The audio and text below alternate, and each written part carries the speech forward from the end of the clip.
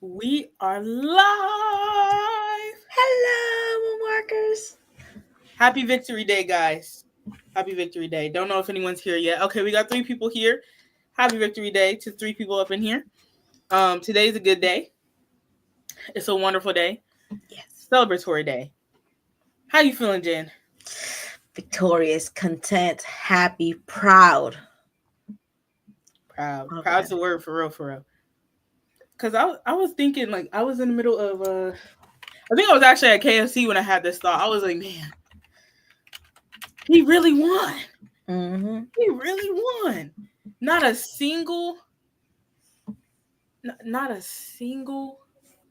guilty charge. Yes. Not a single guilty verdict. What was it, like 14? 14 counts? Yes. Yes, not a single one. Mm-mm. And I know when we were doing the last live on your channel, we were talking about the fact that Tom Mesereau was like, oh yeah, like he was like, you know, it wasn't really necessarily like his peers in that county. And then like I think the jury I think some of the jury was like white mothers or something like that. So you probably think that they would have sympathy towards the alleged people harmed, alleged kid harmed. False alleged. But yes. You would think that they would have sympathy, but like the evidence was so clear and pointed so directly at Michael's innocence that they had no choice but to find him not guilty on all counts. And that lets you know. Yeah. That was huge. I don't know. From that live, that was one of the biggest points that stuck out to me. So, hey y'all. Serena, happy Vindication Day. Hey, Serena. Yeah, it's been 20 years. When I realized that, it was the beginning of this year, I said, hold up, we got to do something, y'all. Everybody quiet. Wait a minute, y'all. We got to do something. We got History 30 and we got June 25th, symbolic. There's 13 people up in here. Wow. We got June 13th, Victory Day, and then, of course, there's June 25th coming up, which I'm going to talk about in just a little bit. I'm going to say hey to peeps. Scarlett! Hey! Ooh, I got to share that thing. Hold up. I got a mental note. Lady Messenger, what's up? Now, Trish, where are you at? Trish! Where are you at? Where you at? Where you at? We got Jay. All is well, all is rocking. Happy, victorious. See that fist? Paul, what's up, Hey, Paul? Paul. Happy Vindication Day. There you go. Happy Vindication Day.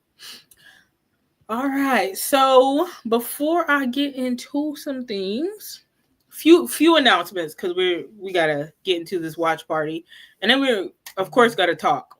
You know, when we get on live, we have to talk. So first things first, we have King of Popcorn coming up, and that is the very first one is happening soon in California, and that is put on by the Hill Los Angeles Foundation, and you buy a ticket.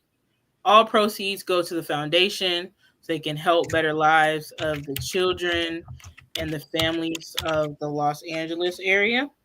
And it's so cool. You get to see the house in the daylight.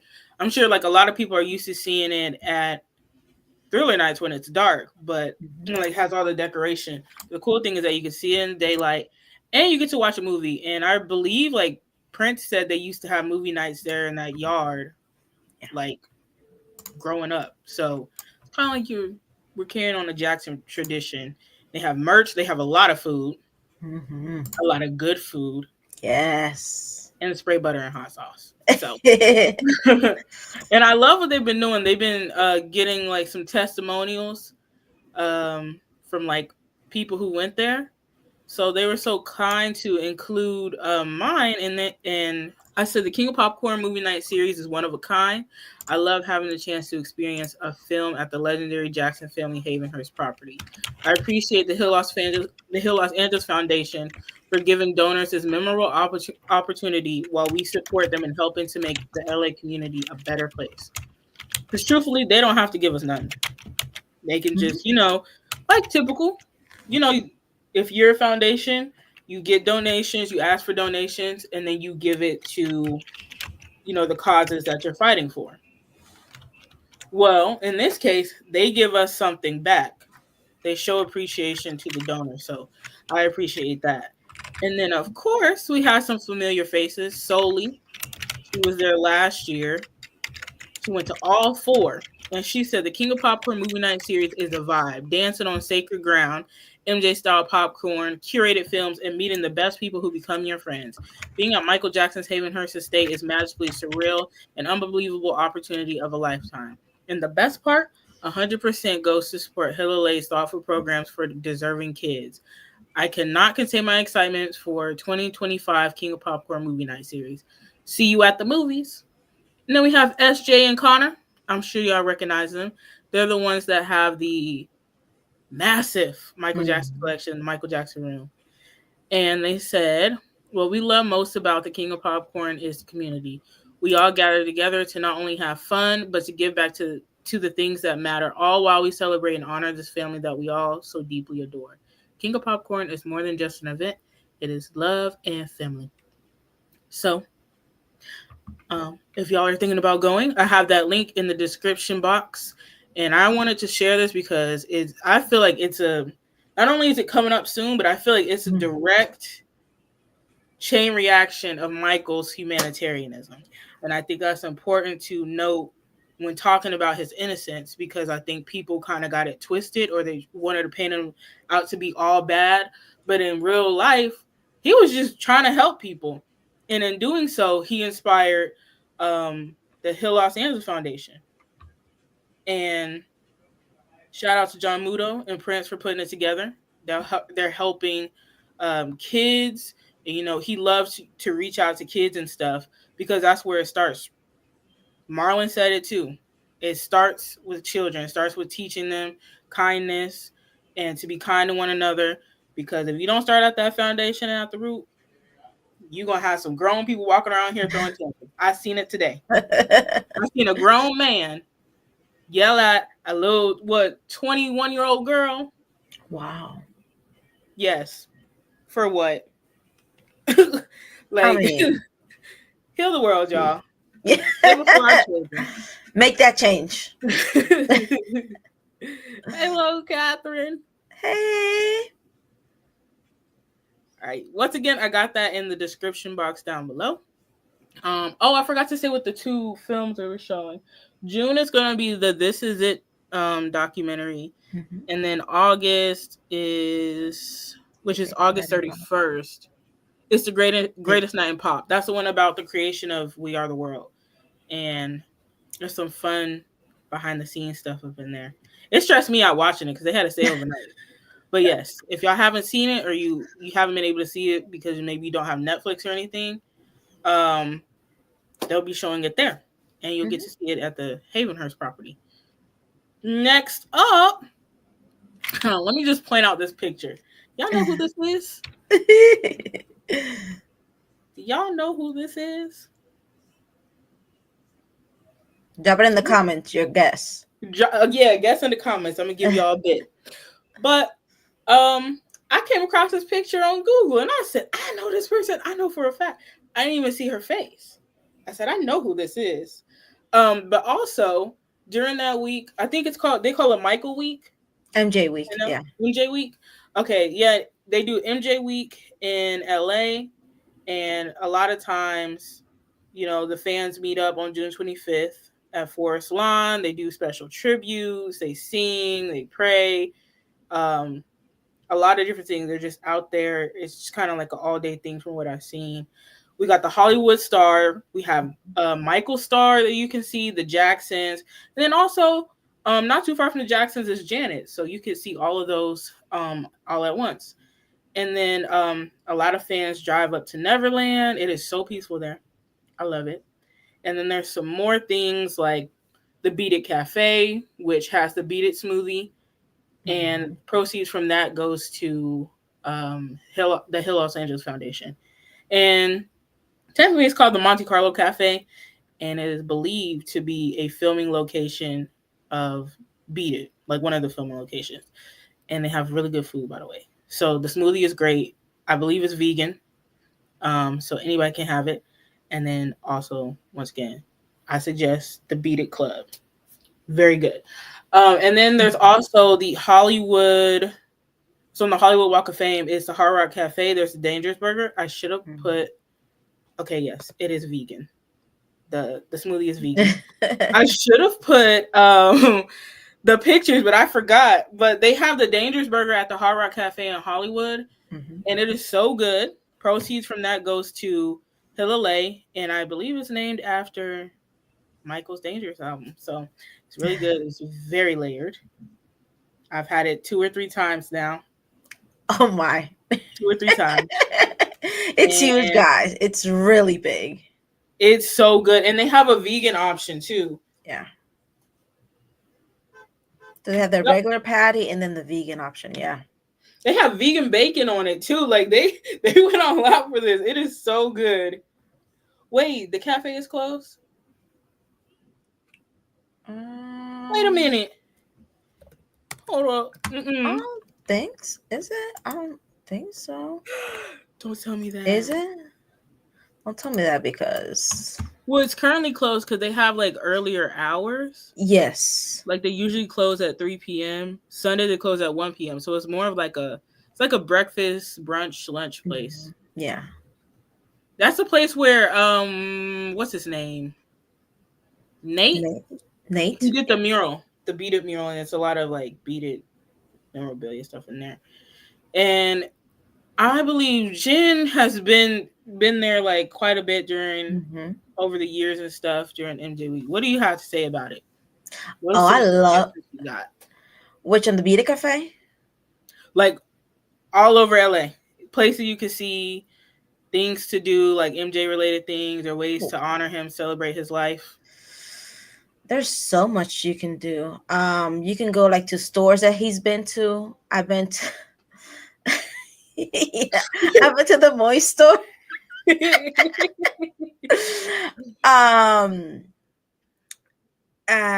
can go like Rodeo Drive, but my favorite part is so you can go from LA to Neverland, and it's like 3.5 hours. I mean, 2.5 to 3 hours or some change. I just love going up to the ranch. That's like my favorite part. It's so peaceful. Like Tori said, it's so peaceful, so quiet. They also have like a town out there right across from the road, Figueroa Road. You can go to Slovene, which is the town that he loved to go there. You can go to the chocolate shop that he used to go to. And the chocolate is amazing. The town is amazing. So there's a couple of spots that you can search around that Michael actually went to. And a lot of fans go there to have like brunch and pancakes. I think there was an antique shop that Michael used to go to as well. So there's a lot you can do. There's also murals by Nate. He has an off the wall one. It has been tagged, but it's still nice to see. Then he also has the one in the Beat It Cafe. Then you have for June 25th, some fans like to go in the morning to Neverland and then go to Forest Lawn. Some just like to stay at Forest Lawn, and then after Forest Lawn, we take a break. Some fans go to it's like a buffet. Sizzlers, I think. They go there to eat, get together to eat, and then they go to the Star at night. So we have like a big celebration party at the Star. So that's where we usually end our night. That Star celebration be looking fun. I gotta get there. I try to do one after This Is Thriller, but they had some movie premiere. Like I think it was like an indie film fest at the Chinese theater. So I was just like, okay, we just gonna go home. Not go home, but back to the hotel. Yeah. Big mistake because we should. You could go see Gardner Elementary. You can go to Oh, Pink Hot Dog as well. pink hot dog. Yeah, that's where he took like a I had to. I had to Trish. I actually went up dressed like Michael with the pajama pants like he did. But anyway. And I was like, this gotta be Jen. This is only something Jen would do. It So was identical. there's a lot of stuff you can do out there. A lot more. Like they have not in LA, but somewhere they have where they did uh what's it called? Black and white. I was gonna say white. Black and white. White. That's how Michael says it. I Welcome know. to the making of Black or White. Hey AJ. Hello. Some people coming in. Jerry. It is. It is, lady. They are working on it, but they have to get an approval from the state. But if you go Oh. there, Ron Pia and some of the fans work really hard, and he and we actually got the picture of Michael back in the store. So if you go inside, Oh. there's a picture because Michael did a photo shoot there. So that picture's inside the store now because they have a lot of different artists, celebrities that went to the Pink Hot Dog place. So Michael's in there, and I believe he's in there twice if they haven't taken it down. Let's see. I know the exact photo shoot you're talking about. It was Oh younger God. Michael. This is like, oh man, I'm trying to find a good quality picture. Let's see. Let me see.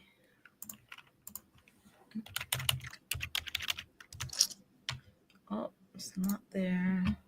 This one's not. There's one good quality picture, but it's like a collage of like a fan going there and Michael. Oh, I'll show it anyway. This is the best one I could find. let me see.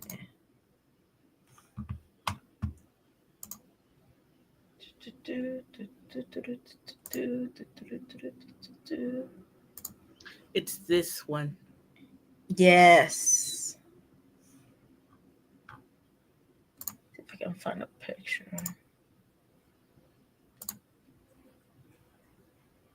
Photos. And then it's also the one where he has the. Oh wait, here's Ron Pia's video. Everybody was there. Wow. Oh, I can't find it.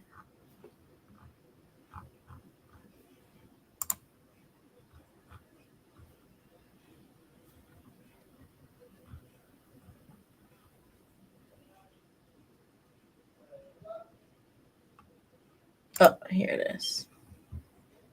Can I share something real quick? Mm-hmm. Oh, where is it? Present. Share screen. Share. Okay. Is it sharing? Oh. If it'll let me click it. I don't know, let me click it. Oh, this bougie thing. Okay. Here we go. Who's that stranger? I wonder who it is. Oh wait, did we ever tell him who the other stranger was? Which stranger? One person guessed. Oh. We ever told them. And this is the other one up here. If I can zoom in. Is that Michael's picture? Yep, up there. Oh my god. Oh no. Oh yeah. I have to go he's there. up there as well. But yeah. Let me see. Ooh. Said nice glasses. That's definitely some Michael glasses. Oh, I had to Ray-Ban in honor of Michael. But yeah, it's really cool going out there. This is a mural. Unfortunately, like I said, it's tagged now. But I need to make my way out there. Oh wait, he was there. Yeah, I think this year he was giving out cards, and he autographed it. If you went there, you had to be like one of the first people. Also, you can stop by this place. Oh, the Carolwood house. Carolwood. Um, Pantages or Pantages. Does anybody recognize that shirt?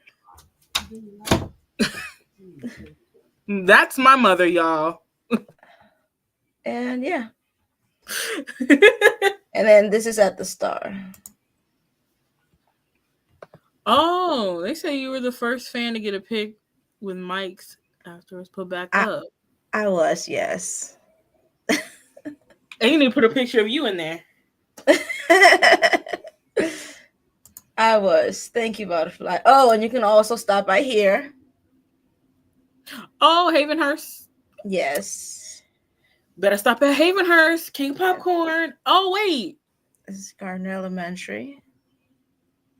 I just realized something. At the Hard Rock Cafe in Hollywood, they have the Jackson memorabilia. That's what that picture's from. The Which one with one? the blue frame. This one? Which one? Down one. It's the blue and gold frame. It's like him getting his Hollywood star. Yeah, Oh, that's yeah. there, but it's like in a separate like room. But then over like where it's like in a corner I where they think have this the is table. by the bathroom. That's They the used to bathroom. have they used to have this by the bathroom, yeah. Oh, because this time I saw it by the like up. Oh, you know how you go down to go sit at the tables? Mm-hmm. Well, it's like up, like in like it was in like this doorway on just on the wall, and I just happened to look. It's like up there on the same level where they're selling like the Hard Rock merch, and I happened to look, and I said, "That's Michael." I said, "Hold up, y'all. Let me just." I hope I don't get in trouble for being in here, but I'm gonna just snap this picture. This is we went here together, actually. Oh This is yeah, Dangerous Eyes. they must got I love going here. the vibes are immaculate. Oh, They're- and this is the Off the Wall wall. This is where he took the picture for the Off the Wall album cover.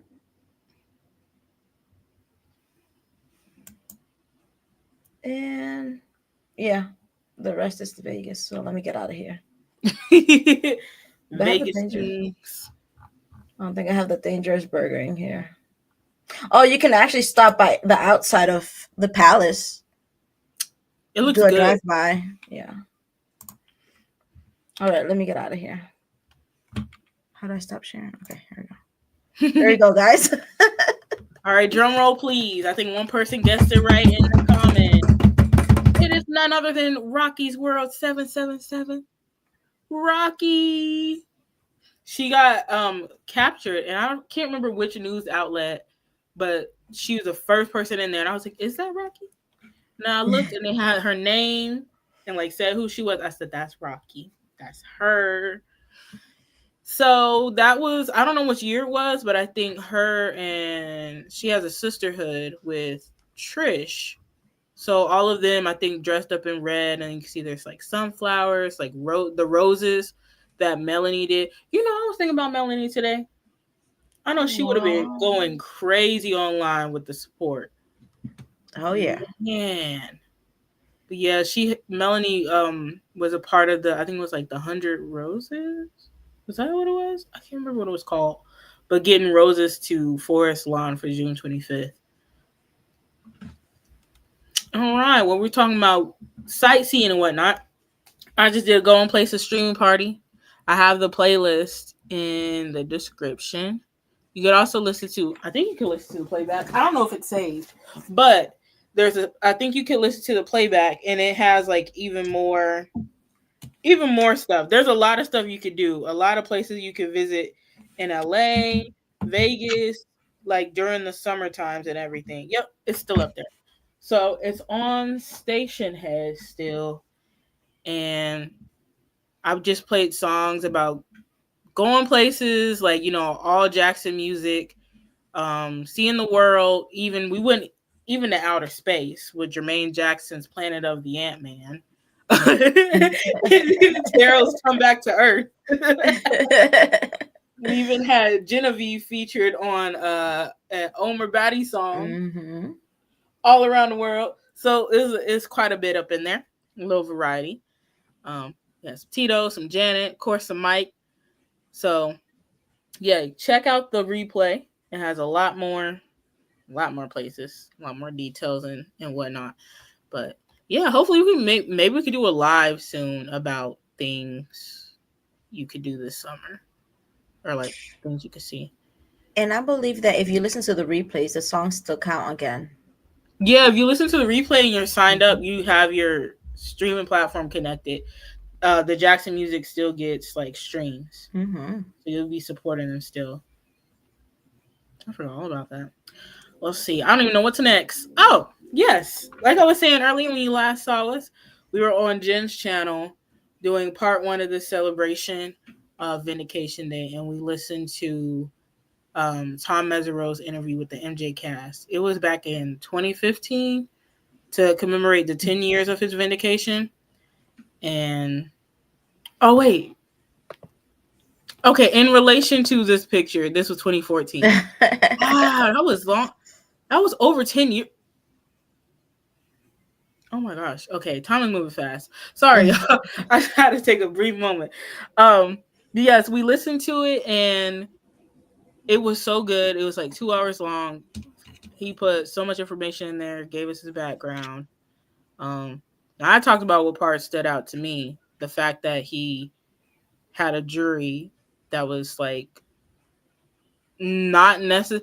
I don't want to say like his peers, but like I don't understand if they could understand him.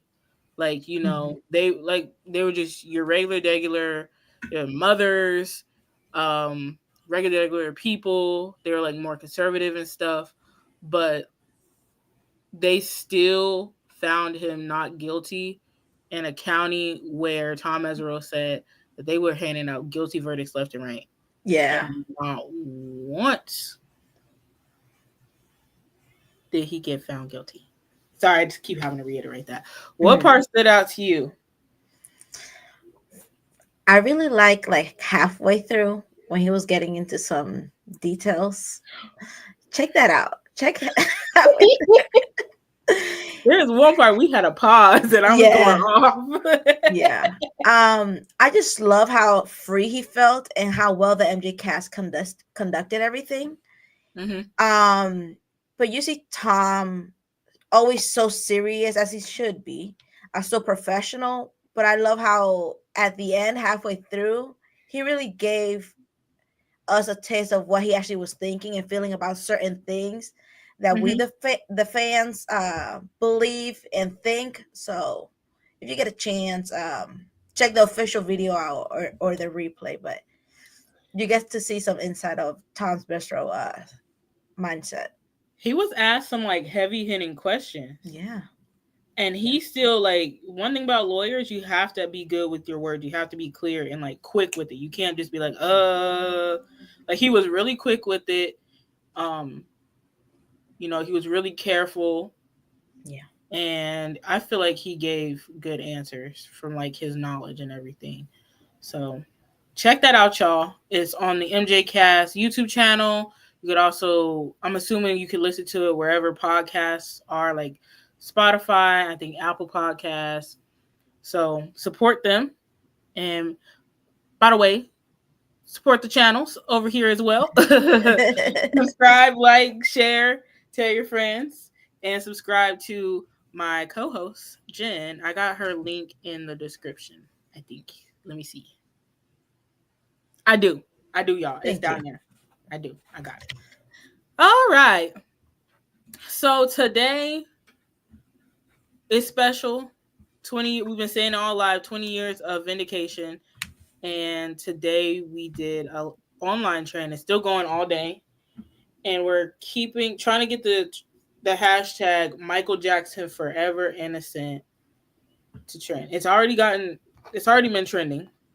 Shout out to AJ for catching that because I don't see it on my end. I haven't been home all day. So I'm gonna share a screenshot. We got Michael Jackson Forever Innocent and MJ Innocent trending. And that is so amazing. Mm-hmm. So shout out to y'all. Keep on posting, keep on using the hashtag. And along with this, I keep saying that the vindication is not what made him innocent. He was already innocent. The vindication recognized his innocence. Right. They put it, he unfortunately had to go through a trial. It was crazy.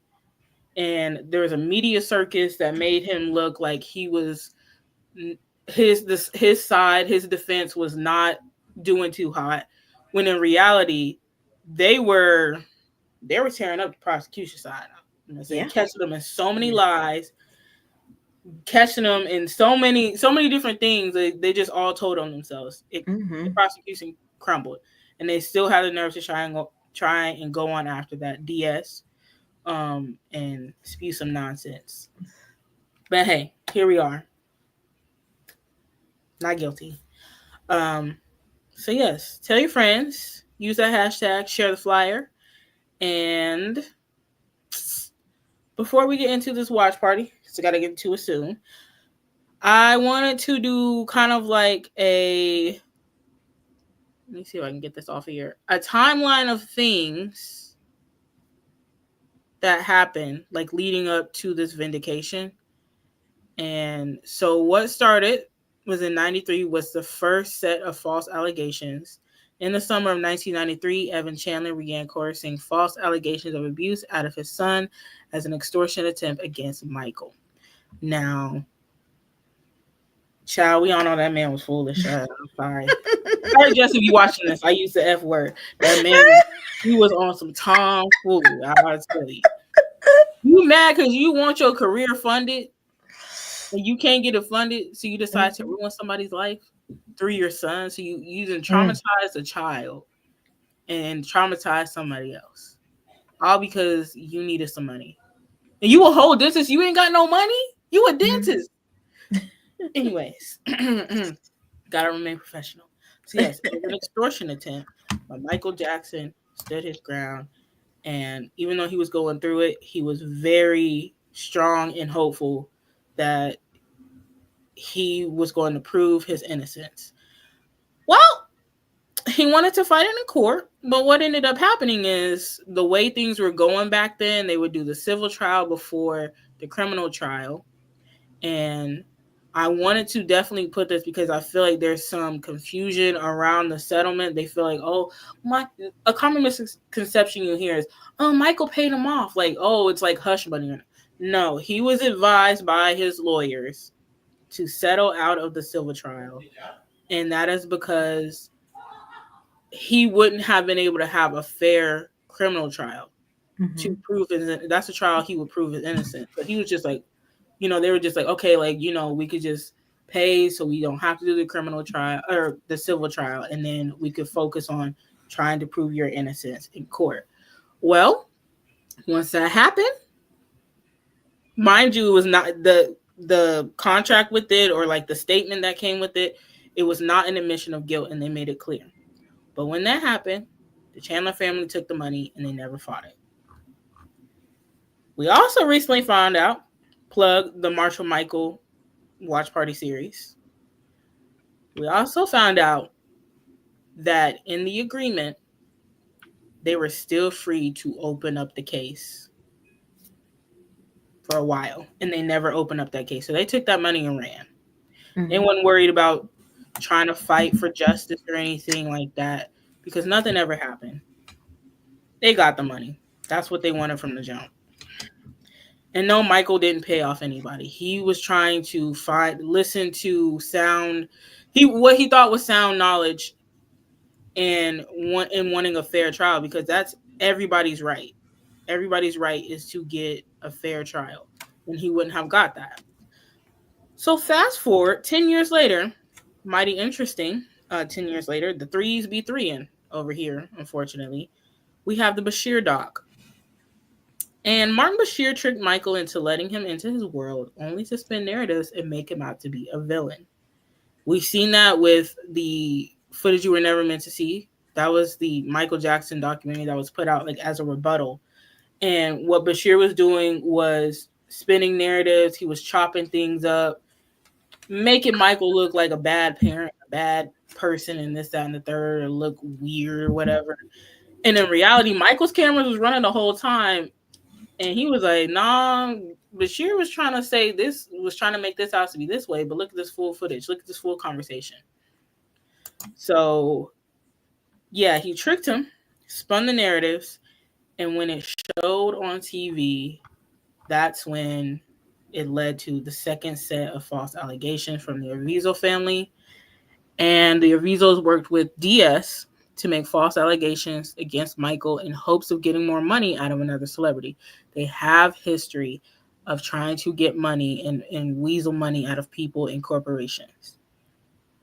Well, he ended up being indicted, and in January of 2004, Michael pled not guilty at his arraignment and began his fight in court to prove his innocence.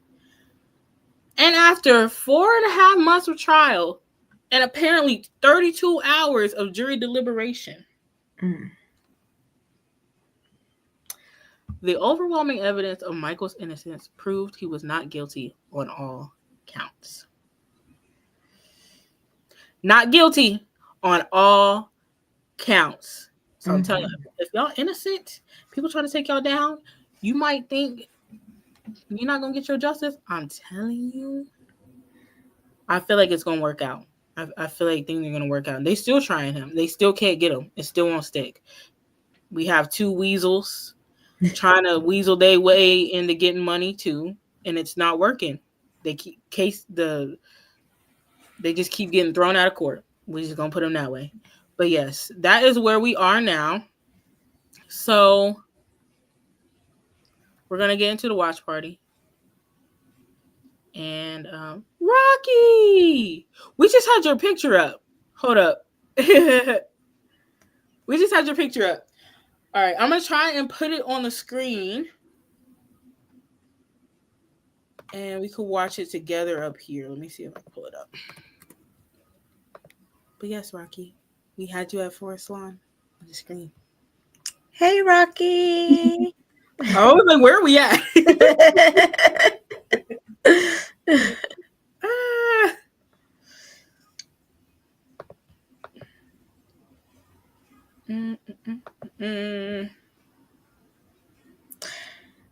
Lady Messenger, they have a live stream for that? Wait, sorry, a live stream for what? For what Lady Messenger said. Oh yeah. Did they have, because I was wondering about that. Let me see. I know she has like a Facebook page that she puts the live streams on.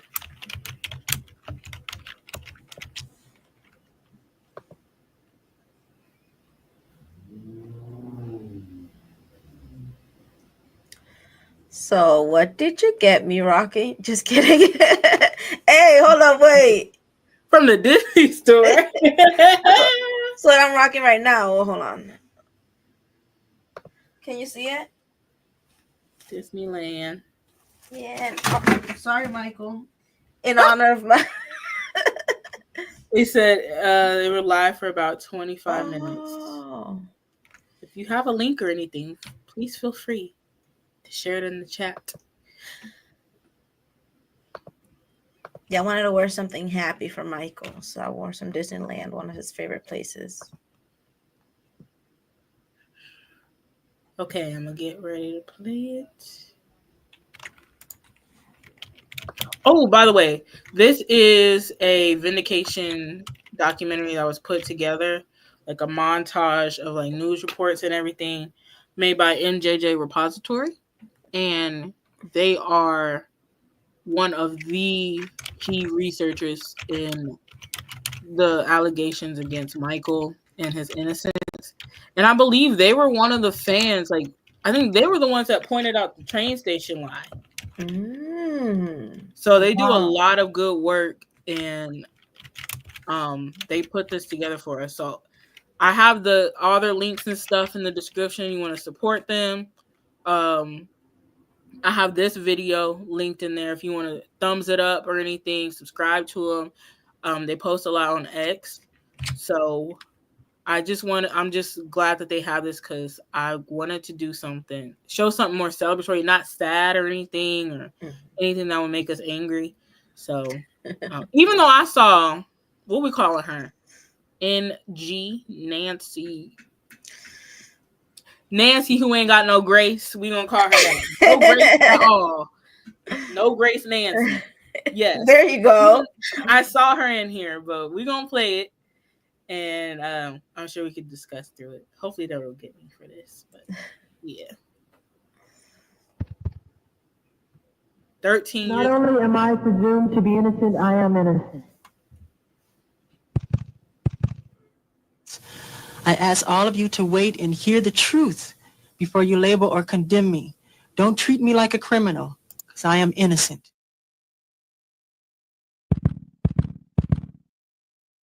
I love my community, and I have great faith in our justice system. Please keep an open mind and let me have my day in court. I deserve a fair trial like every other American citizen. I will be acquitted and vindicated when the truth is told. Thank you. Oh, they trying to get me. Hold up. Oh, la la la la la. Let me Volume. We love Michael Jackson. We love Michael Jackson. Oh my God. Like, sorry. Wait. Oh. Michael Jackson. Now, deliberations in the Michael Jackson trial have finally arrived here about 45 minutes ago. They've been deliberating now for the past 35 minutes. This is the first full day, of course, of deliberation. 3.5 hours of jury deliberations here. You know, we're approaching 6 hours in that jury room, our unofficial count of how long the jury has been in that room. And we are all on standby waiting for word. We know that the jurors have sent out a note asking the judge a question. We don't know what it is, trying to see if we can find that out. The jury continuing their deliberations, coming up on a little bit past 9.5 hours now over the span of 3 days. So I think they might be struggling in there a little bit, but there's a sense that tomorrow could be a day when they might break through a logjam. 12 hours, 45 minutes and counting. Okay. Jurors have just completed their second full day of deliberation, 14 hours. I can tell you that the jury has indeed resumed their deliberations. Day 3 in deliberations of the Michael Jackson trial. Fourth day of jury deliberations, the third full day. Tonight, the jury's still in jury deliberations. Everybody's on pins and needles. Everybody's waiting for the verdict. And, you know, you can't think about anything else when you're waiting for a jury. Just where's the jury? Today is day 5 of deliberations. Jurors will only go half a day. They've been at it for a total of 22 hours, spread over 5 days without reaching a verdict. Could the jury want to put this to rest before the big weekend? The jury's been deliberating almost 24 hours. Still no verdict, but it is Friday. A full week after getting the case, the jury has yet to reach a verdict. They went home for the weekend. Deliberations pick up again on Monday. The jury wrapped up its first full week of deliberations. They went home. Now, so far, the jury has spent 28 hours here at the courthouse without reaching a verdict. Jury deliberations, day 7, underway in Michael Jackson's child molestation case. Reported just a few moments ago that they arrived a bit early today at about 8:15 your time, which is about 11:15 here. I put a tie on today because I thought maybe we're having a verdict. On Friday, they began to hear a readback of the verdict. key. Verdict. Verdict. Verdict.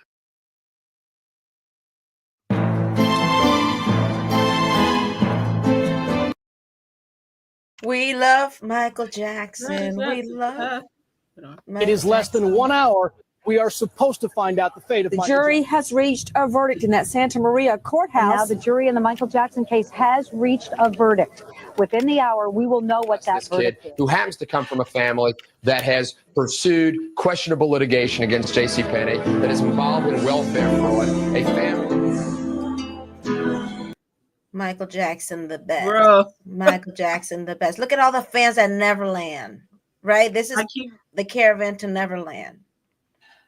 I think they're out now heading to the courthouse, I believe. If I was there, I would definitely would have been one of those fans.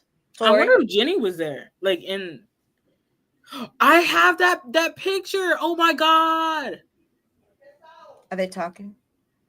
Times where there were inconsistent statements from the mother, the brother, the accuser himself, We and the play this sister. back. There's a not guilty verdict, and you can all have the last laugh. Play back. Michael Jackson's innocent. Okay, these are the cars heading out from the gate, from the ranch. Oh man. Let me see if we can put some captions on. Oh, it's not available. Okay. So this is Michael heading out to the court a day on June 13th, 2005. And all the fans are waiting outside. They decorate. So I wonder who decorated the gates. Was it the fans? God. I think it was.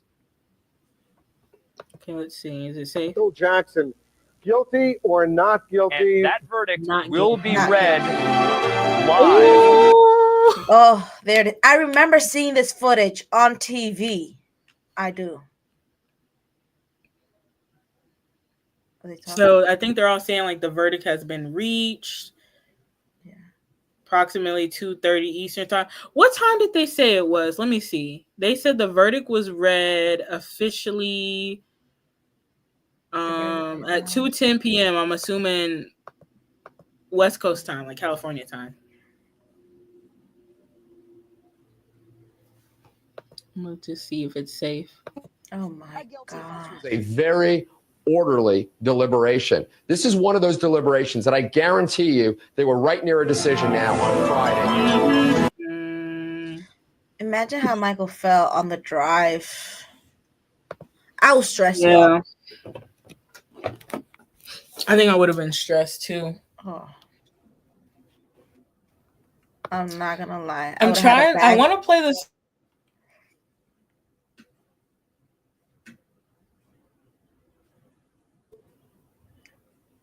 Ooh, can y'all hear me?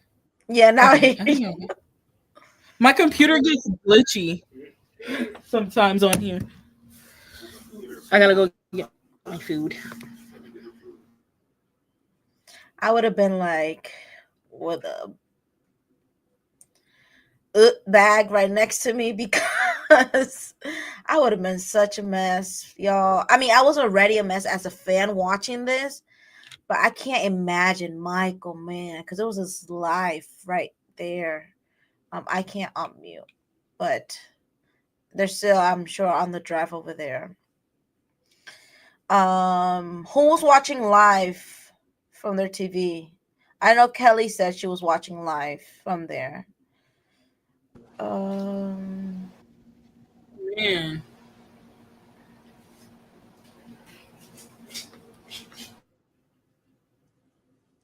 Lady Messenger was watching live.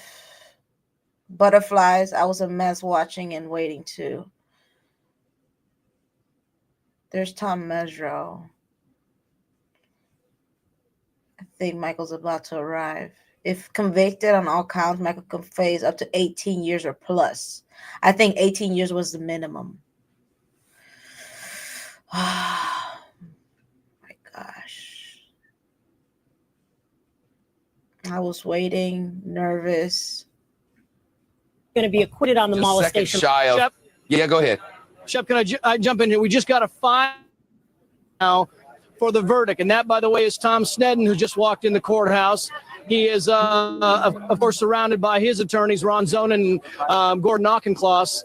5 minutes now, we're told they'll Did you read. see how confident Tom Sneddon walked in that courtroom? I absolutely think they're going to convict on child molestation. Tom Sneddon just looked like the cock of the walk, and as soon as possible. The motorcade right now is only about a block away. They're going to be making a left-hand turn here and then entering the courthouse area. So we're about a minute away or less. They're going to turn here and then take a right into the courthouse. And they have four You can literally hear the SUVs. fans. Presumably a good portion of the Jackson family will be with Michael Jackson as he steps out and walks in to hear his fate. And I can hear the crowd really start to roar for Michael Jackson as he arrives here.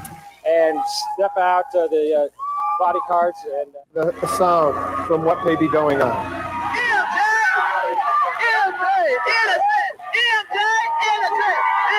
MJ in the set. MJ in the set. And there he is, Michael Jackson, being escorted. And there he is, Michael Jackson, being escorted inside, surrounded by his father and other family members.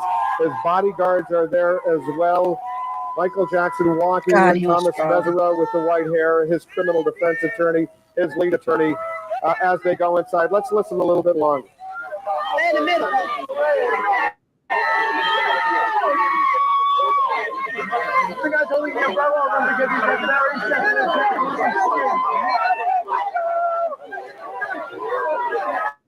Ted Rowlands, we've seen this happen on so many different occasions during the course of these 14 weeks of this trial. It's a lot different, though, today. Oh, yeah, and, it may not seem that way. The pictures, they seem the same, but I can tell you at the courthouse, it is night and day. The emotion, just watching him get out. There's Jermaine Jackson. Oh man, my heart is pounding, y'all. And I know what the verdict is, but my heart is just taking me back to what it was that day. I need to breathe because I'm about to have a ventilator over here. He looks so terrified. Man. He looks so out of it. Not in a bad way, just like emotionally, they're like disconnected emotionally. It's his life on the line, literally. He doesn't know what's going to happen. He knows he's innocent, but the justice system. Do they think the justice system has failed. The justice system has been unjust to people. Hold up. The jury is 8 women and 4 men. Former is jury number 2. Is jury number 2 a 63-year-old Latino who's a retired school counselor. 8 alternates, 4 men, 4 women. And that right there, see, that's what I'm telling y'all. Like, a school counselor, they look out for kids and stuff. And so you would think they would automatically want to side with, like, the kid or the kids' families and stuff like that. No, that evidence was too compelling. The evidence trapped that family up in their lies and exposed it. On the jury, which has drawn some notice. I'm sorry, I keep having to mute it. I don't want to get copyright. I'm so scared. Morgan said, I was so nervous even though I knew MJ was innocent. Yes, I hear ya. Yeah.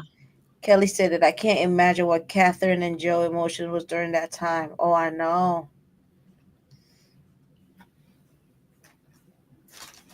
Bro, they ain't give me no napkin.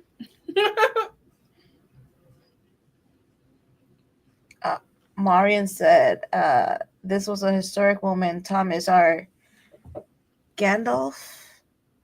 Had to get Lord of the Rings reference in there.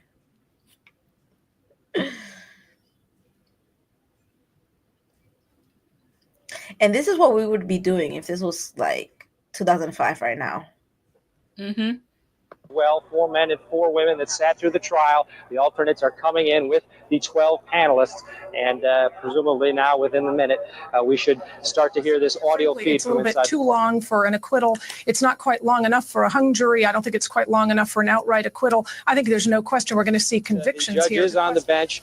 He's got a radio, and the verdict has now been handed to the judge. The judge is reviewing the jury ballots as we speak. The jurors are, to an individual, it's my understanding, staring at the judge in this case. They're not looking around the room, not looking at each other. They're not looking at the defendant. When the jury stares at the judge, it's not an innocent. They do not want to look at the defendant that they have just convicted. Shapiro, here we go. Here's the audio. Wow. Let's listen. Of the courtroom clerk reading the verdicts. It's coming in now. Momentarily, we go there live. And now the courtroom. The verdict, y'all. The verdict is here. Barbara, Santa Maria Division. The people of the state of California, plaintiff versus Michael Joe Jackson, defendant. Case number 1133603. Count 1, verdict. We, the jury, in the above entitled case, find the defendant not guilty of conspiracy as charged in count 1 of the indictment, dated June 13th, 2005, foreperson number 80. Count 2, verdict.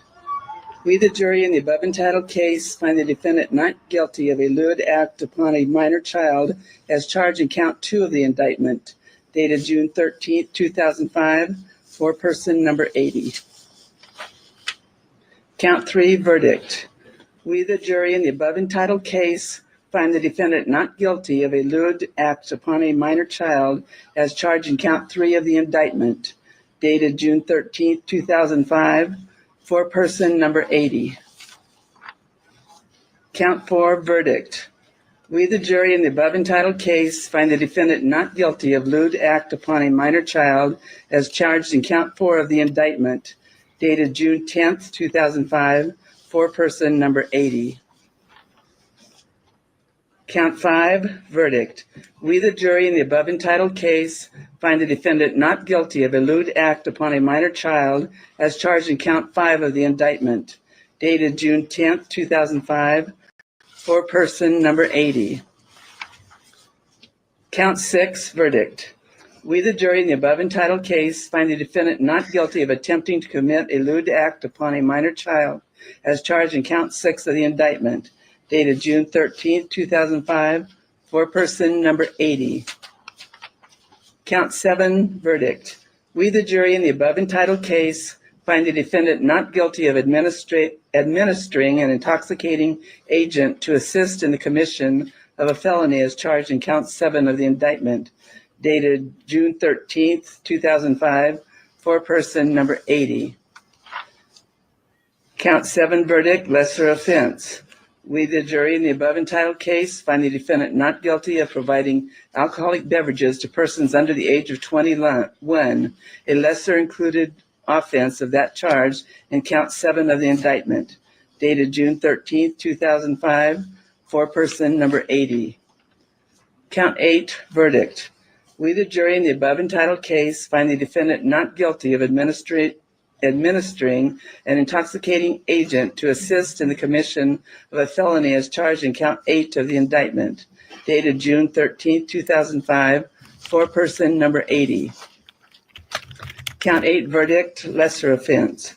We, the jury, in the above entitled case, find the defendant not guilty of providing alcoholic beverages to persons under the age of 21, a lesser included offense that charged in count 8 of the indictment, dated June 13, 2005, foreperson number 80. Count 9, verdict. We, the jury, in the above entitled case, find the defendant not guilty of administering an intoxicating agent to assist in the commission of a felony as charged in count 9 of the indictment, dated June 10, 2005, foreperson number 80. Count 9, verdict, lesser offense. We, the jury, in the above entitled case, find the defendant not guilty of providing alcoholic beverages to persons under the age of 21, a lesser included offense of that charge in count 9 of the indictment, dated June 10, 2005, foreperson number 80. Count 10, verdict. We, the jury, in the above entitled case, find the defendant not guilty of administering an intoxicating agent to assist in the commission of a felony as charged in count 10 of the indictment, dated June 10, 2005, foreperson number 80. Count 10, verdict, lesser offense. We, the jury, in the above entitled case, find the defendant not guilty of providing alcoholic beverages to persons under the age of 21, a lesser included offense of that charge in count 10 of the indictment, dated June 10, 2005, foreperson number 80. That completes the reading of the verdicts. I'm now going to go off the air.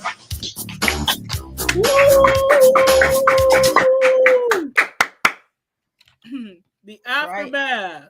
Molestation. Michael Jackson not guilty of handing alcohol to a minor. Michael Jackson not guilty on every single count. Every single one. And there it is, all 10 counts, not guilty on all 10 counts. Michael Jackson will be walking out of this courtroom a free man, slam dunk against the prosecution. Jeffrey, And Michael Jackson not guilty on all counts. A Santa Maria jury finds Michael Jackson not guilty on each and every charge he faced. No compromises, no hung jury. Michael Jackson now officially not guilty. And 14 times, a total of 14 times for the 10 counts and 4 lesser included offenses, the words not guilty were uttered. Michael Jackson is a free man. He is acquitted on every count. Jane Secker. This is the end of the nightmare for Michael It is Jackson. an absolute and complete victory for Michael Jackson.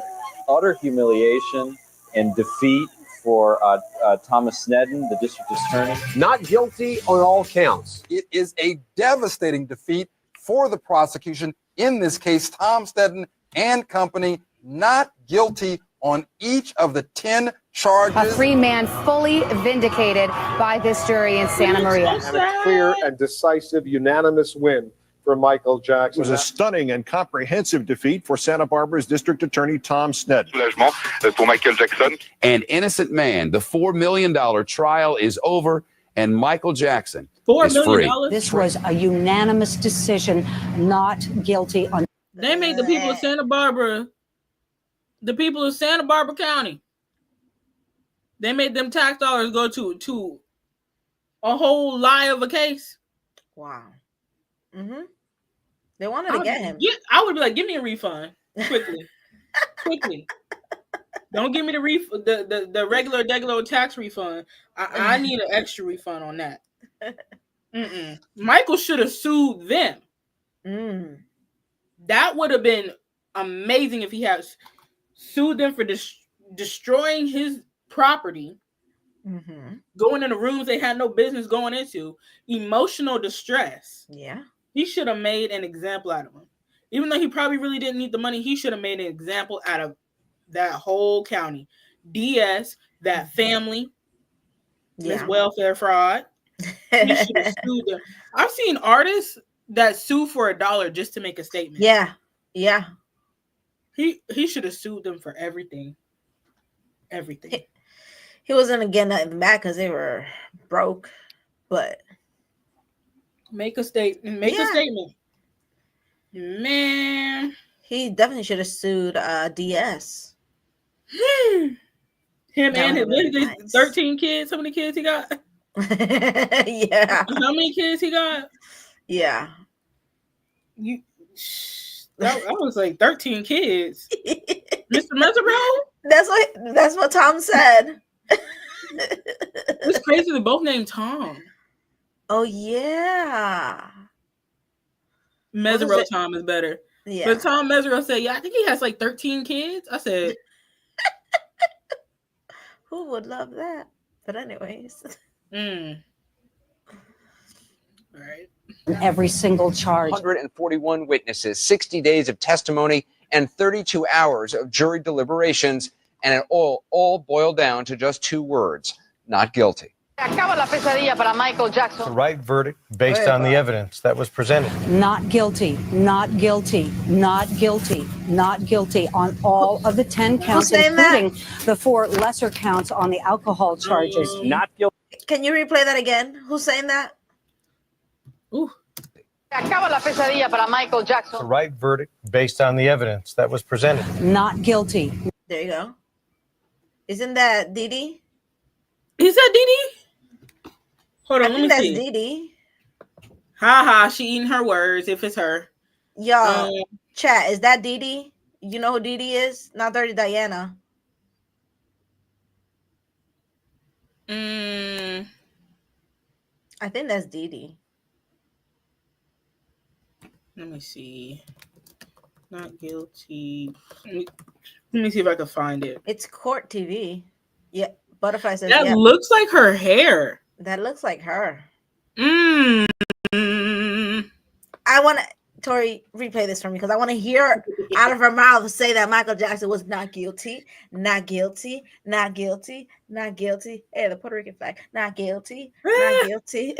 Para Michael Jackson. The right verdict based on the evidence that was presented. Not guilty, not guilty, not guilty, not guilty on all of the 10 counts, including the 4 lesser counts on the alcohol charges. Not guilty. The 10 guilty, not. Para Michael Jackson. It's my favorite song. I'm based sorry. on the evidence that was presented. Not guilty, not guilty, not guilty, not guilty on all of the 10 counts, including the 4 lesser counts on the alcohol charges. Not guilty on all counts. I'm sure. Michael Jackson acquitted on 10 counts tonight. Michael Jackson. The jury found Jackson not guilty on all 10 charges against him. Not guilty, not guilty, not guilty, 10 times. We heard it. Not guilty. The defense has won here. A clear and decisive unanimous win for Michael Jackson against these charges. That was beautiful. Not guilty. That's my favorite song, man. But to hear her have to say it, yeah. It was a clean sweep. Not guilty of child molestation, but also not guilty of conspiracy and not guilty on any alcohol charges. About the verdicts. Justice was done. The man's innocent. He always Not was. guilty on all counts. Back home at Neverland, a free man tonight. Stunning, absolute victory for Michael Jackson and a crushing, humiliating defeat for the prosecutor who spent a decade trying to convict him. He suffered one of the most stinging defeats in celebrity trial history. Truly a verdict heard round the world. I'm having a crow sandwich right now. It doesn't taste very good. They were on the edge of their seats as Jackson was found not guilty. Michael Jackson walks away a free man, acquitted on all counts in his child molestation trial. He is not guilty. 10 times he's not guilty. So Look like a pro-prosecution jury. And if this jury had no doubt, none of us should have any doubt whatsoever. For this jury, they've served well. I think the press conference made very clear what a difficult burden this was for them and how very seriously they took their responsibility. He was brought up, I think, in an environment where he was taught to lie. Come on, shout out. Environment where they took their responsibility. He was brought up, I think, in an environment where he was taught to lie. That's the jury foreman, guys. He helped clear Michael's name. Music. You're so right. I'm so used to hearing his music that I'm like, you start bobbing along like Why was she gonna get scammed? I don't know why she's friends with that family. I'm referring to a comment in the chat.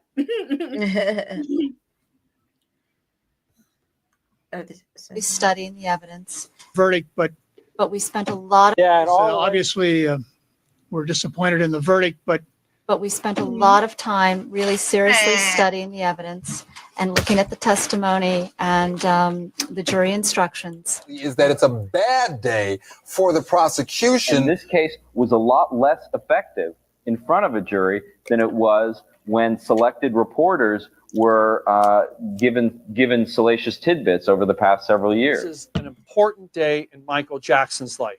He hugged his mother, he hugged his father, he gave all of his brothers and sisters a kiss, and he saw his children, who are the most important thing in the world. we heard all the not guilty, not guilty, not guilty. And We saw these witnesses for the we heard all the not guilty. We looked at Jackson just as an individual, not as a celebrity. Shout out to that juror. I'm telling you, they done did it right. You can't mess over the innocent. You can't mess over them. It all works out. I'm telling you. Yes. It may not look like it, because we've seen it with Janet. Janet is getting some form of vindication with the 2004 Super Bowl and incident.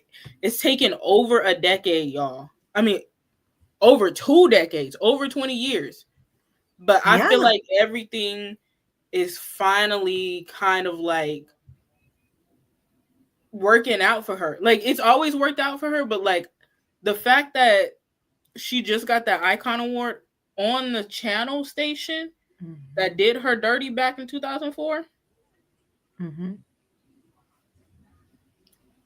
Let that speak for itself. I'm glad she said yes. Yeah. She was the biggest thing all over. My mom was like, did Janet get on there? Was she already on TV?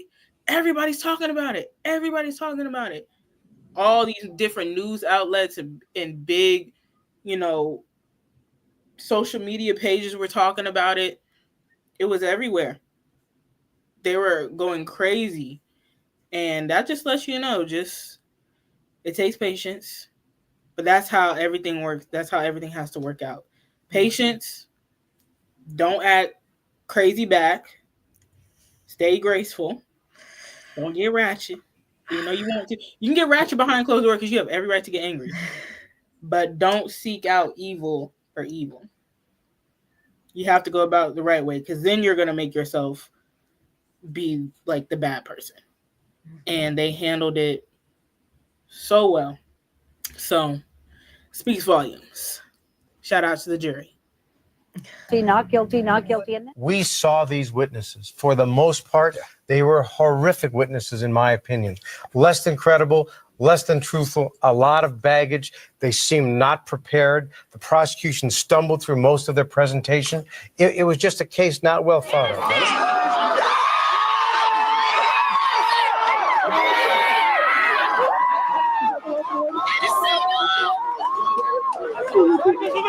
Leaving the courtroom where the judge has now dismissed the jury. Go ahead, Bob.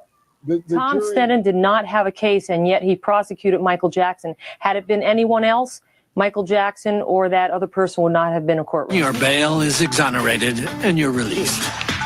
Thank you. A vested interest in this case. Tom Mesereau didn't have a personal stake in this case when he's scaling stairs of the private investigator Bradley Miller's office to determine the layout. That stuff investigators don't do.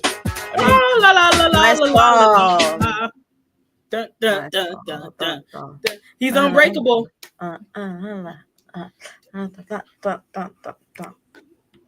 Tito! Randy! Joe! Catherine! They was not playing about their brother. That was Reby too, I think, in the back. Experts just on the fingerprints alone. Family, let's listen in to see if we can hear anything. The whole family was there. Mr. Mesereau.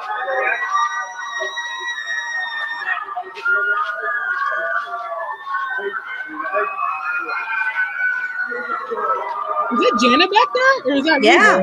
No, I think that's Janet. Tell this jury that 5 other boys have been molested, and you should believe us when we say that. And 3 of those boys get up for the defense, rather, come into the courtroom, look the jury in the eye, and say, "Never happened to me." And by the way, he never asked me, Mr. Snen, if it even happened. Ooh.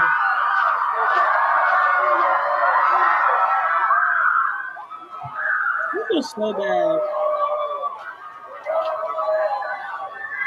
It's like a duality of emotion. When you call a witness like Debbie Rowe and you promise the jury hook, line, and sinker what she's going to deliver, and boom, she's an atomic bomb. She's a, He's inside his SUV now. His supporters, his family members hugging each other. Michael Jackson blew a kiss or two to his fans. He could hear the cheering as he was walking out. Thomas Mesereau, his attorney, staying behind together with his legal team. Michael Jackson, not guilty, all 10 counts that were brought against him. Because this is a guy who put out 100 search warrants against Michael Jackson. That's clearly overkill. didn't make a statement on this I'm particular occasion. Over perhaps to be making a 100. statement. I'm sorry. Over 100 search He warrants. playing on Santa Barbara County's dime. Wow. They must have been. He must have been bored. Like, did he not have hobbies? He had 13 kids. He had grandchildren's school events to go to, sporting events. Over 100, not just 100. Over that. I don't even know the definite number. That's insane. Over 100 search warrants. You wasting trees, my brother. Yeah. Oh my goodness. It was He 100 returns warrants. to his Neverland Ranch. And what was it, 74 or 70 sheriffs raided Neverland? Mm-hmm. He just doing numbers on Michael. For no reason. And I feel like maybe if they hadn't did his house and property that bad, because didn't they even search it in 93? I think so. I feel like if it wasn't that bad, it wouldn't have been so terrible for him to be, or like traumatizing for him to like still live at Neverland. They tore it up. They tore everything up. They ripped up mattresses. I think he had said that they couldn't even walk into his room because everything was just thrown all over the place. And that's what broke him, because they made Neverland out to be what it wasn't. Yeah. So. Because the way I would have been like a black mama, who gonna clean this up? Sorry. Who gonna clean it? Yeah, I would have been dictating right there, sitting in the chair with a belt. Who gonna clean this up? That picture was on that wall. I don't care if you can't sew. You gonna put my mattress back together. You gonna sew it back together. This don't make no sense. That picture was worth more than your whole entire life. You gonna just tear it up? You gonna clean this up? Nah. See, the way if I was Mike, I would have been like, yeah, that's another thing. FBI was on him for 10 years. And no, they weren't like surveillancing him for this specific thing directly, but the fact that they were surveillancing him, they would have found something. Right. Something would have been like, if he was guilty, but he wasn't. Therefore, there was nothing to find. You see how common sense works? But they say common sense is not that common. It's not. I'm like, give me DS job. He over here playing. He playing in this office. Just plotting. Another 45-minute or so drive from He here. overtried the case. He spent too much time sliming Michael Jackson, bringing in his finances. What the hell does the financial situation have to do with child molestation? He has an incredible financial situation. From this court these last 4 months. Yeah. I just wrote a $500 check. Having the back from Tom Mesereau. And the Jackson car is leaving court. Obviously, we're disappointed by the outcome, but Well, look, he lost, and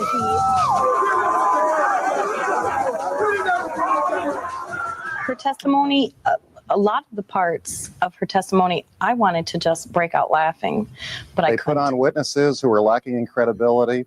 They did everything they could to try and hold them up in ways that just didn't make any sense.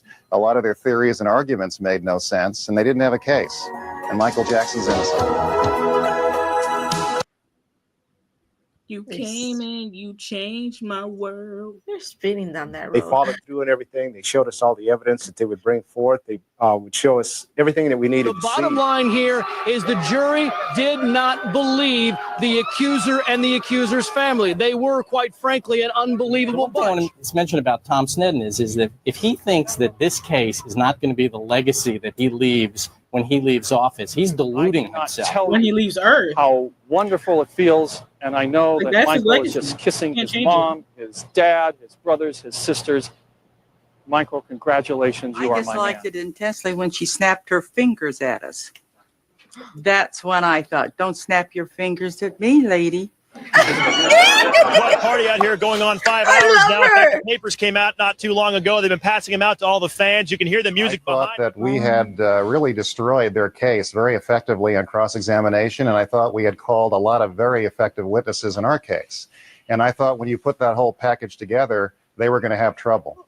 The problem in this case was the mother and the complaining witness. They were both self-admitted liars. maybe we're just looking for explanations in the wrong places. I don't know. Despite being inundated by media, despite the fact they were not sequestered, despite the fact there were questionable rulings by the judge, this jury said the evidence wasn't there and they acquitted him. I think this is good for Would it be America. safe to say you did not believe him?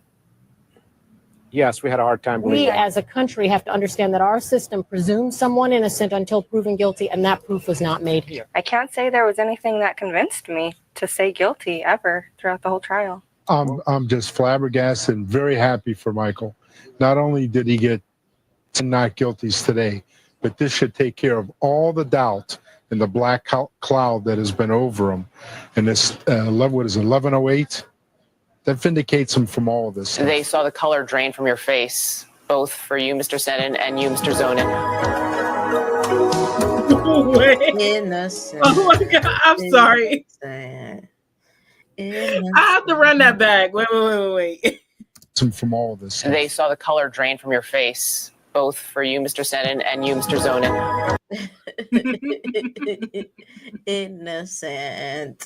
Innocent. Just as a celebrity. If you really looked at the evidence in the case, they had nothing. They had absolutely nothing. And networks like Court TV did their best to spin a I had conviction. no doubt whatsoever Michael will be acquitted on all the charges. Neither did Michael from the very beginning. It's just history. It's over with. Let's just let it go. The jury acquitted Michael. We're still talking about all of the allegations as if they, in fact, were proven innocent. Know that you. Oh, it's a Liz. Elizabeth. I said a Liz. I got Michael in my head. Thank God Michael is vindicated for all time. Now maybe people will leave him alone. Unfortunately, they're not leaving him alone. Didn't somebody said that at his memorial? Marlon did. It was somebody when they spoke, they said, maybe now, Michael, they'll leave you alone. Aww. And they still not. Any of my children to lie for their own gain. I think their case had too many problems with it because it wasn't true. I felt that he was vindicated, you know. The man is not a child molester. I think the jury did a very good job in terms of taking this very seriously, taking a lot of notes, evaluating the evidence, leaving no stone unturned. Like or not like their decision, these were honorable people. Michael Jackson is not just free on bail. Michael Jackson is free now that he's been acquitted on all of 10 of the counts. The accuser's mother could not be believed, and her kids who accused Jackson of child molestation could not be trusted, not be believed, and her kids who accused Jackson of child molestation could not be trusted either. The motorcade is pulling up along a gauntlet, if you will, of Jackson supporters who gathered outside his Neverland Ranch. He is arriving at the entrance to that sprawling 3,000 acre facility, which includes, of course, the amusement park and the homes. It is an extraordinarily large property, estate, if you will. You know, when I saw the DA, Tom Mesereau, today, the ultimate loser, I mean, you really can't lose more than he did My past today. history of Mr. Jackson had absolutely, unequivocally, nothing to do with our evaluation of this particular And we case. vindicated and cleared Michael Jackson completely. He was acquitted of all felony counts and all misdemeanor counts. They got nothing. Innocent. Oh man. It just comes out of nowhere. You can't even oh man. Oh, I wish I was there. Once again, if you would like to watch this fully without the muting, go directly to MJJ Repository's page and watch from there, give them the support because they put this wonderful thing together. Against him. He's someone else, just like anyone else who deserves a fair trial. You just can't build a case on a foundation as weak as these. These witnesses lack utter credibility. I think it's a great day for the system. I think the system worked, and reasonable doubt means something, and these jurors understood that. I have a lot of faith in this system. All right, This is the moment those fans have waited for. They have come to this courthouse. And Passing these out to the people that have assembled here, and people are still coming. Not too much of a surprise. The party has begun here.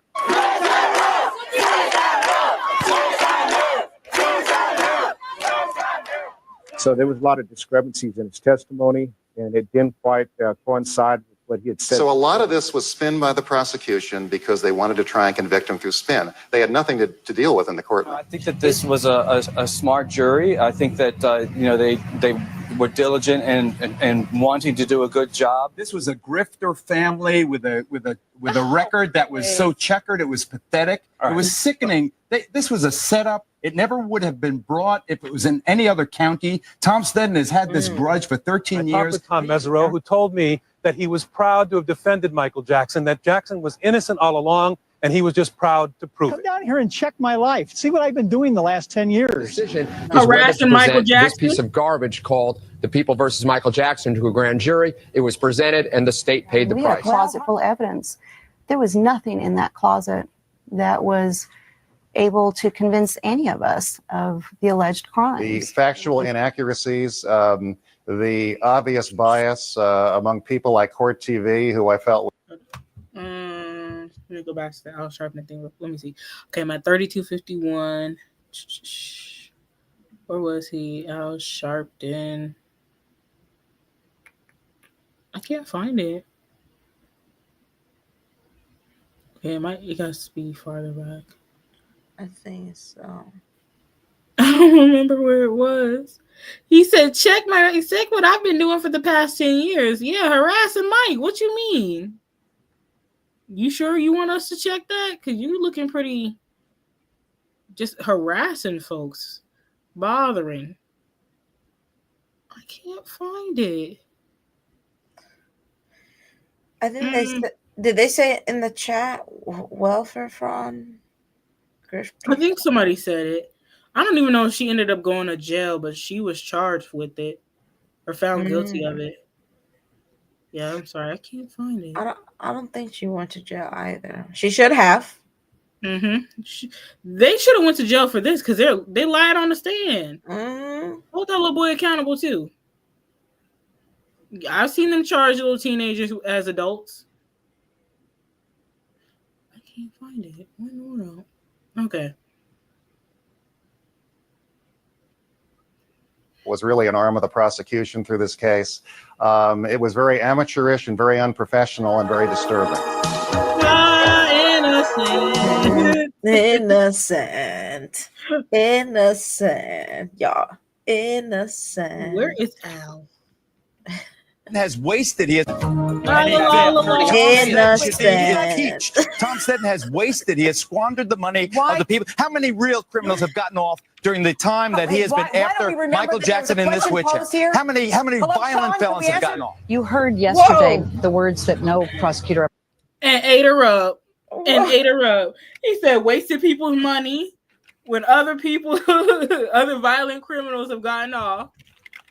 Like they was fans. They might as well have been front row at one of Michael's concerts, getting the albums in line with Chicken Dancer.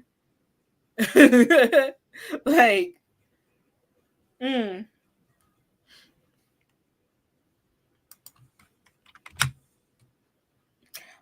Ooh.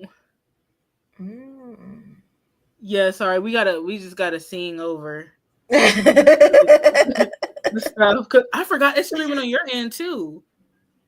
I'm okay with it though. No, one time they stopped my live. I didn't even get to end it. They stopped it midway. Like really? Yeah, that's what makes it so nerve-wracking. I'm gonna start this comment. ever wants to hear. And you heard him 10 times. Not guilty, not guilty. You wake up to this headline this morning.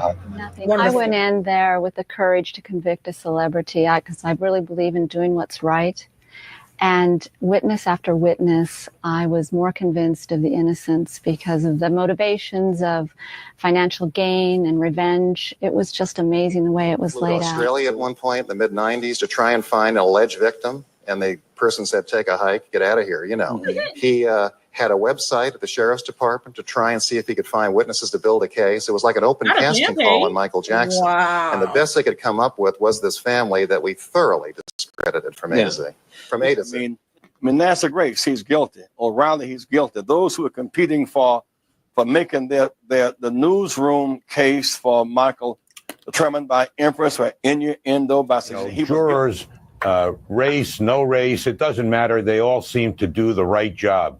And once again, that's proven out. This is a non-African American jury. Right. No one can look back and say that this was another OJ racially motivated verdict. He's a very, very honorable, decent person, and I thoroughly enjoyed representing him, and I consider him a friend. Michael, Joseph, Catherine, and the family, and Tom Mesereau and his staff, and I, and a lot of other people believed from day one that Michael would be acquitted across the board. I was convinced all along the jury would find him not guilty.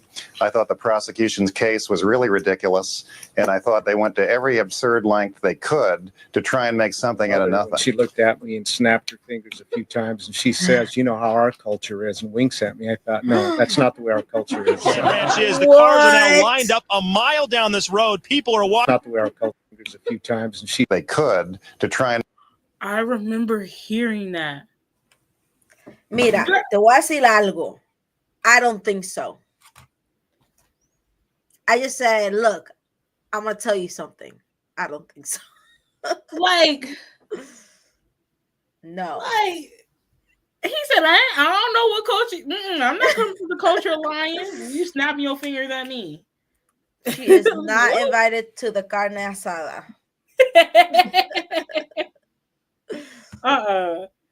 And make something out of nothing. She looked at me and snapped her fingers a few times, and she says, "You know how our culture is," and winks at me. I thought, no, that's not the way our culture is. Ranch is. The cars are now lined up. Isn't that like misconduct in the courtroom? Talking to the jury? Yeah. Child, all over the place. That lady said, "Don't you snap your fingers at me." You didn't pissed off Mary Lou. Not Mary Lou. Nah, and you try to sit up here and trying to identify with other people on the jury. Nope. Mile down this road, people are walking in, they're running in. We've seen flowers delivered. This is a case that smelled bad. And if it smells like you know what, then it is you know what. And that's what the jury said. Take Court TV, for example. In this particular case, in my opinion, they became a tabloid. They had their own agenda. They misstated the facts. They didn't understand the significance of what was going on in the courtroom. And that's why their major critics were stunned by the verdict. Justice has finally been served, and Mike's a free man. I could not be more impressed with this. Served. Major critics were stunned by the verdict. Justice has finally been served, and Mike's a free man. I could not be more impressed with this jury. Clearly, they did follow the judge's instructions. He thought it happened 3 times. No, it happened 4 times. And then, no, I think it happened once in the library, so that would have been 5 times. And then at the end of it, he says, no, he really never touched me at all. I hope the foreman, Mr. Rodriguez, I hope both sides of his pillow is cold at night. I hope he never has to wait in traffic. I hope he never has to wait in a long line. Man. How hard these jurors Santa work. Maria Times, an extra, not guilty on all counts. Newsday, Michael Jackson acquitted, child molestation, other charges. Jurors, case wasn't there. You saw it, Boston Herald, like this headline too. Beat it. Chicago Sun-Times, straight ahead headline, not guilty. It'd be nice if every client was as nice and comfortable to deal with as Michael Jackson. Believe me, he's a very down-to-earth, nice, kind-hearted person. He returned, he hugged each of his attorneys at that time, and of course his family at that point were all hugging each other. Michael is free. Oh, I like he's that. free like a bird, and he's always been innocent of all this. I'm ecstatic. It has been pure I'm sorry. hell, and I just would not believe. Not romaine lettuce. Oh, y'all. Okay. I'm sorry for the plug, but watch the last. Just watch the last live. Yeah. This is unfortunately another character who was supposed to be on Michael's team, his side, who it wasn't anything like she was saying like he was guilty or anything. It just happened. Things happened during the time and after the fact, and she was playing over Tom Mesereau and Michael and other people. So this lady was not good. But yes. As Michael called vultures. That's why I jumped. I needed that jump scare warning, Lord. He's free like a bird, and he's always been innocent of all this. I'm ecstatic. It has been pure hell, Anderson. You just would not believe. He's a very, very kind, extremely sensitive, intuitive, very generous individual. We had a complainant here who went and consulted with 2 civil attorneys and a psychiatrist retained by the civil attorneys before he ever went to the police. She was just downright rude to us as far as I'm concerned, and I think she set her son up. I think she's probably the poorest excuse for a mother I've ever known. You had a family that had made previous grabs for money. The poorest concerned, and I think she set her son up. I think she's probably the poorest excuse for a mother I've ever known. You had a family that had made previous grabs for money, making allegations of sexual abuse that were proved to be false in the past. The proof wasn't there, and I can't say I believe he's a child molester. the proof wasn't there to prove it to The me. jury was just not going to buy it. The case didn't smell good, and I didn't like the fact that it was brought in the first place. They're so happy. They're so relieved. They're feeling great. And our plan was to be extremely aggressive and put them on the defensive as quickly as possible, and I think we achieved that. So we had a lot of good days in this trial, particularly in their case and particularly in our case. And when they said not guilty for all 10 counts, I felt like the world had been lifted off my shoulders. I was crying all while they were with tears of joy, of They course. lost the case. This was a family. I sat through this trial. This is a family that crumbled under cross-examination. They had lied before under oath. They were welfare cheats. They had already exonerated. If, in my opinion, the prosecution had evaluated the evidence they had before they ran amok, perhaps this would never have cost the taxpayers of Santa Barbara so much money. Big headlines today, not guilty on all counts. The media was really having him arrested and executed already, handcuffed already, and say you're guilty for weeks and weeks. First of all, there weren't 100 search warrants in this case. Ooh. that was caught me off guard. Yo, as soon as he was on there, let me see. Trash. Authorities have served more than 100 search warrants since November 18th, 2003, when nearly 70 officers combed through Michael Jackson's main residence and detached office, small apartment, video arcade, and video library for potential evidence. A legal expert said the number of search warrants served in the case is rare. Wow. Harassment. Yep. Harassment. It's literally what it is. That's wow. That, and it's sad no one put a stop to it. They Like weren't he- going to. Forward, honest, down-to-earth person to deal with. And the Michael Jackson that I know doesn't even come close to the Michael Jackson they tried to portray. Second of all, we didn't spend a ton of money. Innocent. Innocent. I like how every time he lies, they put up the fact. The Santa Barbara County Sheriff's Department spent more than $3 million investigating Michael Jackson on child molestation charges and providing security for his trial. Costs of prosecuting the Jackson case were not available on Friday from the Santa Barbara County District Attorney's Office. This, ironically, was June 25th, 2005. Wow. Whoa.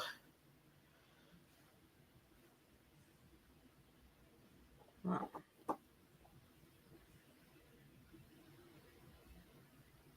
Innocent. Celebrity injustice was in this case. It was sending 70 sheriffs to raid Michael Jackson's home in a search. It was putting more experts, more sheriffs, and more investigators on this case than they do with serial killers.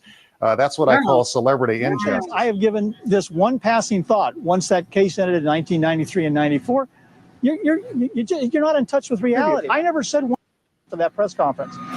You're not in touch with reality. I never said one word after that press conference, ever, in 10 years. Sneddon and his associates have talked exclusively about Mr. Jackson and the 93 allegations long after 1993. Mm-hmm. Wow, these are all the publications that he's spoken to. In 94, in 95, in 96, in 2001. He's obsessed. He's obsessed. Mm-hmm. I'm never just yapping. Judge Melville had previously characterized some of Mr. Sneddon's conduct during the grand jury hearing in April as regrettable. It was also revealed that Mr. Sneddon had traveled to Australia in the mid-90s in search of other alleged victims of Mr. Jackson, and that an alleged victim from the 93 case had been interviewed in 1999 by a sheriff's detective. He's traveling the world for harassment. Yeah. On a world tour. And that's not known for. At all. Like, is that even legal? I don't think so. Brilliant person. And yes, he's been a target for many years. He's been maligned. He's been scandalized. but he's also one of the world's greatest artists and one of the world's greatest talents, and also one of the world's greatest humanitarians.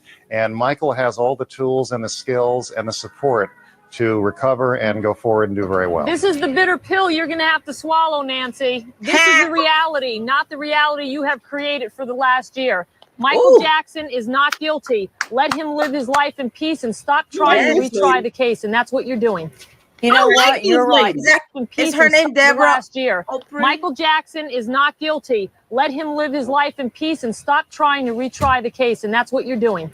You know what? You're right. Replay this back if there's a not guilty verdict, and you can all have the last laugh. Not guilty, not guilty. Replay this back. Replay this back, and you can all have the last laugh. The last laugh. The last laugh. The last laugh. The last laugh. And I will eat crow. I may have to eat crow later. We may be having crow pie together. Well, I'm having a crow sandwich right now. It doesn't taste very good.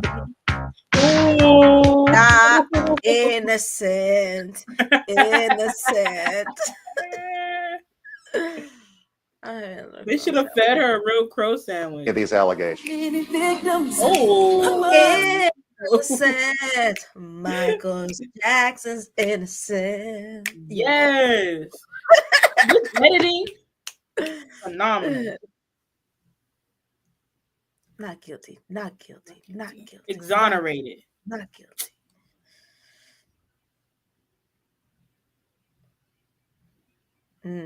Beautiful. Every day, do your research. Ooh.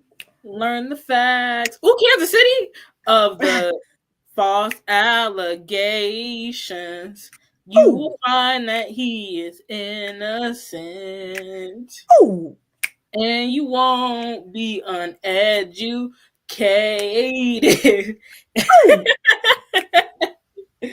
All over the world, all over the country. I saw one in Oklahoma.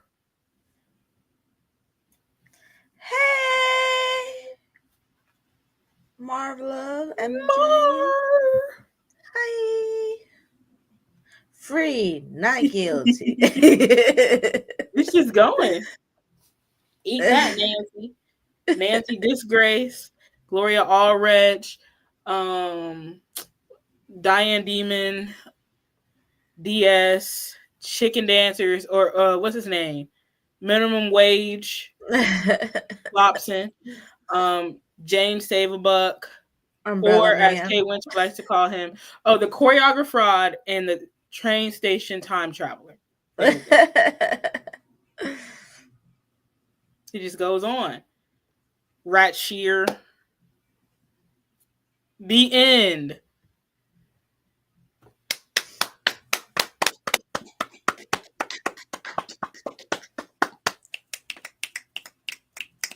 Woo! Shout out to hold up. Replay this back if there's a not guilty verdict, and you can all have the last laugh.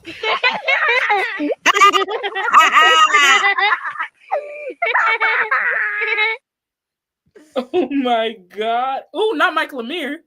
I'm getting jump scares. Let me stop. Yo, everybody, I want y'all laughing in the chat. Throw a ha ha ha ha ha ha ha ha. We are getting the last laugh. Send them emojis or the ha. Mike Jackson beats it. Yeah. Beat it. Michael Jackson beat them allegations.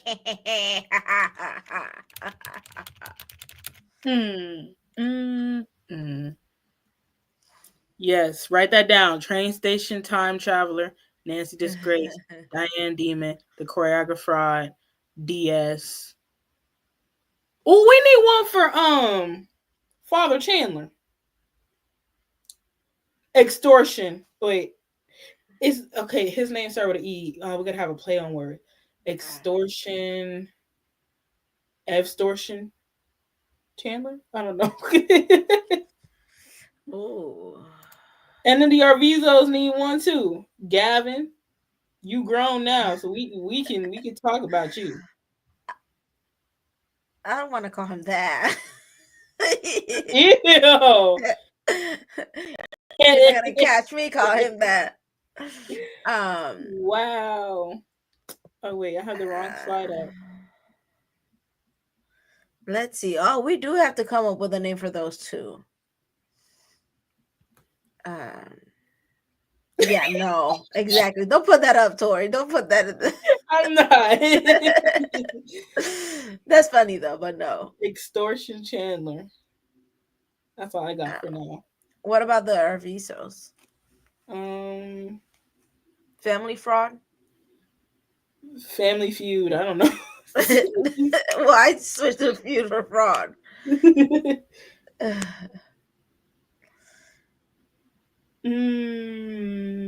don't know. You gotta come up with one. If y'all got any ideas in the chat, let us know. Last laugh, Nancy Disgrace. Infinity and beyond. Let's go. I started some comments. Some key things that I saw. In relation, like the settlement truth, they said they never went to the police. They went straight to lawyers. I would have 911 on speed dial. And my kid, something really happened to my kid. Yeah. What do you mean all you're looking for is a check? That tells me everything I need to know. Everything. And then Butterfly says watching the media after the verdict was hilarious. That lady ate Nancy Grace up in Geraldo, ate that other lady up. He barely let her have a word. Even though she was hollering, I mainly heard him. He got his point across. You gotta love the media's overconfidence of hearing a guilty verdict and goes the other way. Surprised some were not carried out on stretchers. The media was so convinced he was guilty. And I'm like, did we follow the same case? Yeah. Yeah. And the public couldn't even follow the same case because they were skewing the narrative. They would be in court. You know, Talitha, she somehow obtained a media pass and she would be in that media room and they would be like, yo. I think she kind of worked for like journalism, kind of. She studied that. Yeah, she got that media pass and was in the room and they were like, yo, like he's looking innocent. But then the same people that she would hear talking, she would see on the news and they'd be like, it was a bad day in court for Michael Jackson. Oh, it's not looking too good for his case. I'm like, this is why we don't trust the media. For real, for real. That's why we say do your own research. Look up actual thing. Like, this is something you could look up stats on. Like, for example, how common is it for 100 search warrants to be put out on somebody for one case? That. How common is it to have over 70 police officers raid a home or property for one case? That's the type of stuff, that's the type of research you could be doing, and you'll put two and two together, common sense. Yeah. And then on top of that, I forgot what I was gonna say. I just had it. It just disappeared from my brain. Can't remember. But this question. Says, what Jen? It says, what about Baby Boy? This is from Jen and Tori. If you were the most famous person on earth and had the same amount of power that MJ had, what would you do if people kept bullying you for years like they did to MJ?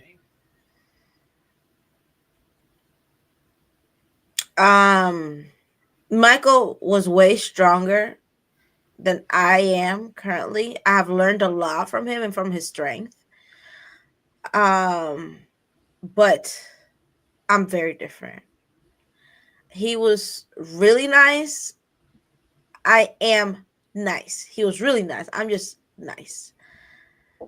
I think the thing with Michael was he was really passive and he just let things roll off his shoulder. I can't. I had to speak up and say something.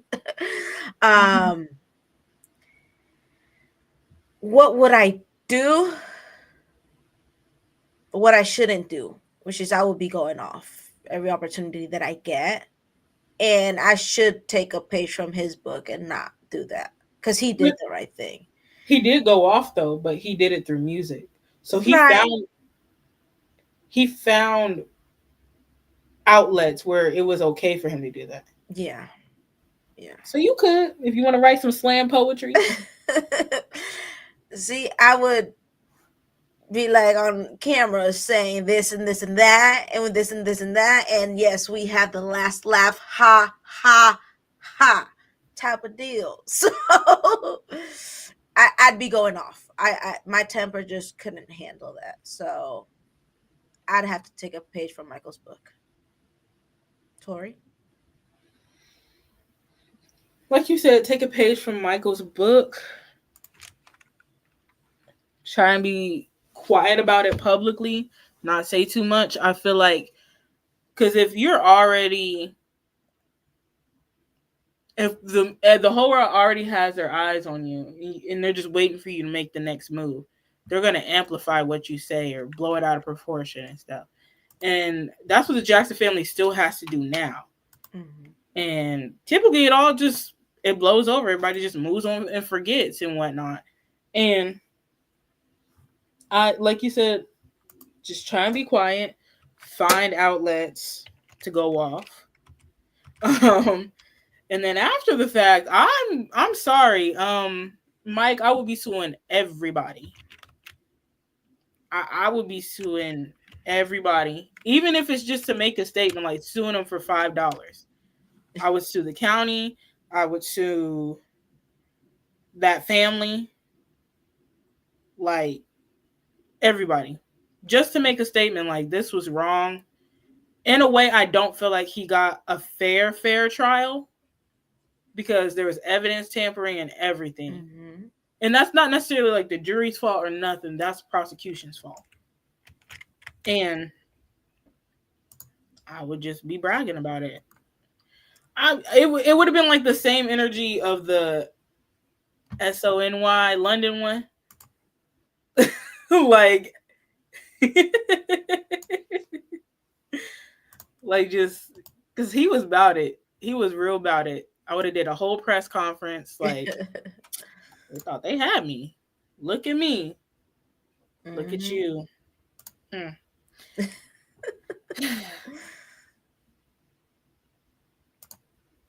A defamation lawsuit. They could easily do that.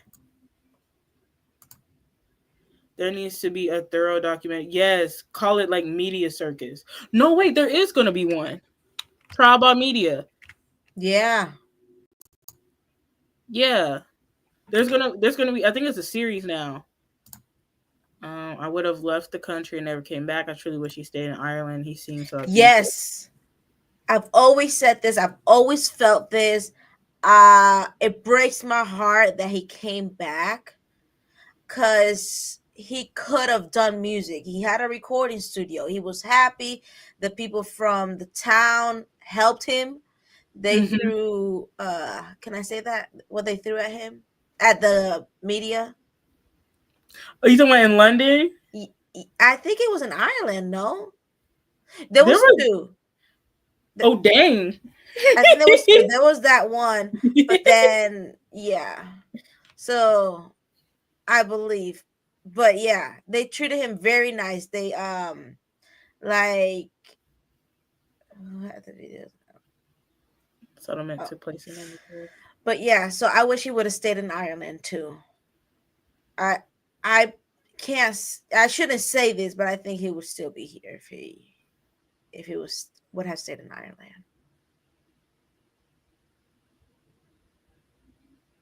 Yeah.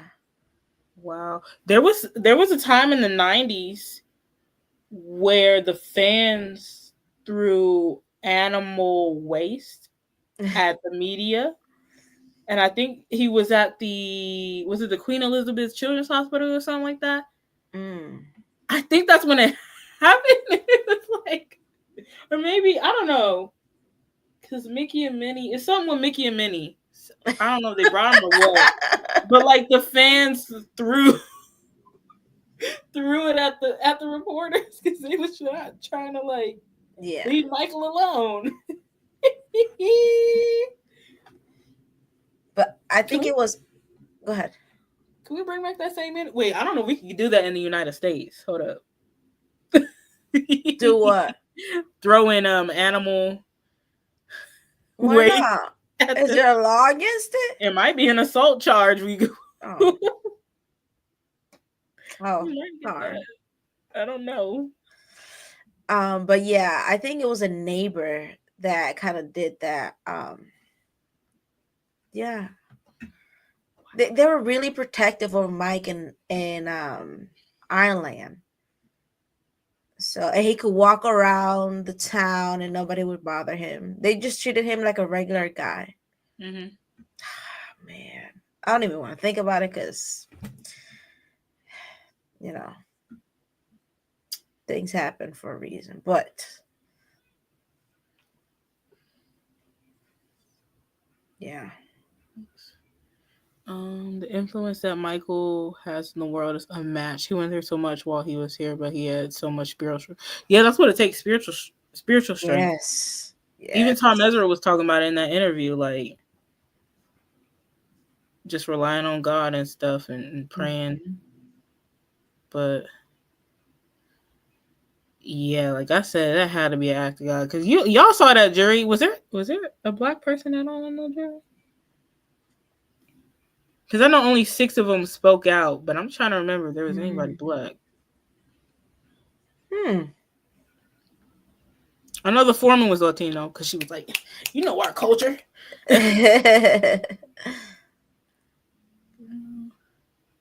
Yeah, he did come back for the funeral. That was his first time back in the States.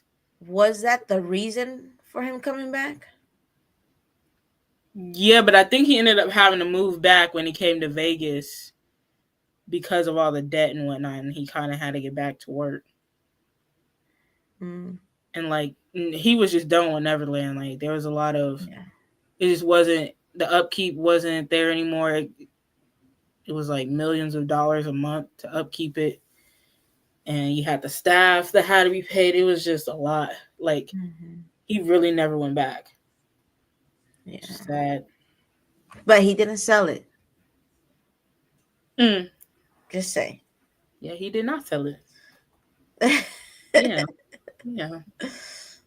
Okay, I got a few discussion questions. I have 7.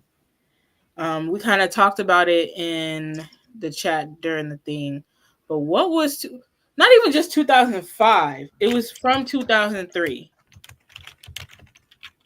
2003. It was over 2 years of dealing with this tomfoolery. And I feel like that's a good thing. That's a good way to say it. Tom Sneddon, tomfoolery. There we go. Dealing with tomfoolery. Tori, we can't say that word. Sorry, Jeff. Tomfoolery. That's just downright what it was. What was it like having to deal with that? Because like I was really little. And if anybody remembers what it was like for them, like did you have to face anything at school, for being a fan? Like I know MJ Fangirl has a video talking about it. What it was like for her being a Michael Jackson fan in school, and she kind of faced some backlash and whatnot. But eventually, I think she said there was this one particular student that really was like bothering her, like bullying her about it. And then after he passed, like, he came around and like apologized and whatnot. Oh, wow. I think that's how it went, or after the trial. I don't know. I'm going to find the video. I'll find it. But what was it like for you, Jen? Anybody in the chat too? Thankfully, I didn't get bullied. I didn't get harassed. There was no mockery. There was no hate in my surroundings for Michael. People in school, because I was in school at the time, they didn't really like talk about it, like that. So they were just pretty much like playing his music, and they're like, oh, I hope everything is okay. I hope he goes on tour. I'm like, okay. So I guess people like really wanted him to come back, but it wasn't. Thankfully, I did not have to go through that trauma of people like disrespecting Michael. I'm trying to know. So thank goodness for that. That's good. Funny thing is, people at church would actually like pray for Michael. They would? Yeah, they're like, oh, we gotta pray for Michael and stuff like that. I mean, they were like, you know, in my religion, you don't listen to like people who don't sing about the gospel, talk about gospel and stuff like that. So it was like, we gotta pray for Michael. So that I do recall that was pretty cool, because you know you weren't gonna go out there. I'm a Michael Jackson fan at church, like no, but yeah. I'll be like, let me lead the prayer. Let me Matt. Hey, Matt, love your icon or avatar. I like how we're all representing in like white or like a light color today. Yay. I wanted to make that known. It was rough. I remember almost getting in a fight with somebody because of it. The person just decided they hated MJ because of the accusation and didn't like Janet because of the Super Bowl. I forgot. A bunch of people in the family was catching strays during this time. Oh, man. Wow. When I was in middle school, in my early teens, I almost got in a loud argument with this girl because she called Michael. It was hard trying to keep my temper in check. Wow. It's crazy. It was crazy because we all grew up with this music. I've been a fan since the Jackson 5. We still with Michael, and that's it. Exactly. Yeah. How it should have been. Yeah. I was a mute in high school, so the students didn't know I was an MJ fan. You had some ignorant students here and there. I just ignored them. I never liked them anyway beforehand. With me, like,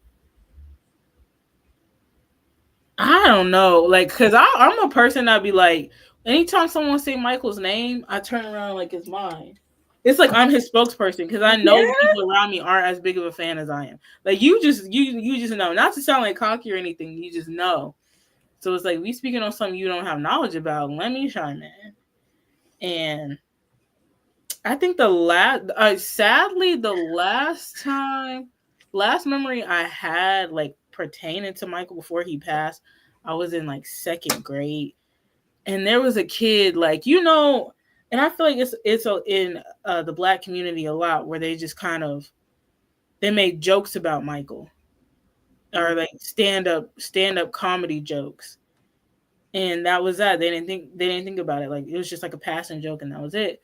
So I remember there was this kid, and he was like saying this chant about Michael in relation to, and like it was as if like saying like Michael like was guilty or whatever. It was like a chant, and I don't know who came up with it. He had to have heard it from somebody, and I was like, And then I remember thinking like, oh yeah, I did hear there was like allegations against him. Like in my little 8-year-old mind and whatnot. And then I don't know what I thought after that, but like I remember when he passed, they started bringing that stuff back up again. And I'm just like, man, looking at everything this man did. And I'm talking about us as kids comprehending this stuff. Like it's common sense. Like you just know. You can tell. Like it says, you could tell a fruit, or you could tell a tree by the fruit it bears. Like, ooh. I never met Mr. Eminem. It's okay, because what Michael did with Eminem, he should have did with Santa Barbara County. He should have did that. That's what he should have did, for real. Matt? Yes. Hi, Matt. Hey, Jennifer Jackson. Hey, Tori. Happy Vindication Day. Oh, I forgot my banner. I took it off. Forever innocent. Very obviously innocent from the beginning. Very obvious, but you know how people are. Yeah. Gotta let them know. What was 2000? What? I love this picture. I This love picture. the tour. It's it's my computer background. Love it. I love it. I can't ever change it. I refuse to change it. What was 2005 like for you as a fan, or like this whole second set of allegations? Like, I'm talking about back from the what do I call them? Rat Shear documentary. Yes, because that's really what kind of kickstarted. Like, they took it and ran, especially Right. the prosecution. They took Right. it and ran with it and made it out to be like a certain aspect of this documentary, made it out to be something that it wasn't, and then we ended up in this whole other trial. Right. So 2005. Well, 2005, I was pretty young. Um, I don't remember anything in my environment that was negative towards Michael. Like, I don't remember really any kids or anyone saying anything bad. I do remember though that that summer was very hot and that trial was everywhere. And it was just, to me, being young, I guess I was very confused. I didn't understand. Looking back now, I didn't understand why someone I loved so much was in court on TV every day. It just didn't make sense to me. Because in my eyes, I feel like kids are they catch energy very well. And in my eyes, he just had goodness coming out of him, like his energy. So I just was so confused by why, one of my childhood heroes was just on TV every day. I will say though, the only things that I heard about Michael, like in the playground and stuff, was really just about like his kids, like naming his kid like Blanket and stuff like that. That was talked about. I remember that like vividly. Like, people were talking about that around like '03, '04, but nothing really about the trial like that I can remember. For the most part, most kids that I knew, we loved Michael Jackson and we loved the Jackson family as far as I knew. Um, so I don't I don't recall anything really bad. Obviously, when I got older and as I did research, as we all do, I realized it was a very horrible time, and it was more horrible than we thought. And it wasn't just traumatic for Michael. It was traumatic for the whole family. Just to go through that. And I believe that energy is precious, and I feel like that whole trial, the people that were involved in it, really drained the family. And I just felt like, I feel now that it's just not fair. They did so much for culture and for history, and I just feel like that's the thanks that they get. You're gonna accuse Michael Jackson of something that it was so obvious that he just didn't do any of that. And it's just really horrible. I don't know if something like that would happen in 2025 today, so publicly like that. But it was just so public, and I feel like it was kind of hypocritical of the people that were like the media, because they were saying around that time that he was a bad role model for us, that Janet was a bad role model because of the whole Super Bowl thing.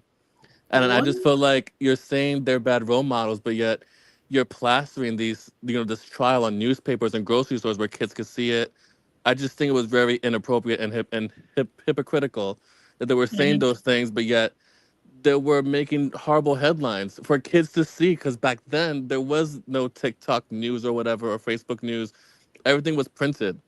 So in the grocery store, that was everywhere. So I just felt like that was just so bad and so horrible, and they really just bullied the whole family, really, really bad. Yeah.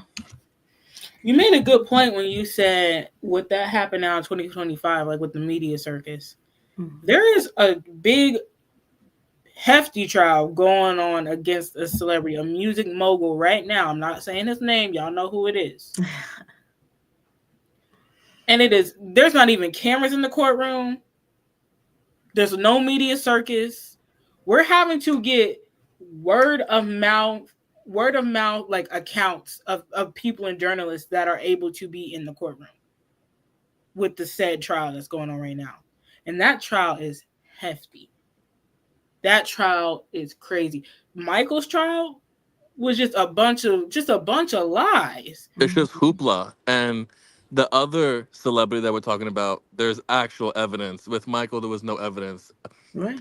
I just don't understand why this wasn't handled internally by the justice system. Because I feel like with just a simple investigation internally, it could have been dismissed quicker. But like you said, they wanted like this big media circus, and they're really living off the name, right? Like you put Michael Jackson anywhere, people are gonna buy it, you know. So it's just like I felt like they were just really feeding off the name and feeding off the rumors and just making it. It was just one big hoopla, and it was just not the good hoopla either. It was horrible, horrible. I kind of wish there was cameras in the courtroom for real, because like that way the media couldn't have been like, oh, it's not looking too good, and like, you know, we're all seeing it like, what do you mean it's not looking too good? They just Miss Girl just snapped in the jury's face. What do you mean? Yeah, she looking a little incredible right now, like uncredible, however you say it. She don't look too credible, and her son just got caught in a lie just like her. Like we would have easily been able to discredit them. I wish it was kind of like I know people don't like to compare it, but I wish it was kind of like the Johnny Depp where we had cameras inside the courtroom. So, because facial expressions says a lot. Yeah. And body movements, and you can read like the body language. I think that says a lot. I know why because Tom was the one that didn't want it. Because correct me if I'm wrong, I believe he said people were going to be focused more on what Michael Jackson wore, or like the attention would be more on Michael than what it was about. And he didn't want that focus on him because he didn't need none of that. I think I heard that. So I understood why, because it would have been more of a circus than what was actually happening, and they were going to try to depict it. And he didn't want the jury, even though they weren't supposed to see TVs, but you know, people do watch TV and sneak and then do stuff that they're not supposed to. He didn't want them influenced by what the media would have made of if they had cameras in there. I wish they did. But or maybe like even audio, somehow audio or something like that. Like, and honestly, I wouldn't have wanted, because I know the cameras will all be on Michael, and like I just wouldn't want him to see him in that way. Even like Catherine, like, you know, that's her son. Like, no mother wants to see their kids like falsely accused or potentially wrongfully convicted and stuff. And I don't know, I just couldn't, I couldn't have seen him like that, or like I couldn't have taken that. And even just like for his sake, I'm sure he probably wouldn't have wanted vulnerable like footage of him out there like that. So even if they could have done some audio like that, that could have done wonders. And like you could hear tones, and that's something they were saying, like the body language of the family when they were on the witness stand, it was like it was off. Like prosecution side, like when Gavin, they said he was getting like, you know, when someone's lying and they start getting agitated. I think that's what they said he was doing. So to have been able to see that in some way in real time. Yeah, I know. And it was all about, oh, well, it's saying that Michael did this, that, and okay, what about them kids tearing up Neverland? Harassing the workers. Why isn't that out there? Yeah. Then let's point fingers at the mama too. Like, oh man. Gosh. All right. Next question. What do you remember about Vindication Day? Me? Yeah, you can answer. Chat too. Yes, chat. Let us know. For me, I remember I was stressed. I was a nervous wreck. I was having heart palpitations. um I was very nervous, not because I didn't believe Michael, because I've always believed him. I just had trust issues with the justice system, period. That's just my personal opinion. So I was scared of what could have happened to Michael. But I remember going outside running when all 14 counts was read, not guilty, not guilty, not guilty. I went outside and screamed out in the middle of the street so loud. But yeah, but I can still remember everything that happened that day. I think that's a day that if you were like consciously there for it, you remember it. Yeah. Like it's like that day, and then you know what happened in 2009. Stuff like that with Michael, you just can't forget. And like, I know people that said they were like middle school age. I think. Wait, how old were you? I don't know how old I was. Okay, maybe like middle school, elementary school age, and they remember. Let's see. I really don't know how old I was. I really don't know how old I was. 14. You're like, wow. I just asked my mom, I was like, what were you thinking? Like, what was your thoughts about like the trial? Like, did you believe the allegations? Da, da, da, da. She was like, girl, I wouldn't mind watching that. So it's good to know at least, even though she wasn't like watching or whatever, it didn't like form an opinion. I'm sure like you said, it was all over the news. I'm sure she came across it, and it doesn't seem like it moved her into believing like the lies or whatnot. I was home late because I had a student council meeting. Oh, I was going home late. I arrived home. My dad was waiting for me, telling me the verdict was reached, and I quickly tuned into court TV. Right. To be continued. We'll get back. What I remember about Vindication Day was that I was scared and freaking out. My mom hugged me to calm me down. My dog with my fingers to calm me down. My dad hugged me. No, I would have had the whole house like, y'all be quiet. Exactly. I don't care what y'all want to watch. We are watching the verdict. I feel like that's something people probably like gather around their TVs for, and like. Oh yeah. We did. Oh yeah. I was watching it live and seeing Michael arrive, and seeing the look on his face that he's really scared for his life, and I prayed. And until before the verdict was about to be read, I was extremely nervous because we were only told that the biased media reported. I almost hyperventilated and cried hard when all those not guilty were read. I was 38.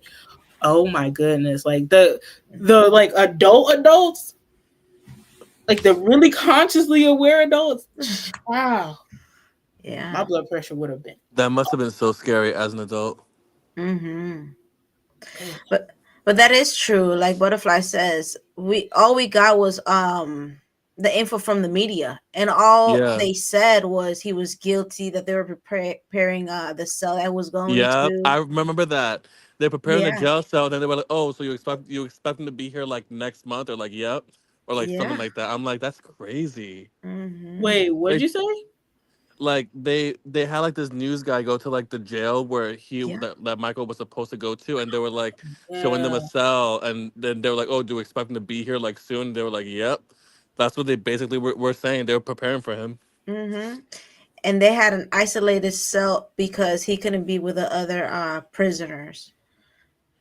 So yeah, it was scary. I'm telling you, that was horrible. Ooh. Right. I don't even remember like my family really keeping up with the trial, but it was put in your face anyway. Even if you didn't watch it, it was put in your face anyway. But like, as far as my family, my parents never believed any of that ish. Like even from the beginning, like they just never believed it.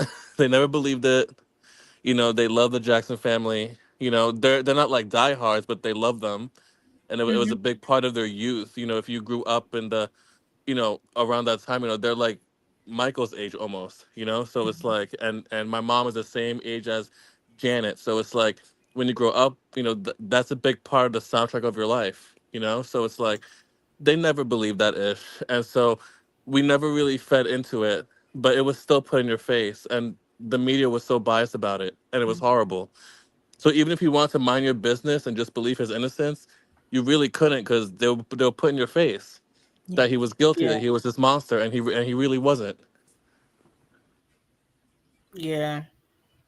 Yeah, I same could here. see like why everybody was nervous with like the media hoopla, like you said, because even though like the fan side, like, you know, everyone believed he was innocent and everything. If that's all you're seeing, it's like, okay, what are the jurors like? Are the jurors going home and being swayed by the news? Like, are they watching it even though they're not supposed to? Like, you don't know what's the thing. It's kind of like everybody was left on the outside, and all they're being fed is lies from the media. And if you believe that, you know, you're going with the popular belief. But as fans, it's like, okay, we're really on the outskirts.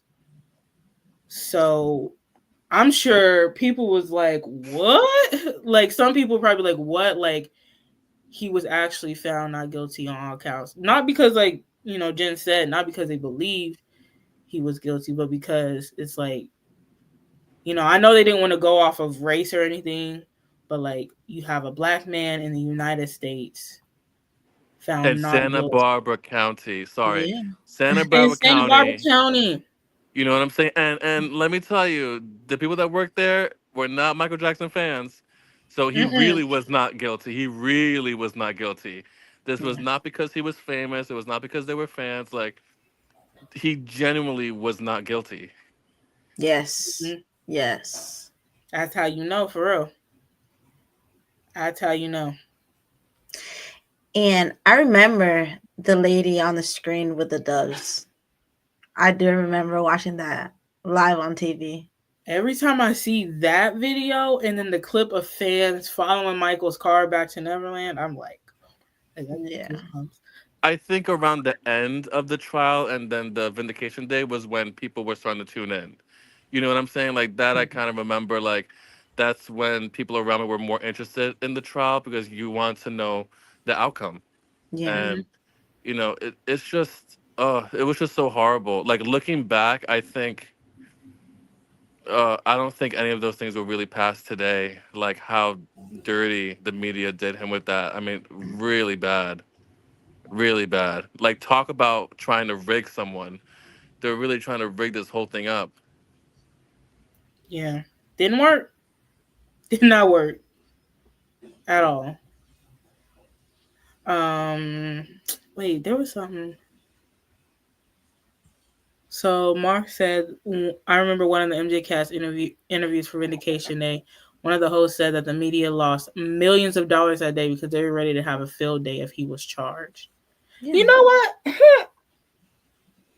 Since y'all want to play with money, now y'all lost it. Wow. Okay, we got more of the story. The satellite signal went down, and I was a nervous wreck for 15 minutes. My mom was, I'd be like, fix it. My mom was on the phone, and I asked, what was the verdict? And she told me innocent on all counts. I was crying for joy. Hallelujah. That's beautiful.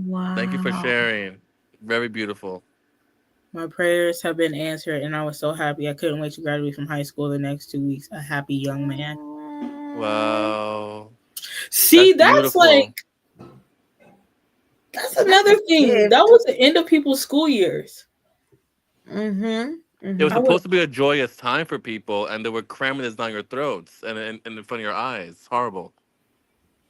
Yeah. There was someone else I know that was like, it was like the end of like the school year for them, and it was like a special day. Like something good was happening that day, and then the verdict came before that thing. So it was like a double good thing. I couldn't imagine trying to go to some special thing or event or whatever, hearing that as a fan, like if they, you know, wrongfully found him guilty, Yeah. I'd be like, I'm staying home. This had, I feel like this had, looking back, I feel like this had everyone stressed. No matter who you were a fan of the Jackson family, this was just such a stressful thing. Mm-hmm. Yeah, this kind of seeing all those like what do you call it, the motorcade, like the line of cars. It low key gave me flashbacks to the memorial when they were like going there, and that reminds me everybody was glued to their TVs. Then I'm like, I don't know. That's what I was thinking when I saw it. I do too, Jen. The does really made me bawl. It was so symbolic. Yeah, because what does mean innocence, right, or something like that, or It's like innocence, purity, it's goodness, everything. Yeah. And peace, love, and yeah. renewal. I also feel like this whole thing was like a distraction from like the real dirt bags out there. Like this was like, I feel like with this and then combined with Janet's Super Bowl, this was like those people's like chance to like, if you wanted to rain down on the Jacksons, this was the time to do it, and they just went full throttle, and it just was horrible because this was the turn of the century, and a lot of people, they who for whatever reason, just whatever, didn't like the way music was going or whatever, and they wanted to blame the Jacksons. So with that plus the trial, it was just like this big thing to just bring them down and to play like the blame game and to really just like, you see, I told you that family was bad news. Like it was like that type of energy, and it was just so bad, so bad. Yeah, people probably ready to pounce like, ooh, I knew the Jackson family was. I knew they were wrong. I knew something was off about them. That's how they always. I knew. Some people, like, you really do get a genuine bad feeling about. Like, I think there was somebody, I can't think of who it is off the top of my head. A certain producer who I don't know why, but like their music grinded my gears so bad. Like it just, the beats just irked me, and I just could not stand the presence of that person. Oh. And lo and behold, they've been telling on themselves, and they just did something recently. You know. Oh. Yeah. And it's not the one that's on trial. This one probably need to be on trial right along with that. Oh gosh.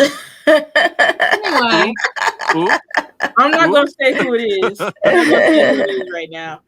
Right. But look what Mar said. She said during the Geraldo interview, in the 60 Minutes interview, stated in a very elusive way. Yes. This was a conspiracy. Not to get too deep into it, but what do y'all think he meant by that? Oh wait, was that when Geraldo was asking him about like the Super Bowl and stuff? Yes. That interview? Yeah. It's a whole, because Geraldo asked him, do you think it's like a Jackson thing on our culture, or do you think? And then Michael did answer, like he did answer that, basically. That's crazy.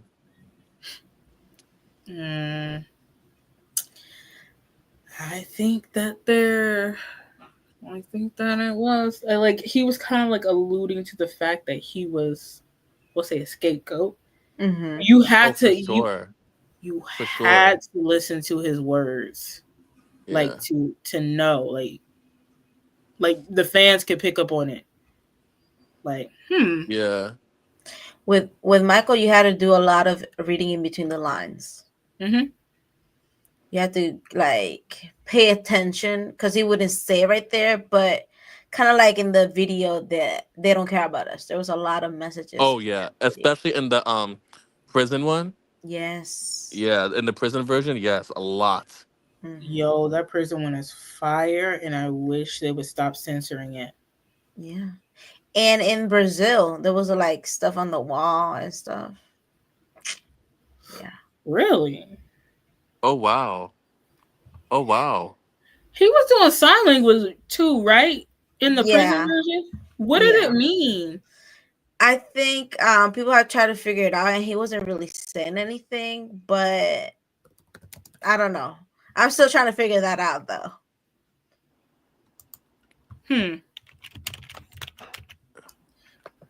figure that out. Okay, next question. How do you defend Michael Jackson as a fan? Oh, gee. Doing That's a these loaded lives. question. That's a whole That's what a is it? loaded question. A whole resume.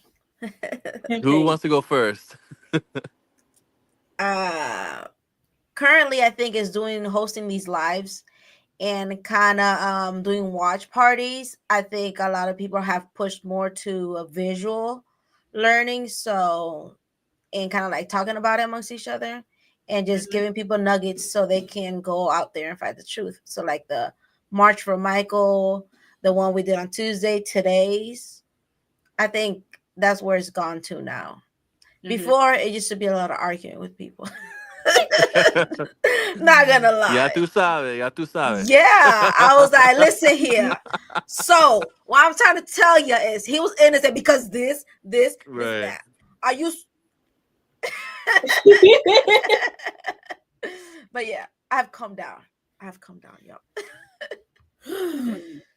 Those is my unsaved. No, I'm kidding. I've always been saved. But those act like heathen. I would say same thing for me. Like the lives, even in not necessarily direct ways, when we, when we talk about his humanitarianism, like in a way, I feel like that defends his character because we're talking about his true character, and the events in general, the online events. Any chance I get, like I said, if I hear somebody talking about Mike, I'm chiming in. So, yep. Trying to say he's guilty, you just summoned me. Okay, this is why didn't add up, and this is why he's really innocent, not guilty. So there's that. It's just a whole lot of things. I feel like there's ways we defend him that we don't even realize. Yeah. What about you, Matt? I don't know why I forgot your name for a second. I feel like I defend Michael by just being an unapologetic fan of his. Just, I feel like we're all unapologetic about how we feel about Michael. And I feel like that's a great way to defend him, to not show shame. They want us to be shameful. They want us to feel like we like a bad man, but we love a beautiful, good man. And it's important to let people know that. And, just like Jen, I would, I'd rip your head off. You know what I'm saying? Like, I would really rip your head off. But, you have to really learn how to be more like God and just be more graceful with people. And at the same time, I've learned not to be so angry if people believe certain things, because that's what the media is trying to do. You know what I'm saying? So I can't be mad at people, for just believing what they see, especially when the media is trying so hard for a certain agenda. That's another thing. We can't be so angry with people. That's what they're being fed. And some people are very surface. They're not going to go into things like how us fans do. So it's like you have to learn how to like really have grace and just have a conversation with them. I've met so many people. I feel like I mentioned this before. I used to work with a coworker at my former job, and I remember when she found out that I was a fan of the Jackson family and Michael, she was just like, she was kind of nasty about it. And then I remember like, a few weeks later, she had came to me and said, I actually changed my mind about Michael because my boyfriend is actually like a supporter. Like he's not a diehard fan, but he just thinks that what happened to Michael wasn't right.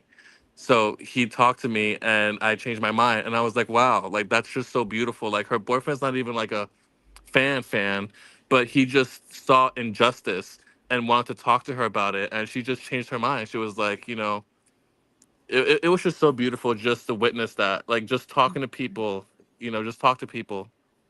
Mm-hmm. It was just so nice. And I'm realizing a lot of these younger kids, like on TikTok, you read the comments, a lot of them don't like how Michael was done back then. Like this new generation coming up, they're not okay with a lot of the things that happened back then, and Michael Jackson is one of those topics. And well, the whole family, but specifically him, just the way that things were done to him, people don't like it. They're realizing it was very wrong. So I'm happy we're going in that direction and not, the other direction. Yeah, I could tell. Like, it feels like the common idea now, or the common, like, the popular belief now is that he was done wrong and he was lied on. Like, I feel like that's the main thing. And like people who say, "Oh, I think he did it," they're the ones being side-eyed. Right. And that's how it should have been.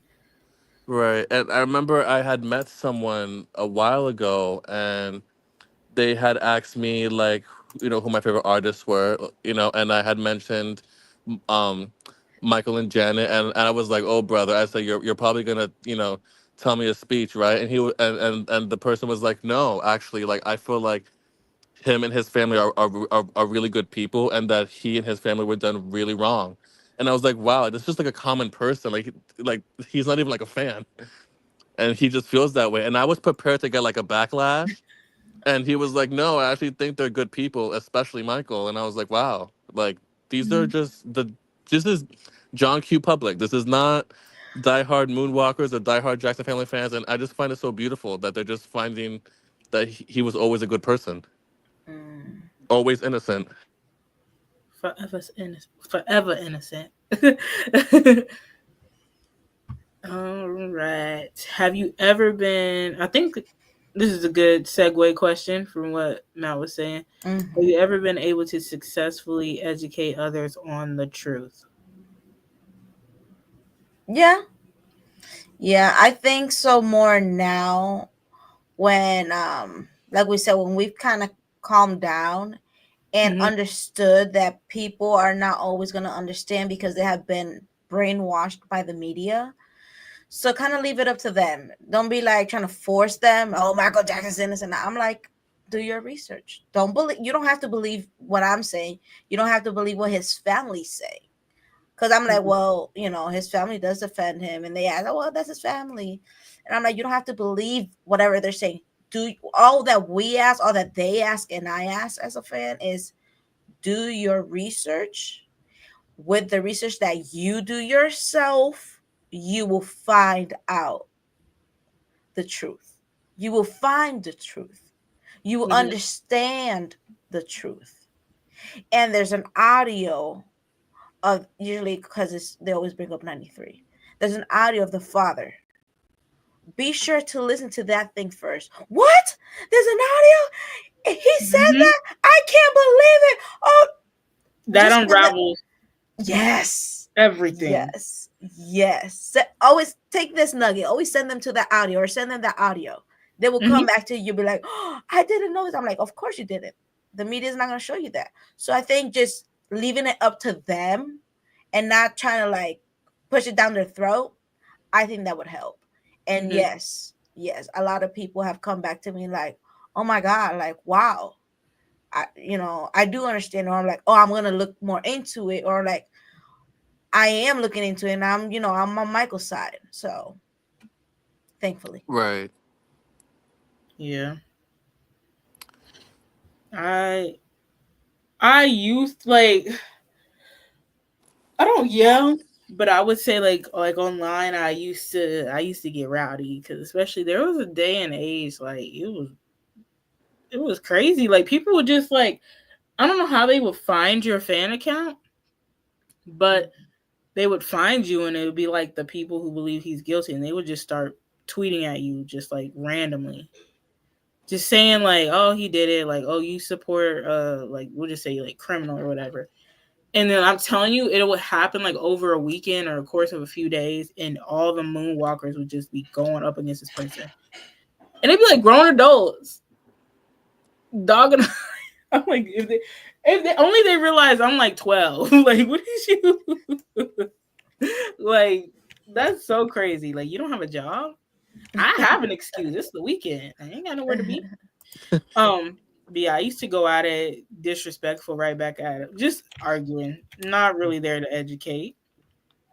And that's not how you do it. But in my real life now, since getting older, I have been able to keep myself calm and explain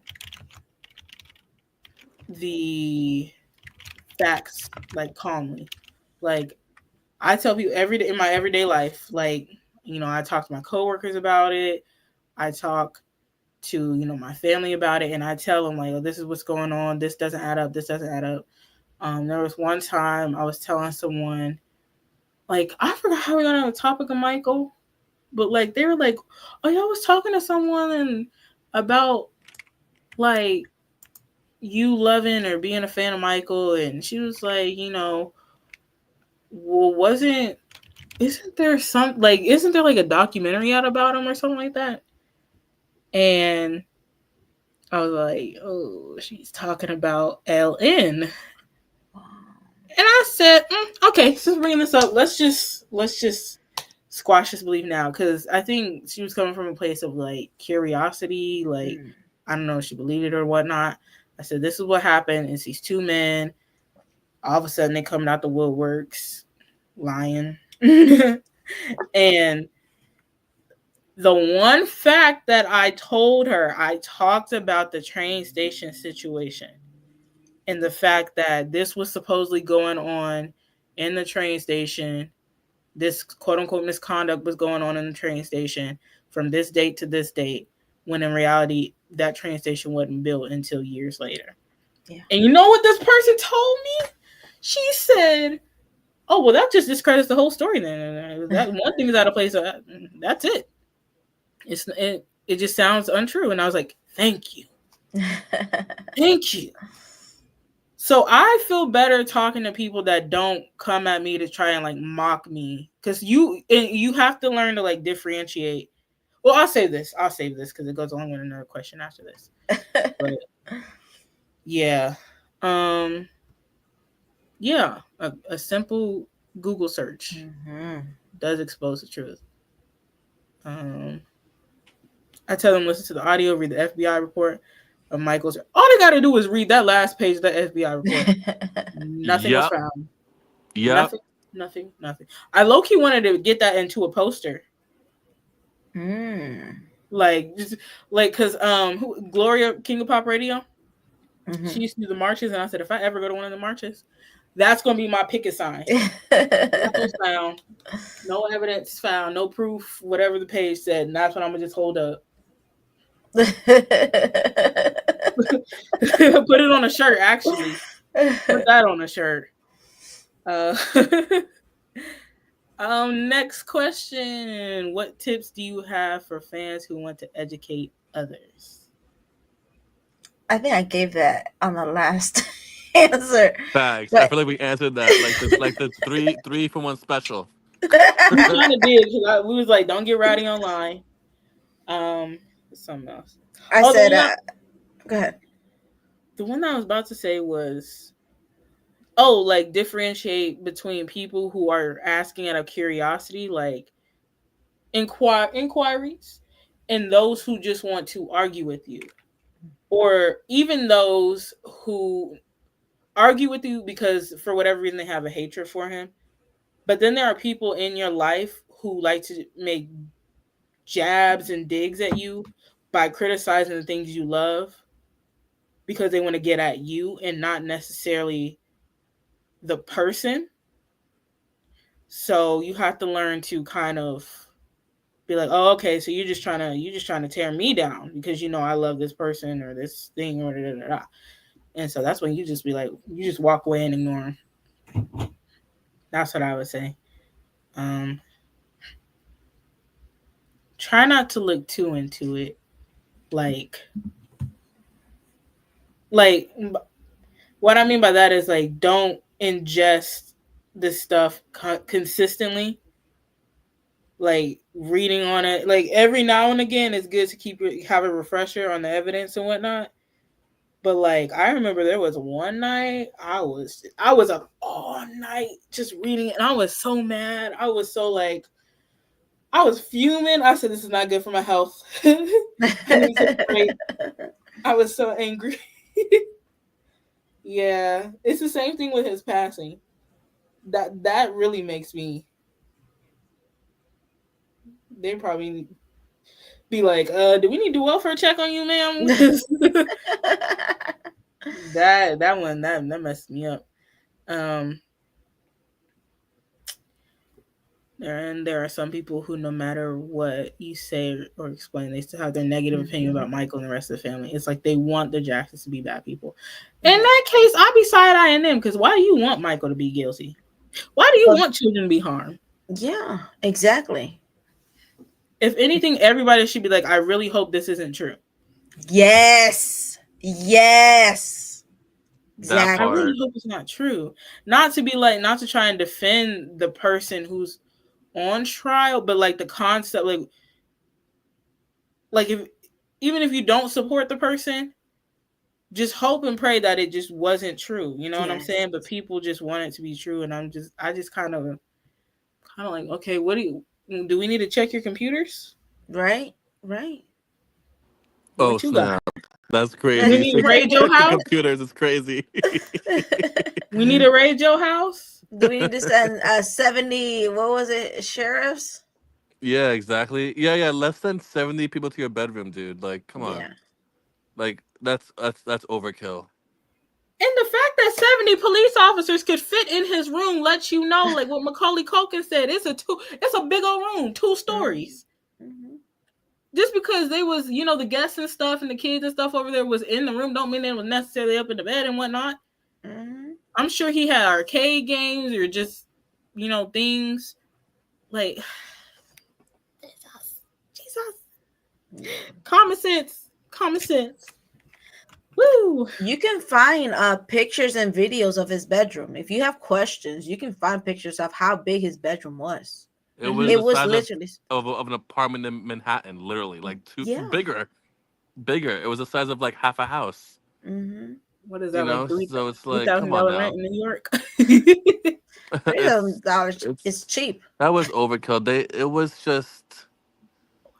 That was more than just quote unquote them doing their job. That was an agenda. Yeah, for sure. I'm like, let me be a Santa Barbara sheriff. That's what y'all do. Y'all just playing in people's houses all day, just looking at this stuff. Then y'all getting paid for it. Okay, like easy money, I guess. That's what they said. If you need money, sue Michael Jackson. Mm-hmm. So one thing that I didn't say last time, what do you have? I think the biggest thing for me is educate yourself, so that and speak with love. Yeah, so that you can educate others. I think once you get the facts right and you understand, then you can fight with the truth. Well, this and this because of this and this and that. So, how do you say so? Every time. Many years of prayer and practice. That's how. I have many years. It. Like my heart starts to race. I can feel my body getting hot for real. It just makes me uncomfortable. Like I don't want to like it sucks that we even have to talk about it.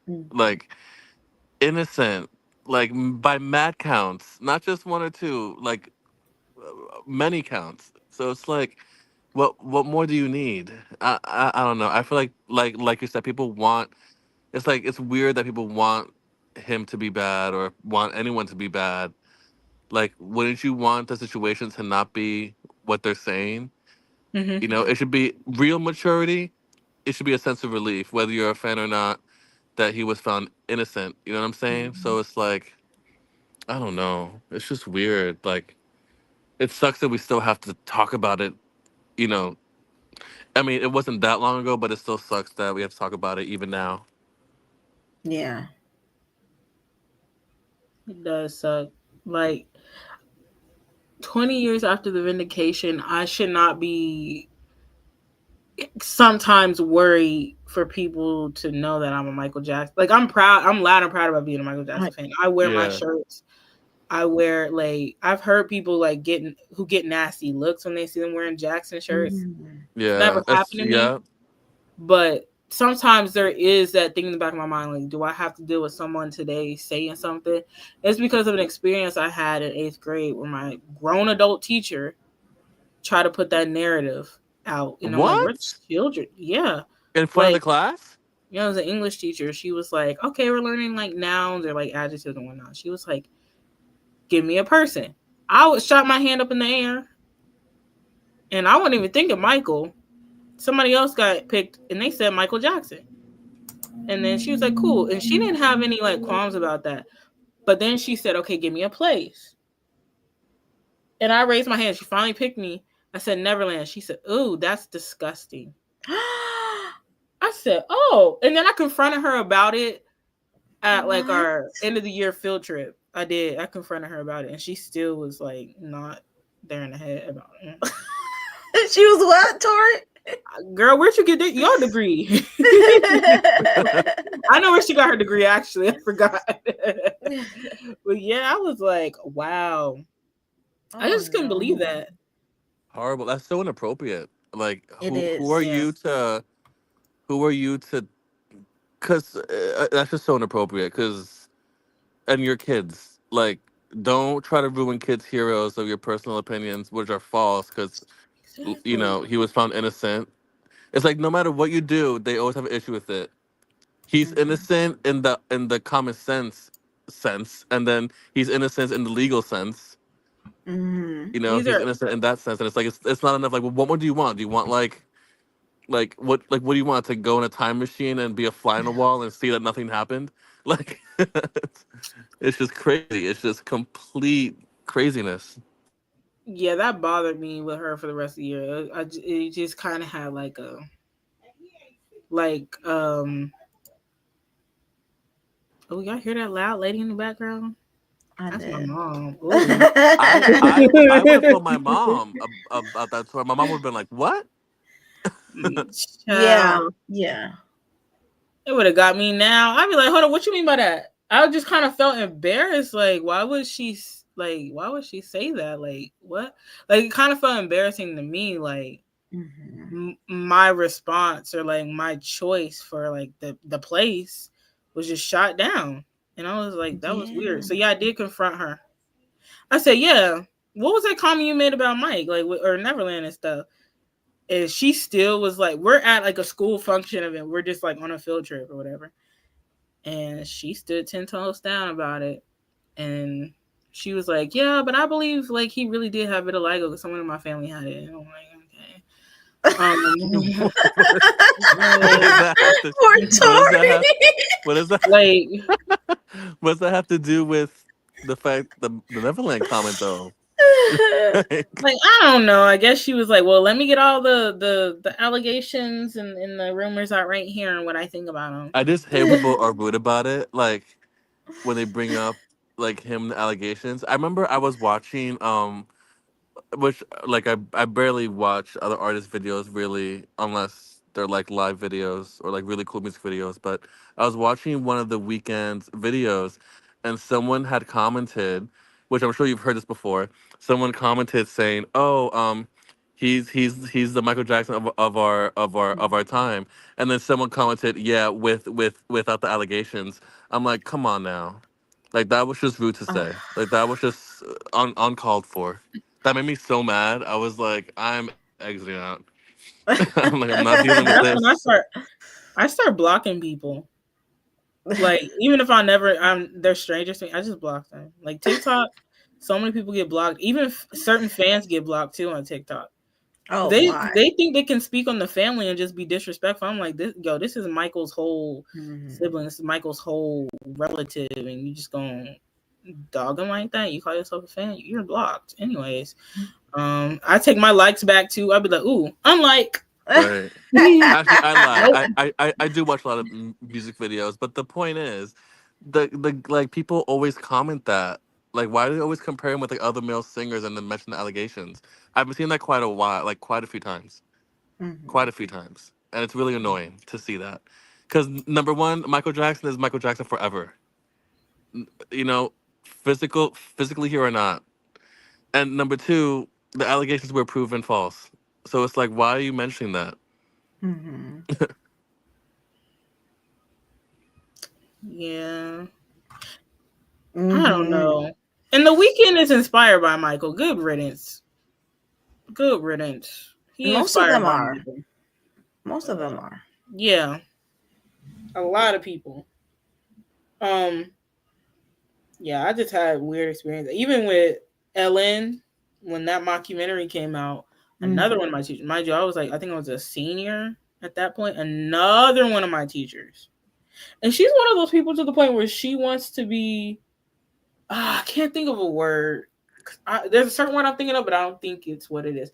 There's a certain group of people nowadays where they're just like, believe every allegation. If this person makes this claim, believe it.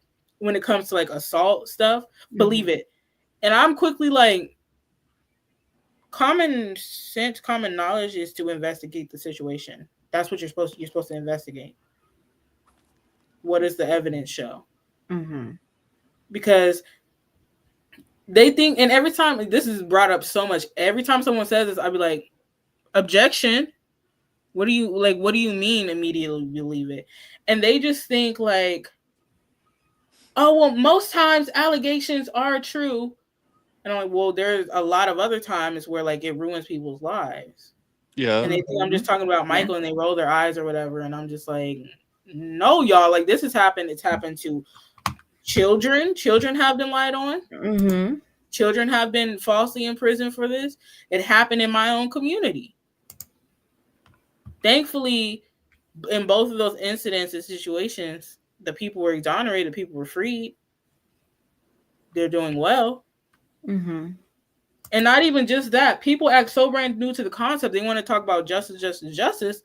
Well, what about back in the day when, let's say, there was a black man?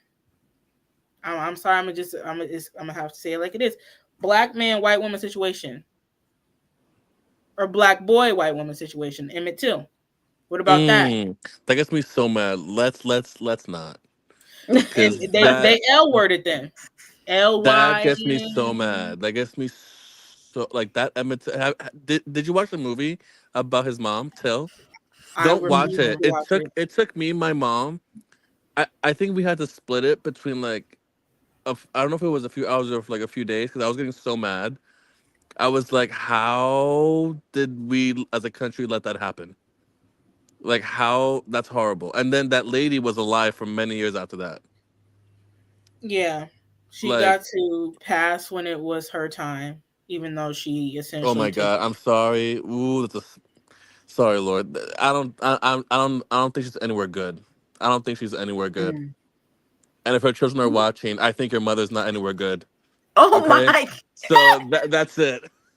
Jesus. I'm sorry. Ooh, I can't say that. I can't say that. I'm Just go watch sorry. it I'm back sorry. and get I said us. let's not get into it because that movie, if you watch it, Tori and Jen, if you watch that movie, you will get so emotional because it is so powerful and it is so sad. The woman who played his mom has to get an Oscar for that movie. Oh my God, really, really good movie, but it's very sad. Wow. And I don't wish bad on nobody. I don't know what happened to her soul. Only God knows. But what she did on this earth to that boy was horrible. And it really jump-started the civil rights movement because it was horrible. It was horrible. Horrible. Horrible. Sorry. No, you're good. That speaks to it. The whole believe the allegations. Like on what foundation? And you like the whole point is to conduct a fair investigation, not the way they harassed and bullied Michael and tore up his property. That's criminal activity right there. I still stand by that. That's vandalism. Of course. Yeah, it's vandalism. And who's to say that they didn't walk away with something? Let's just. Yeah. Who's I'm to sure say? they did. I'm sure they did. Me too. So. Me too. To this And day, if you're watching, I'm sure y'all did. Let me stop. Let me stop. Like, oh gosh. I'm just kidding. If the kids are watching and anyone else is watching, I'm just kidding. But it's horrible. It's horrible what they did to his property, man. Yeah. You have the American dream, and he works hard to create his home. Who are you to go into someone's home when like that? Excessively. You're supposed to send 1, 2, or 3 officers to a home if it's big to do that kind of stuff. Not 70 freaking people in one room. Get out of here with that nonsense. I mean, I get it if they even send 10 because it was a huge property. Right. But 70, come on now. But even 70 across the property makes doesn't make sense. But it's just like, at least have them spread out so it sounds a little bit better than one room. You know what I'm saying? And even though it was a big room, that's still excessive. Way too much. Way too many. And 100 nothing. And 100 warrants. Right? 100 warrants? Over 100. Oh, and they even went in rooms and places that they didn't have warrants for. That part. That's crazy. And like that's his what they office, didn't find. Right? Wasn't his office one of them? Mm-hmm. I think they had a warrant for that, but like, wait, I don't know. I'll have to go back and look at the thing. I think they didn't have a warrant for the panic room, and they went in there. But that was already built, because Michael Jackson didn't build that house. Right. So it was already built. It came with the house. You have to remember that. That was a Sycamore Valley already. Before it was Neverland Ranch, Michael changed the name to that. So do remember that, like, just saying. It's horrible. That's Like, just so unfair. They even went in rooms that they weren't supposed to be in, and they still found nothing. As if they thought he was supposed to be hiding.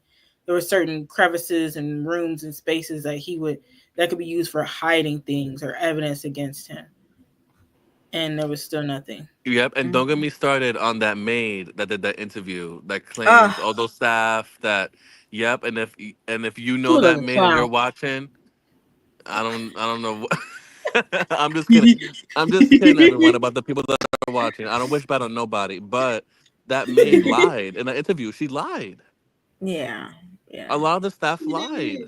Are we talking about ADRIN? ADRIN? Yes. Child, she couldn't have paid Michael his dues, because she still got to figure out how to get some good makeup for it. She looked like a clown. I just don't understand how. Man, people must really need a check or not want to apply on Indeed or something, because that's crazy. Starts with W. Other ones start with J. Them two currently right now. GoFundMe. Oh yeah, that's hard. Yeah, that's another 2 liars. They gonna have their day. Don't worry. Horrible. All right, we didn't went off. We didn't clown people. We're gonna reel it on in. As I said before, it's good to talk about his humanitarianism, because I feel like that defends his character. So, what is y'all's favorite example or examples of Michael's humanitarianism? Well, my favorite thing is how Michael said he would not get on stage until things at the hospitals would be corrected and fixed. Stop! Don't make me cry, Jen. Stop. Sorry. I'm literally. I have to mute myself. Stop. Sorry. Because that just goes how humble. Like, real talk. Let's just keep it real right now. He has such a special light, and the world did not know how to handle that light. And it's just. No, I wasn't a major fan for a lot of my life, because he was only alive for only a few years of my life, so I didn't have the opportunity to be a fan for more than I was the same age as Prince. But I will tell you this: the world feels different without him. Yes, it feels different, and I feel like, at least for me, I can't speak for Prince or anyone else in our generation, but for me, when he passed away, that kind of like, I was about to be teenager almost. So to me, that was like the end of my childhood. And it ended with one of my childhood heroes dead. And that's just horrible. And to me, ever since then, the world just felt, I just felt it. Yeah. The world feels different. Sorry, Mhm. I just want to say that, sorry. But the world just feels different. And I feel like people don't realize that even today, Michael's humanitarianism and his philanthropy, there are people today living in homes that he bought them, driving cars that he bought them, have degrees from I'm sure he paid for people's degrees and stuff like that.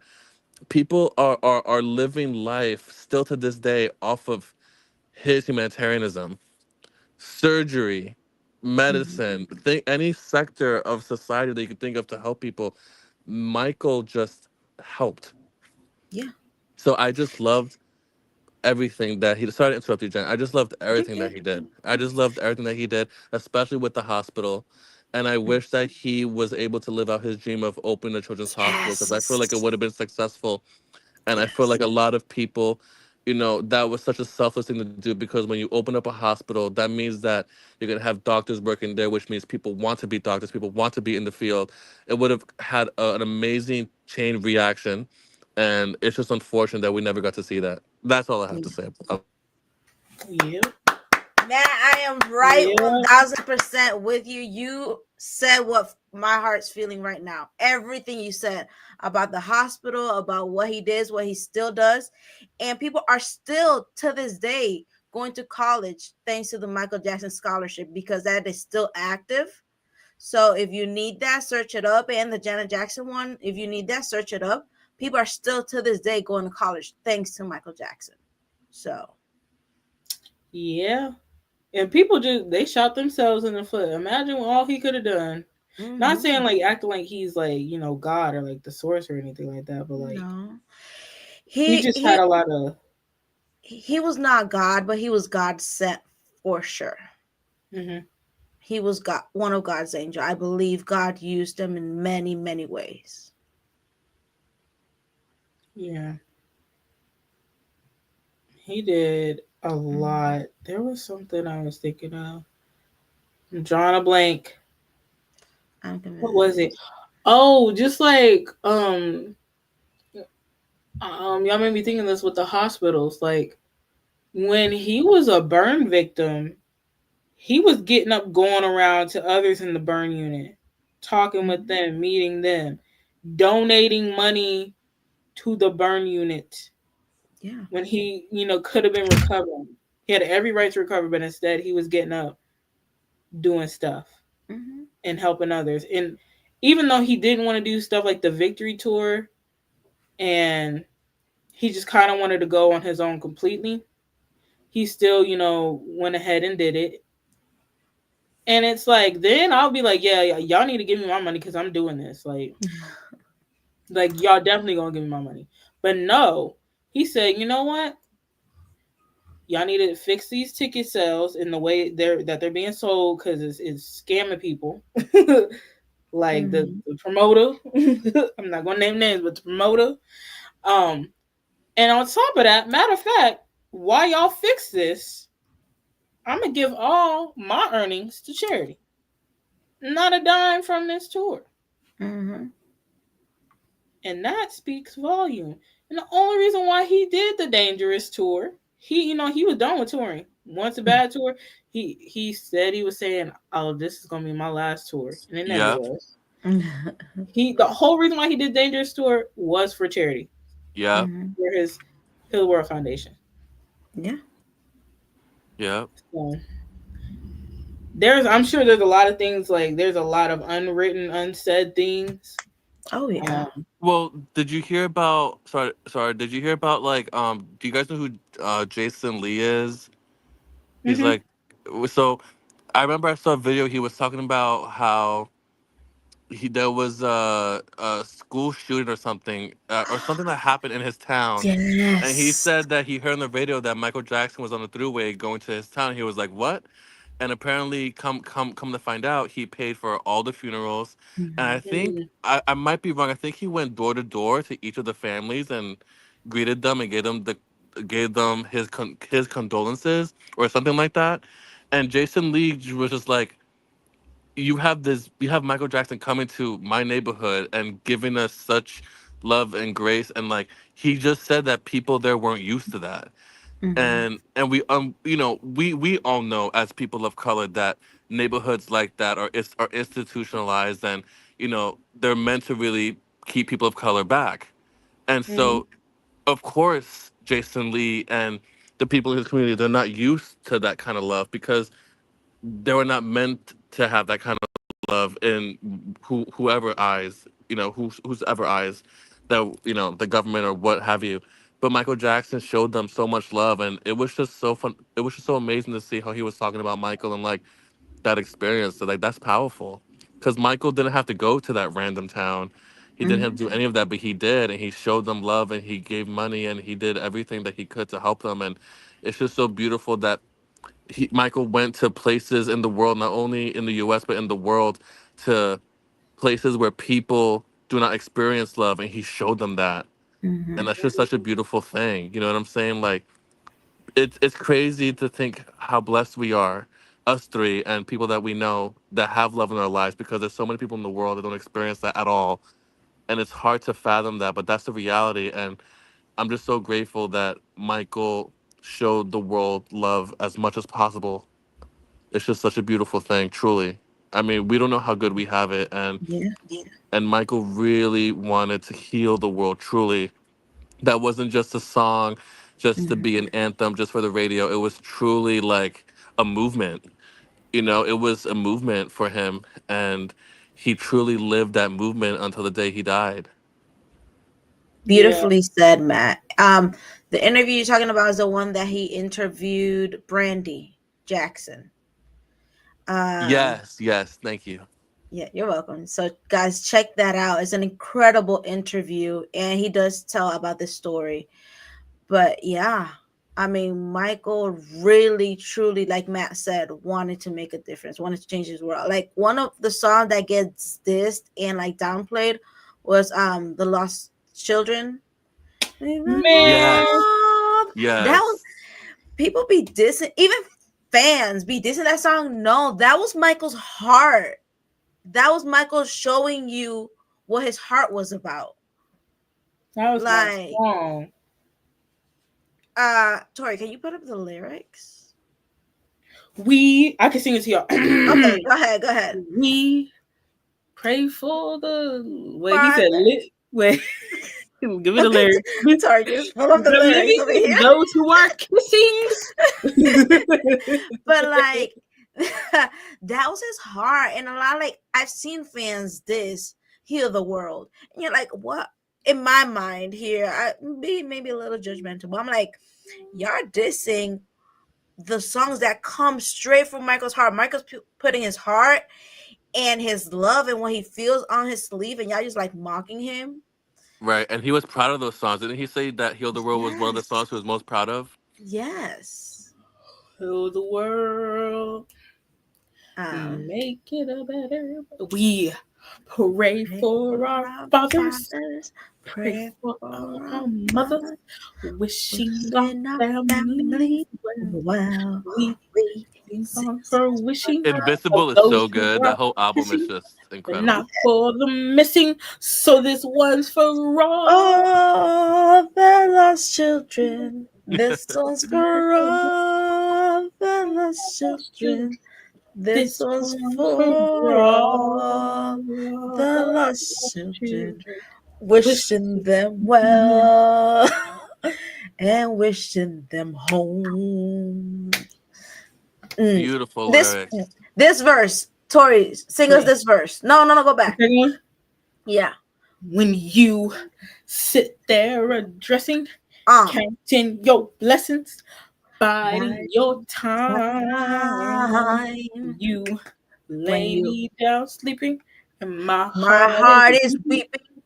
Because I am keeping a place for all. Oh, Michael. Lost children. This one's for all the lost children. This one's for all the lost children, wishing Wishing them them well, well. and Beautiful. wishing them home. Hold up, bridge. Uh, Home with the fathers, oh, so close and warm, loving their mothers. ah, Who see the door simply wide open, but no one can find thee. So let's pray for all the. Okay, let me stop. but you see, like that was his heart. My heart is weeping because I'm keeping a place for all the lost children. Y'all, I'm sorry, but like, we're being kind of silly, but that was his heart. Yeah. That was his heart. That's what he wanted to bring to the world and that's why he created Neverland. They try to make it so ugly, so nasty, and that's why he had to leave Neverland, because that really tore him up, broke him, because they try to make this place of evil, and that's never what it was. Never ever what it was. This was a place. Go ahead. Sorry. But this was a place for purity, for innocence, for love, For fun, to laugh, to forget about your problems. yes, the sickness. He was just trying to bring a moment, just a moment in that child, that person, that teenager's life where they can taste a bit of heaven escaping. I'm sorry, but just like it's just it bothers me so much what they try to do with Neverland. Yeah, people want to be, oh, why did he hang around kids? Listen to the Lost Children. Listen to Heal the World. Right. Mind you, he was barely at Neverland. Like, he was never there. Listen to what's his cover? With the Child's Heart. He been singing about the innocence of children, even as a children. Like, right. Oh man, and when he said all, he meant all around the world, because I think in America we kind of forget, like, oh, we think it's just us, like we think we running this show, this whole country and all that. I'm gonna be real. America can be very, very, very selfish. Oh yeah, and ungrateful. Yes. Yeah, that's the one thing. Even the whole entire family, actually, they make sure it's the whole world to them. They make sure to get love to the whole entire world, every country. That's why. Ooh, let me shut up.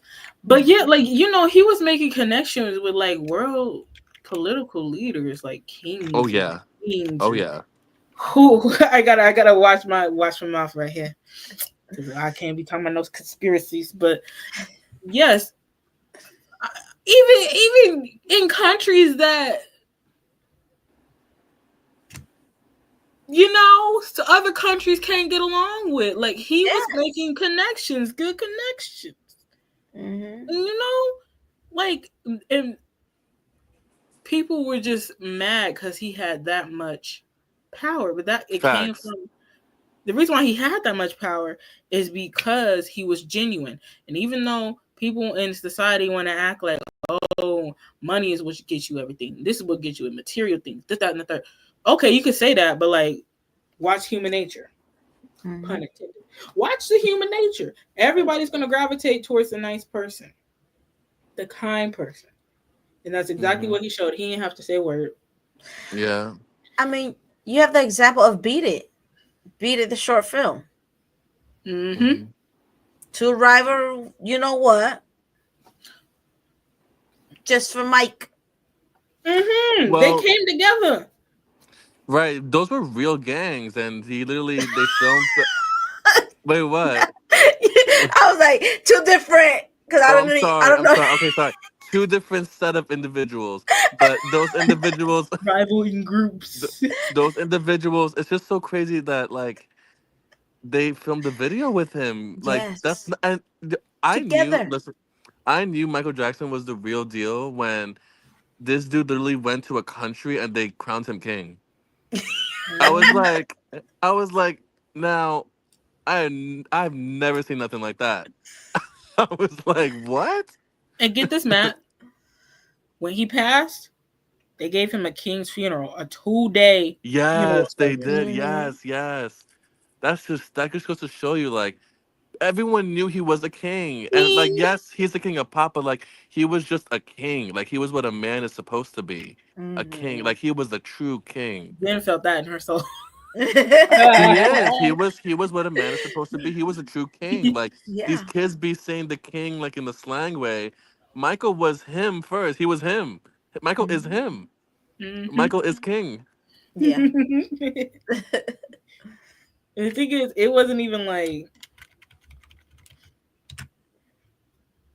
over he was king status all around, but not like over a specific, just one individual thing. Like people's royalty was fangirling over him, you know? Yeah. So, yeah. So the king. Last question. We leave it off on here. What's your favorite funny story, Michael? Or humanizing? It doesn't necessarily have to be funny, just humanizing. Oh, I'll let somebody go first. Somebody else go first. Jeez. Tori, go first. Por favor. Hold on. Okay. This one's a goofy one. He was in Walmart one time in a disguise in the early 2000s, and people started like noticing, like, oh yeah, that's definitely Mike. And I can't remember who. I can't remember if it was his security guard or him, but somehow they got the crowd away because they told him it was Prince, and so the crowd was like less interested because it was Prince. And I was like, that's so messed up. And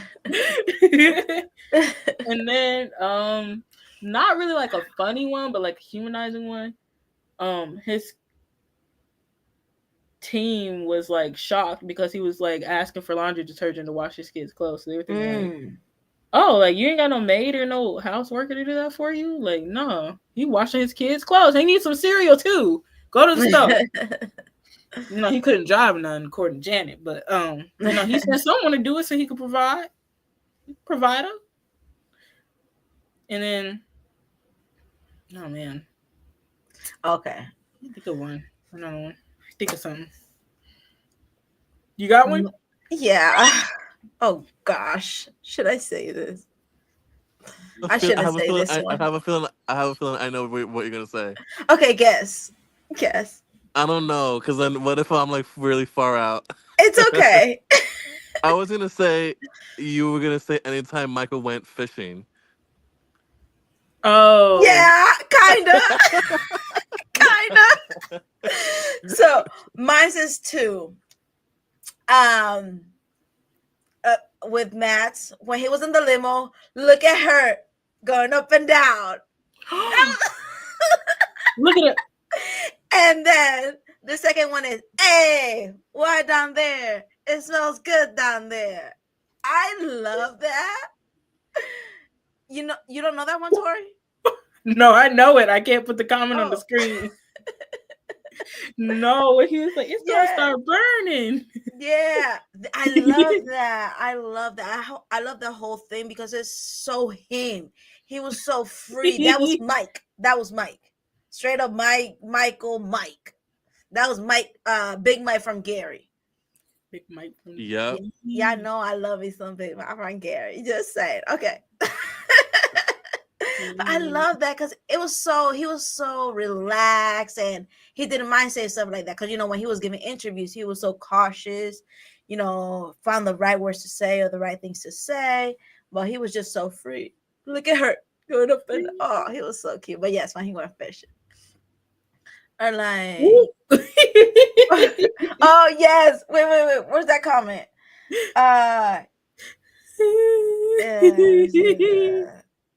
Oh, I thought you were saying get your buttocks to the house. Get your who it is, y'all. Hey!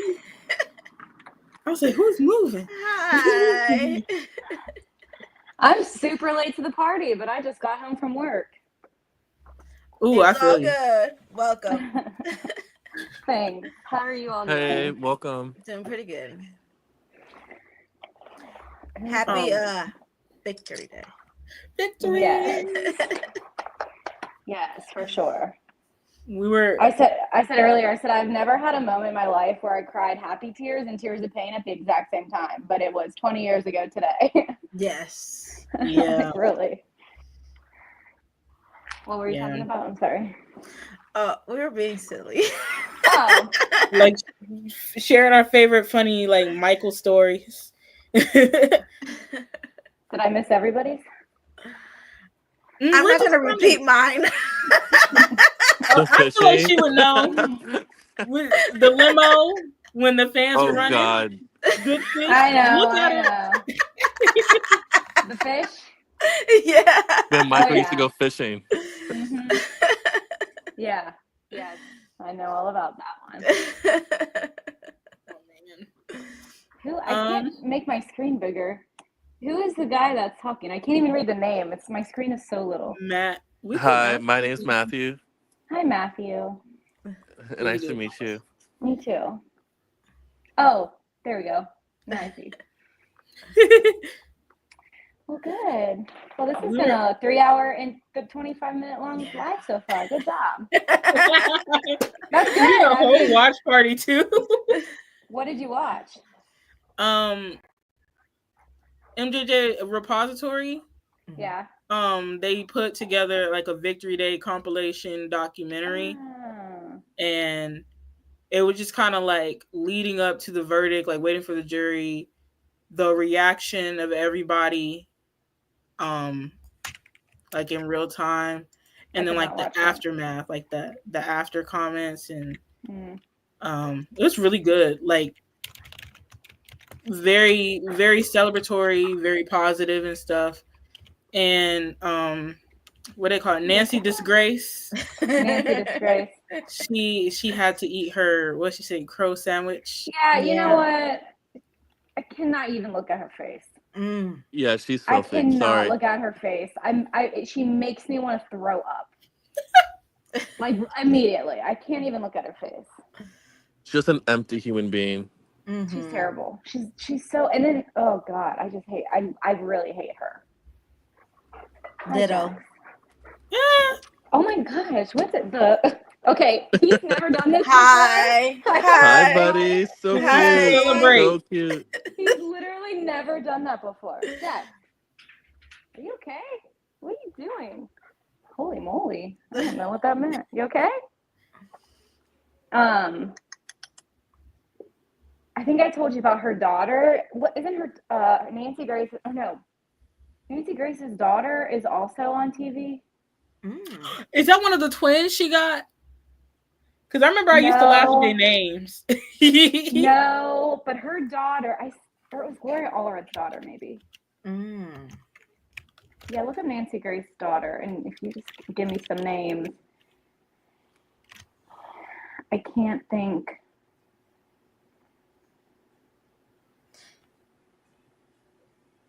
Nancy Grace or Gloria Allred. I actually think it was Gloria Allred's daughter. When we were in Neverland after the arraignment day, and all the family was inside the house, and her daughter comes running up, and she's all up on the window, and the whole family is looking at her like she's freaking crazy because she was trying to like peek in the house and see who was in there and what was going on. I'm like, she looked so desperate. Oh wow. Whoa. I think it was Gloria Allred.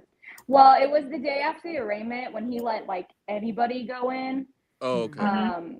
There was like 1,000 people, but I actually got in the house, and then that's when she ran up to the window, and we were all just like, idiot. I forget her name, but That's so invasive. That's very inappropriate. Is it Lisa Bloom? Yes, that's Gloria Allred's daughter, isn't it? I didn't realize Gloria Allred was that old. How old is she? She's like 80 something. Because I looked at her daughter, I'm like, why her and her daughter look like peers? Her daughter's like 61. Oh my goodness. Yeah. But yeah, Nancy Grace. Mm-mm. And she thought, you know, when she made that video, like, I'm eating crow, she thought she was so funny. Like, you just talk shit about an innocent man for past the entirety of their life. Now you're joking about eating a crow sandwich. Yeah, you were wrong. Yeah. You were wrong. That whole day was crazy. We did have a big party at a saloon there afterwards. And just everyone drank and everyone got drunk and danced the whole night. So we were talking about like if like we had or like I'm sure like everybody was there, but like not there like with all the fans and everything. Right. Like I was so young I don't even remember. Yeah. But like everyone was saying like they were nervous. Like it was terrifying. Mm-hmm. It was absolutely terrifying. It was terrifying every time a not guilty verdict was read, like the follower fans, whatever, we were across the street listening on the radio. But every time they said not guilty, the whole other side of the street would go crazy. And we didn't cheer. We didn't nothing until that very last not guilty. And then we just, like I said, I cried happy and pain tears because it was terrible. But it was horrible. It was a horrible feeling. Because they would have taken, he could have went straight to jail. Yeah. And we were just outside waiting to hear what everyone had, you know, what the verdict was. It was terrifying. It was horrible. It was scary. It was nerve-wracking. It was like, yeah, everybody was like sick to their stomach. Mm-hmm. So like when the last not guilty verdict read, like we all just ran into the streets because they had the streets blocked off. We were like falling on our knees, hugging each other, crying, like, but it wasn't like we were happy. I mean, we were happy, but you know what I mean? Yeah. All of Michael Jackson fans like felt the same, but it was terrible. Yeah. It was kind of like a breath of relief in a sense that he wasn't going to prison, but at the same time, like, dang, this didn't have to go like the way it did. This didn't have to happen at all. It was so overkill, and the trauma that leaves somebody in their family is just horrible. I always said that was the beginning of the end for him. Oh yeah. Yeah. Because even after like 93, you know, that was hard, but it wasn't like this. It wasn't like I think what made the trial hard was because he had to be there and sit in and listen to all these lies that were being told about him, and he couldn't speak on it. Mm-hmm. And he had to just sit there while they talked about all this bullshit that the Arvizos made up. And like, I mean, that would be terrible. 5 months? This trial lasted 5 months. Like, that's a long time. The Diddy trial is lasting 6 weeks, and people think that's long, you know? Right. Wait. What? That's 6 weeks? Most trials, honestly, like in the real world, last like 3 days, maybe a week. Mm-hmm. They don't last long like this. I thought the same thing because I never got into trials, obviously, until Michael. And so I thought that was like normal. No, 6 weeks for Diddy's trial is long. Oh, wow. Yeah. So 5 months of him having to sit there and listen to this with bullshit. no evidence. No evidence, just a bunch of bullshit being spewed. And that's why, like, when you see him walk out of the court that day, how can anybody be happy? Right. When it's like dragged out like that. Yeah. He's a shell of a person. Mm-hmm. 5 months is crazy. That's right. And you can only beat down a good person so much before they're like, you know what? I just want my space. Yep. It's terrible. I'm glad that Paris and Prince and Blanket or VG weren't old enough to even know what was going on. Right. Because imagine that for 5 months. Right. I was just like what if they want to rent to court? I'm sorry. What if they would have taken him to court and that was it? And then Daddy never comes home. Are you kidding me? Yeah. That's the stuff that you just have to think, like, what if they said bye to their dad and they were too young to know anything? And then what if that was the last time that they would have seen him at home? Like, it's just crazy. Right. Thank God it didn't happen, blah, blah. But like, you know. Yeah. That's just sad. Like, so that goes into more of the numbers that that were just outrageous when it came to this case, because Yeah. they had.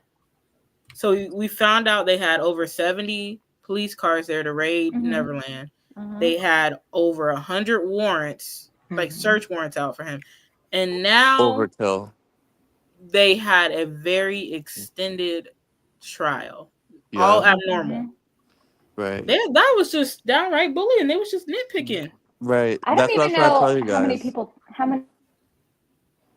Ooh, sure thing went out. Jenny? Sometimes if you leave the screen, Oh. it kicked her out. Yeah. Okay. She'll find her way back. Yeah. Yeah. You'll always No, find but that's your what I way was trying to tell you guys back. earlier. Like, thank God that, you know, because me and Prince the same age, thank God he was so young. Sorry, I'm gonna walk my dog again because I don't know what his deal is, but I can get back on when I get back in if you're still gonna be on. So, okay, I'll be back. All right. See you. Bye. Bye.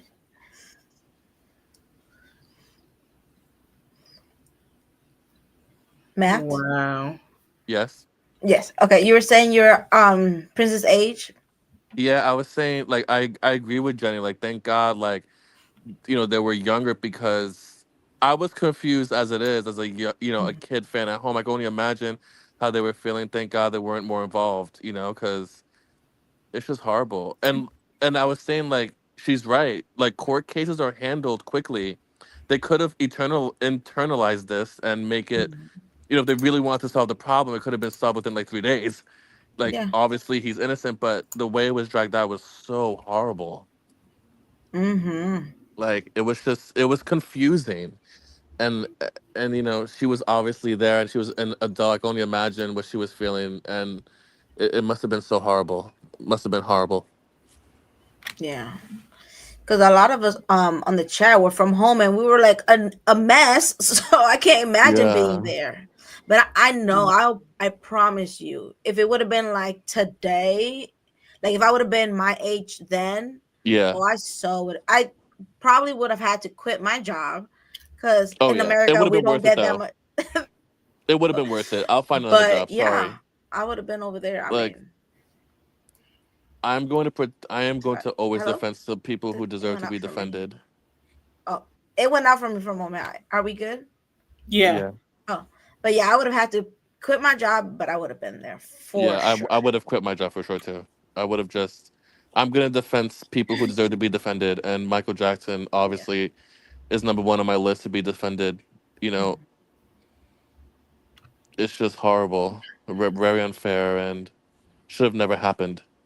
My mom would have been so mad at me. But I Oh would have yeah, been my like, parents, my "Bye." parents would have, but you know what? I mean, maybe they would have understood, but it's just one of those things where you have to be on the right side of history. You know, I don't on the think right I don't side. think my parents would have understood. They barely understand when I want to go and see Janet Jackson a couple times. Yeah, I'm you dead. want to see the same show? Like, you already It's not the saw her. same Why you want to show. go again? Exactly. That's what I say. No, but it's like when it's the same like tour or whatever, and we go back for another date. You're going to see the same show. Yeah. Yeah. It's You go different back and every watch your show. favorite movie again. Now that's actually the same, because shows can change. The movie stays the same. For shows, she can do like a unreleased song from an album that she's Well, she working did the on. different things, even for like the Madison Square Garden shows. Like, she had Busta Rhymes. Like, thank God I went both nights. You know, I would have missed that great moment. And they sang her happy birthday and bring a cake on stage with like the pictures from the music video on it. So from the What's It Gonna Be music video, there were pictures from that video on the cake. It was very nice. Yeah. And he said a moving speech. Like, imagine if I would have not went to both shows. Like, I don't know. I feel like just do what you want and go to as many shows as you want, because you never know. Yeah, I agree. I'm with you 1000%. I want to keep doing it. Sorry, Mom. But but yeah, no, my parents wouldn't have liked it, but they know how much I love Michael, and I had to be there. I just had to be there. Yeah, I at least some part like I think maybe like the jury like deliberation. Um, if I could gauge like the dates or whatever, I would try to be there. Like my mom was so mad. But you know what? Like the Jacksons are history, so I don't even feel bad. Like it's not like I'm seeing someone necessarily from like today. Like there's so much that goes into wanting to see the Jacksons. Hello, So am I? No, It keeps refreshing for me. because we've been here on I super long. don't know, but like my screen and your screen for me keeps refreshing, but Matt says the same. Maybe it's because our cameras are on. Oh, Okay. but we ain't here. We're not going anywhere, y'all.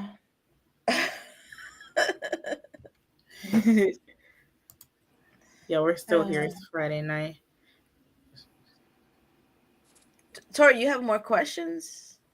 I have oh more wait, I questions. never even answered the third one, the favorite MJ memory. Oh wait, you have to answer, Matt. No? Yeah, I do. Okay. There's so many. Okay, so I feel like I'm gonna generalize my first one. I feel like anytime Michael was at peace or being like just more himself, like the water gun fights at Neverland with Janet and stuff, and Macaulay Culkin, I feel like that's just pure bliss. Him just enjoying his home that he worked hard for. Um, him just practicing like dancing in his studio, like stuff like that. I just love to see. Um, actually, I came across my second one is I came across like a voice clip of Michael when he was younger talking to like his older brothers, and it was just really beautiful to see all of them converse. And he was asking Jackie, like Jackie was like, "Yeah, like I read your songbook, Mike, and you know I was kind of like laughing at the lyrics and stuff like that." And then Michael was like, then tell me what the lyrics were. Then tell me what they were." And it was just like. It was such like a little brother, big brother moment that we're having, and you could tell even though Jackie found some of the lyrics silly, he was so proud of his baby brother, and that just was so beautiful to me. Like just his interactions with his siblings and his family, and like Michael was just so beautiful. And yeah, I feel like that's my favorite. And anytime he was in disguise was just hilarious.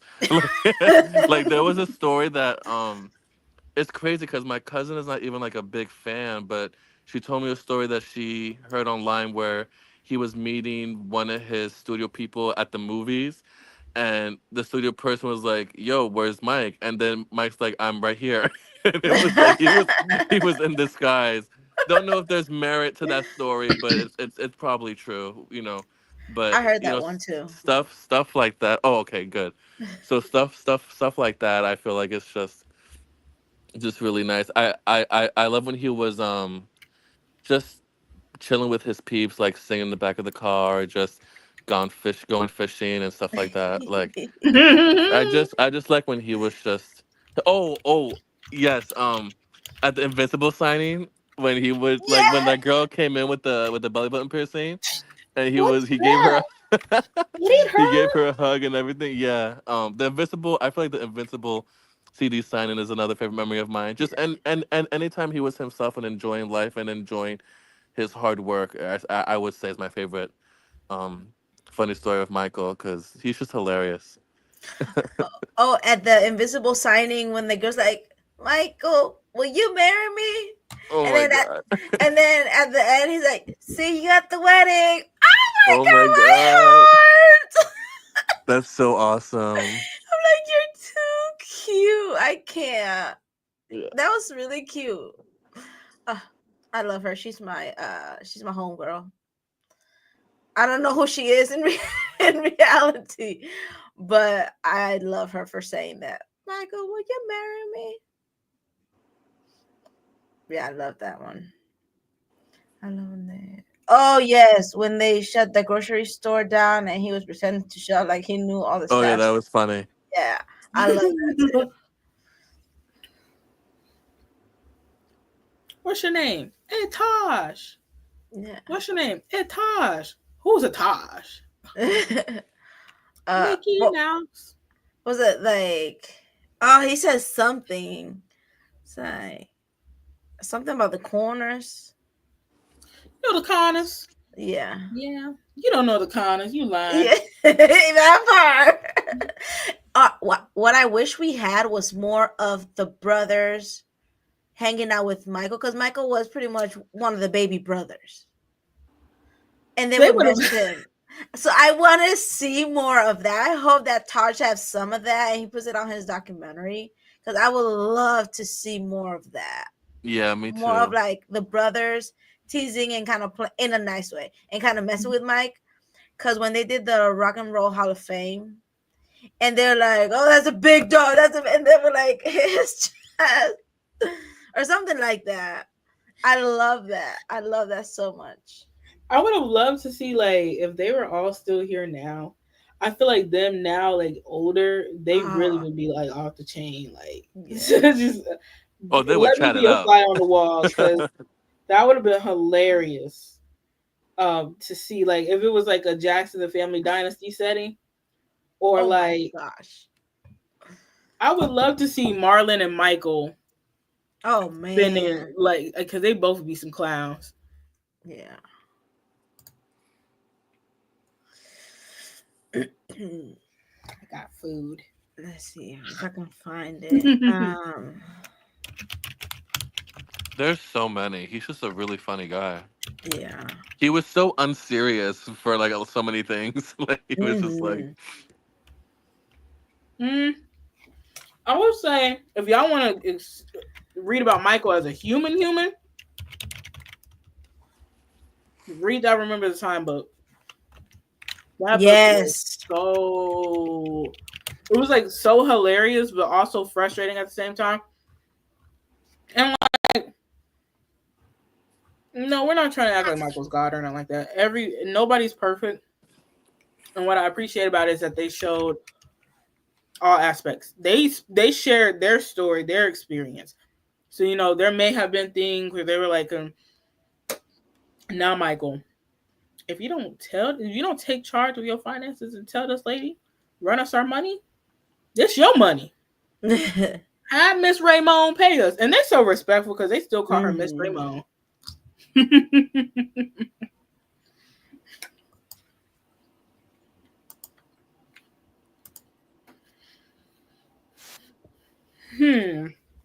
think you know what? This might be a good question for Jenny. I'm gonna start this and wait for her to come back. Oh. Yeah, I would love to see. I would love to hear like her favorite memory too, because she like knew him and stuff.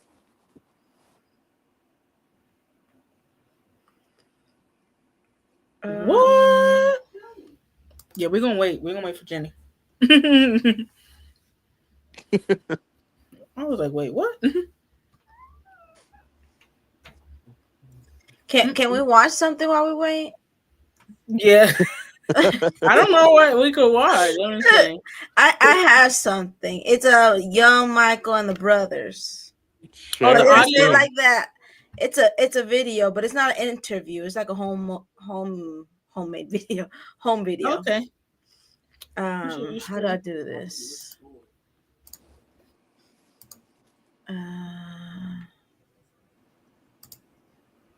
Let's see. Let me know if you guys can see it. Oh, I think you have to add it to the screen. Do you know the Connors? You know the Connors. Okay. Jackson, he wants to sing. He thinks he can be a real good singer, and we're going to sign him to a recording contract. Can you tell us what made you want to sing in the first place? I don't know. Don't know? Well, you know how they go. They just don't know, do they? So unserious. I don't know. Okay. Come on in. We have another guy here who wants to also do the same thing. He said, what's your name? Look at the camera. Tell the folks in there. Okay, and So anyone interested in the recording business, this is how it's generally done, behind a big brown desk and everything like that with the kids, you know what I'm saying? What do you have anything you want to say?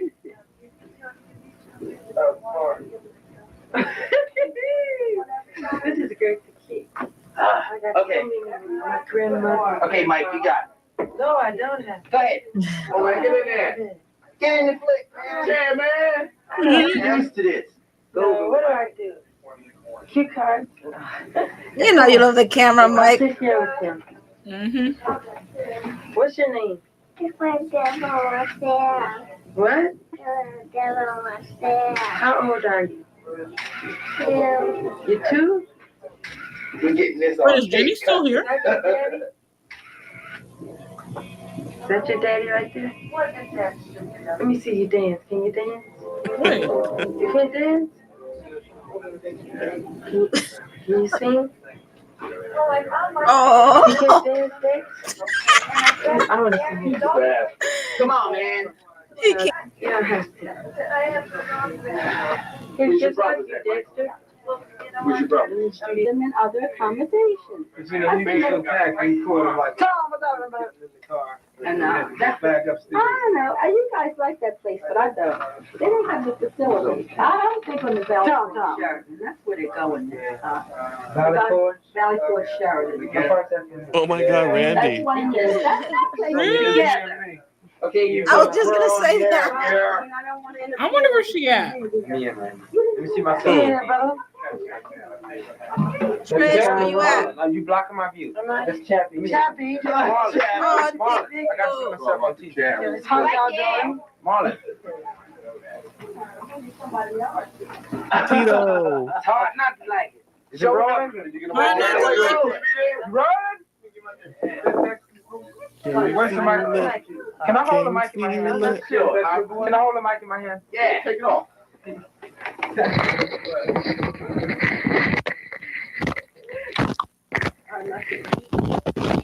Hello. I'll be rolling. Are you rolling? Yeah. 1, 1, 1. 1, 1. We're here. 1, 1, 1. Oh, here's the problem. Okay, are you shooting? Okay. We're sitting here with the youngest member of the Jacksons, and would you mind giving the public out there your name? Randy. Okay, this gentleman is Randy Jackson, and he happened to be the youngest and the ugliest member of the Jackson 5. And what's the excuse for you so ugly? Should I take off my big brother Tito? Well, I heard when you were younger, your mother used to take your hair after it was cut and clean her pots with it. It was... No. Yeah, really, Tito. Yeah, really. Yeah. Okay, well, also I would like to bring in one of the writers here on the Gamble and Huff staff. Gentlemen, will you please come in? Now, this gentleman here is known as Mr. Gav. Come on in here, Mr. Gav. Mr. Gav. What is it here? Yes, yesterday you were at Mr. Muhammad Ali's camp, and how did you find that trip? Well, I found the trip most exuberating, Tito, you know what I mean? I'm telling you, the big rocks and things in the football game, we just blasted y'all off the planet. I can understand with that type of breath. It was showing up critical, hard not to like it, 3rd-degree burns, and that's hot. That's very hot, especially when you blowing in my face like that. Oh my gosh, I think we got to go back up the boxing joint. Yeah, that's right. Well, anyway, not to cut this story short, will you give the public out there some of the funny things you do around here at the studios? Just smile. That's funny enough. Tito! Tito's quick with it. Oh, the drummer, Colin. I would also like to bring in one of the drummers here at the MSSB orchestra. Would you please step in here, Mr. Collins? Number 77. Come on in here, Mr. MFSB. He's definitely got tree. Can we zoom in? Ooh, is he ugly? The callers, will you? What did he say? No. Oh, is he ugly? Thank you. Would you mind leaving, Charlie? Here comes Josephina. Come on. Come on, we have the engineer here. Come on, Joan. There's Josephina. Come on, Josephina. Maybe from Marlena. Josephina, please step over here. We're about to be interviewed by Marlena Jackson. Hi, Hi, Marlena. my feather walking Josephina. Come on in here. Tiptoe on in here, Josephina. Come on, give me a close up on Josephina. All right, there we go.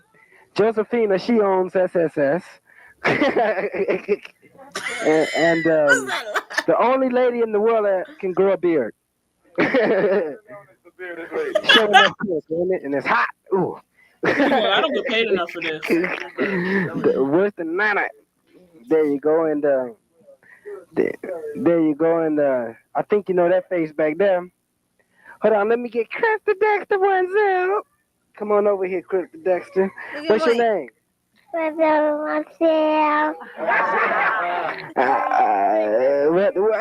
didn't hear that. What's your name again? What's your name, man? Right there, yes sir. So you works hard, huh? I got one. What?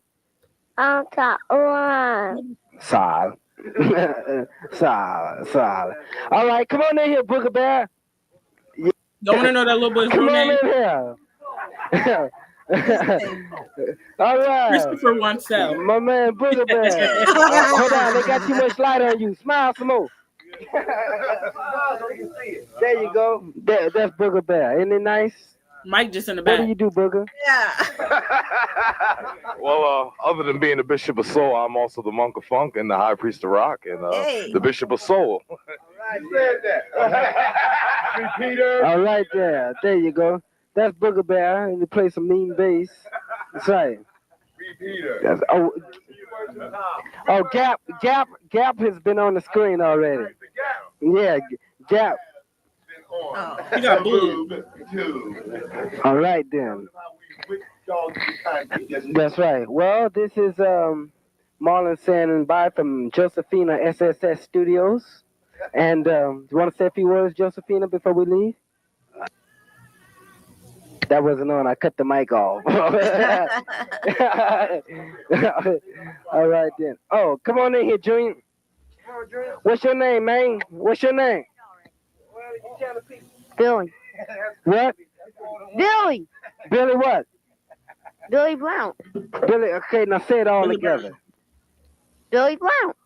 Billy who? Brown for the last time. Ooh, all right then. Sure enough, critical. One more man. Come on here, Sean.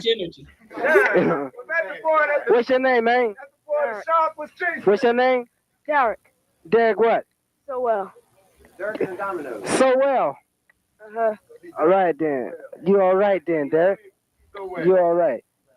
Well then, this is Marlon said bye. Hold on.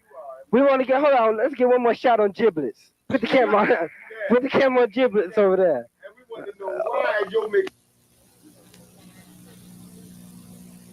He cut the mic off.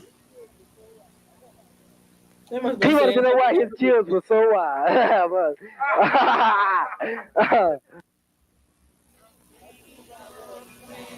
Brown for the last time. A 2-bar rest.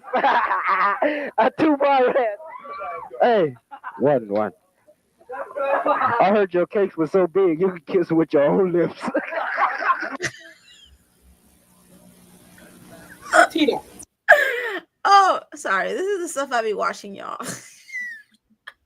Yo, no, the little toddler cracks the Dexter. What's up? Tito was a menace. Oh, this one's hilarious, y'all. You have to watch this. Tito Look at was that on clown. one on that one. That was crazy. He was so funny. Have you seen the one? Is that the one where he was like, "Look at Katherine Jackson. She's eating her lunch," or something like that? One of these two, yeah. There was one he said something crazy about Randy. Dream fearless. Protect your family's dreams under our roof. American Family Insurance. Tito, about the cars you put together. How long did it take you to put that GT Mustang together? That's one of my favorites. To me, what about me? I like the Temps too, and I like the Supremes, and I like the Four Tops. I like Miss Ross, Diana Ross. We got a lot of them. and Martha and the Vandellas. Yeah, That's it's strong. I like that. Yeah. Well, I like their legs big. And I like them with pretty big eyes. And let me see what else I like about gals. I like girls mostly on the slim side, you know. No, don't say what, girl. You know what we're talking about. Right, all right. The man wanted to cry, but he was telling Mike, you know you wanted to cry. What about the time when Jermaine was sitting on the No, we wasn't. On the Well, I first showed the Apollo Theater. Right. Doing the church. Oh, you don't want to tell your secrets? What about you, Jermaine? Taking care of. What about you, Jermaine? Songs and things. Tito, the other day, you know, I went back, I looked at my draw, you know.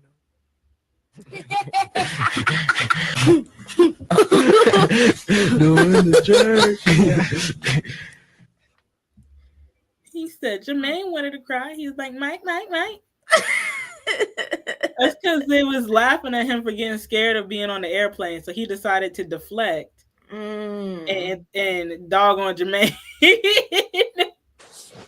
That was funny the way. Hey. Hey, people. Hello. I like the legs big. He sound like their legs big.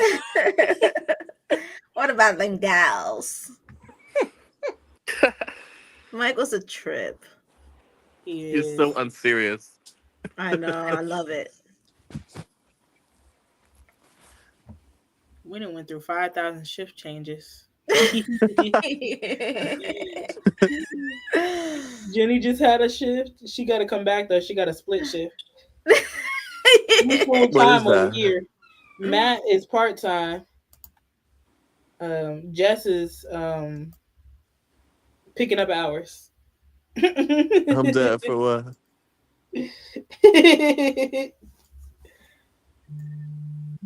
We're trying to find things to watch while Jenny comes back. Because we got some questions. Jen, I love your room. You know it's bad when the people start calling. My family been knocking on my door this whole life. Oh Lord, the people going to bed. Who? Thank you, Ma. Oh, God bless you, Mar loves MJ. That's so nice. Good night. Not that type of take care. I can't say not take care. Thank you, Matt. You're welcome. I gotta go back on mute and cut my camera off. Like, give me like 5 minutes. She on break. Yo. So. What's up, Jess?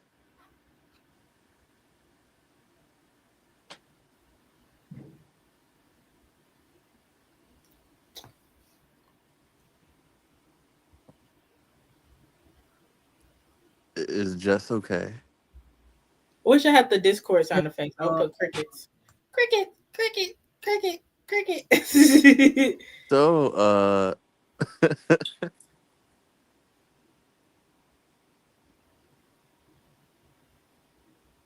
yeah. Yeah. Happy Vindication Day. Oh, happy Happy Vindication Day. Happening. So, chat. How I did should you have got spend your KFC day? tonight. I'm so stupid. Huh? I should have got KFC. Oh, I hate you. I'm so stupid. I don't know why it didn't cross my mind. I told Jen too late. I feel bad. I was like, ooh, idea. Because someone at work was like, what did she say? She said, I had one of the bowls. It was so good. I said, that's that bowl Jen told me about. Yeah, I want the chicken tenders with the mashed potatoes. I'm about to make you real mad. Talk amongst yourselves. BRB. Oh gosh. What happened? I don't know, but I'm scared now. Oh, I love the pictures, but this makes me want to like print out pictures and frame it of just Michael and just like have it around. Cutie over here. I know. I literally, the MJ Market subscription boxes. Yeah. So on one of them, mad long ago, like a couple years back, they sent me like I'm not gonna say of what, because like it's special to me, but they sent me like a film picture of him from like a specific place that he was at, and I just have to get it developed, and it could be like a photo that I could frame. Oh wow, that's so cool. I know, it's so beautiful. Like it's like I think it's probably the most important, or one of the most important. Like I'm not materialistic, but like that's probably one of the most important material things to me. I mean, that's special.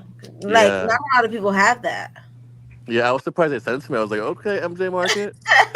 I was like, that was definitely a slip up, but I'm just kidding. No, I was like, no, this is official. I was like, I'm keeping this. I have to get it developed. I want to find a nice frame and frame it. But I have to be careful, with stuff like that, of who you take it to get it developed. I have to make sure whoever develops it doesn't make a copy and try to sell it or try to. That's true. It's one of a kind. It's the only one in the world. That film when they give those out. That as is far as I true. know.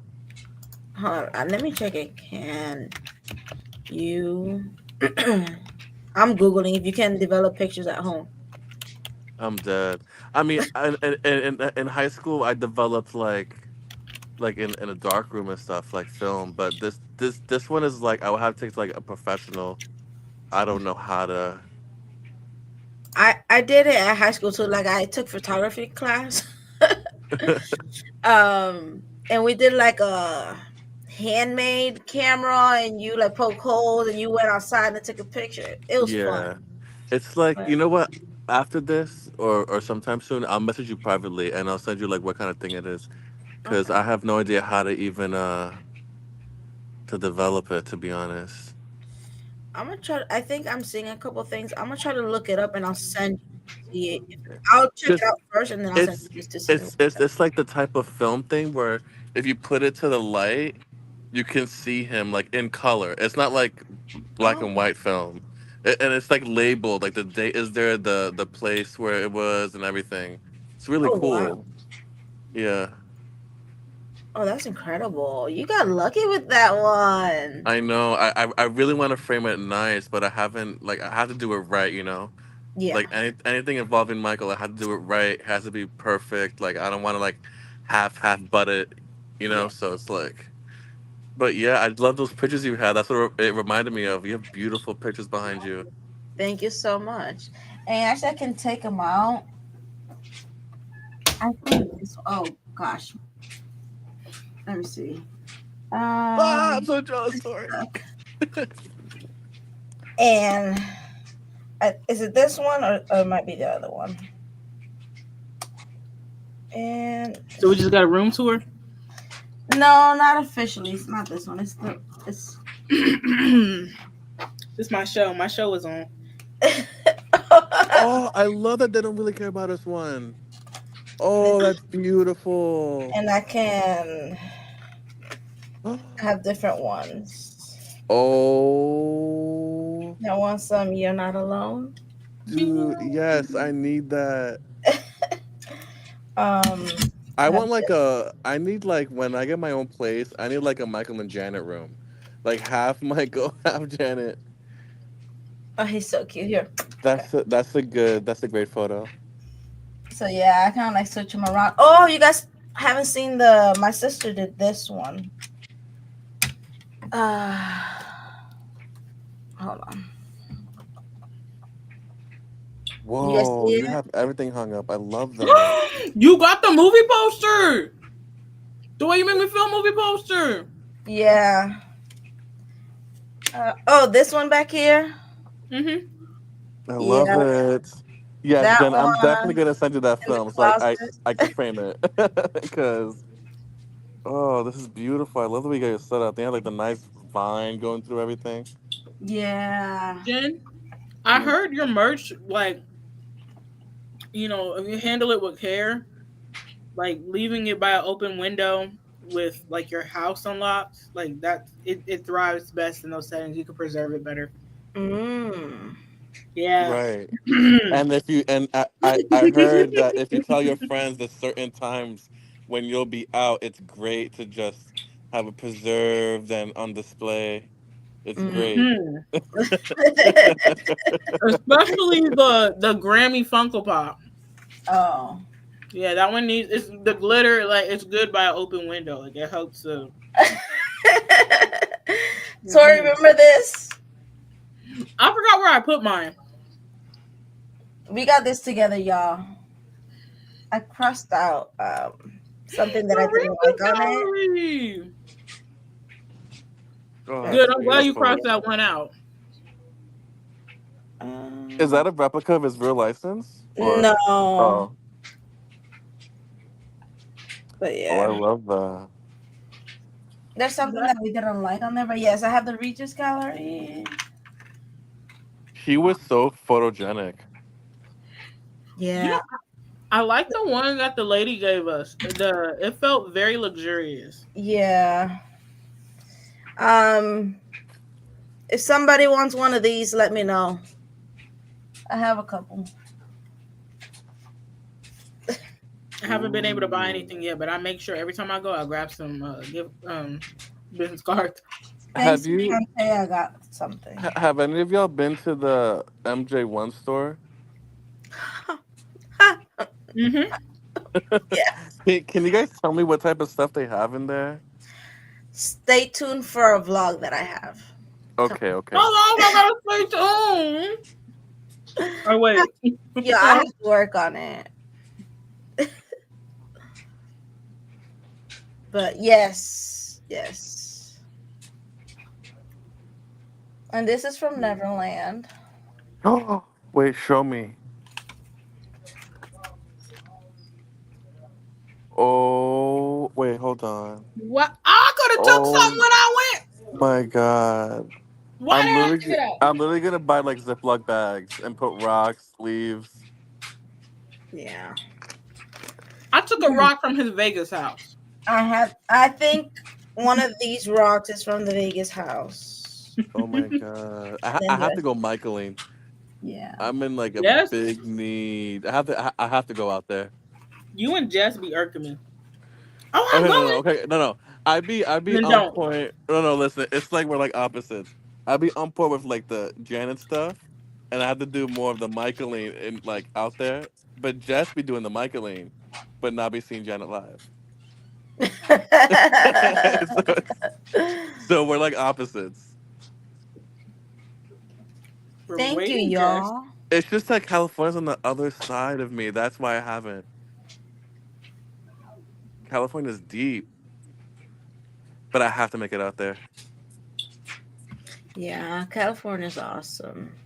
I have to make it out to California. I have to go to all those places, and it's long overdue.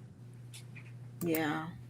They have the Grammy Museum. They have some displays of Michael there. Oh, wow. To see his clothes, that must be incredible. Yeah. I have to go to King of Popcorn, too.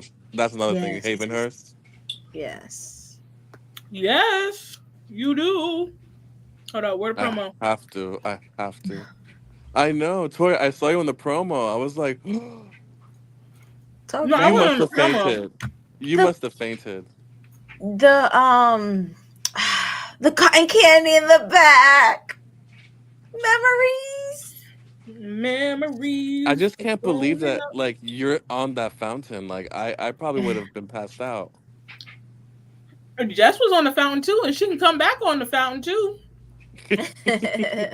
Yes. Just Havenhurst. It should be. Is it a protected like historical site by the U.S. or no? I protect it. It's Oh, protected by me. No. I could have sworn that it. Oh, it's not. I don't think. I don't know. That's not. I thought that it probably might have been because dang, yeah, like that's a lot of history in one home. Havenhurst and Neverland Ranch should have been Historically, like historic. Yes. yeah, you know what I'm talking about. Like when you go to a place and they have that sign that says it's a historical, you know, and it's protected and all that good jazz. Yeah. Mm-hmm. I feel like Havenhurst should definitely that's history.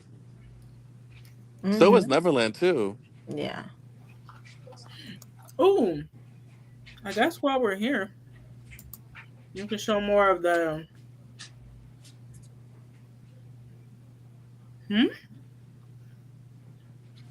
Have you ever found the Patchy the pirate? Patchy. Who's that? Is that like a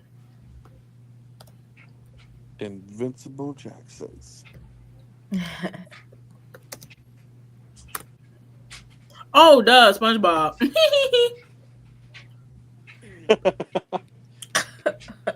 not the LaToya laugh. Oh wow.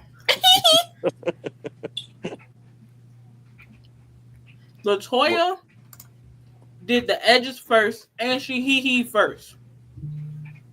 I'm done. That's a legend right there. Michael had great edges too.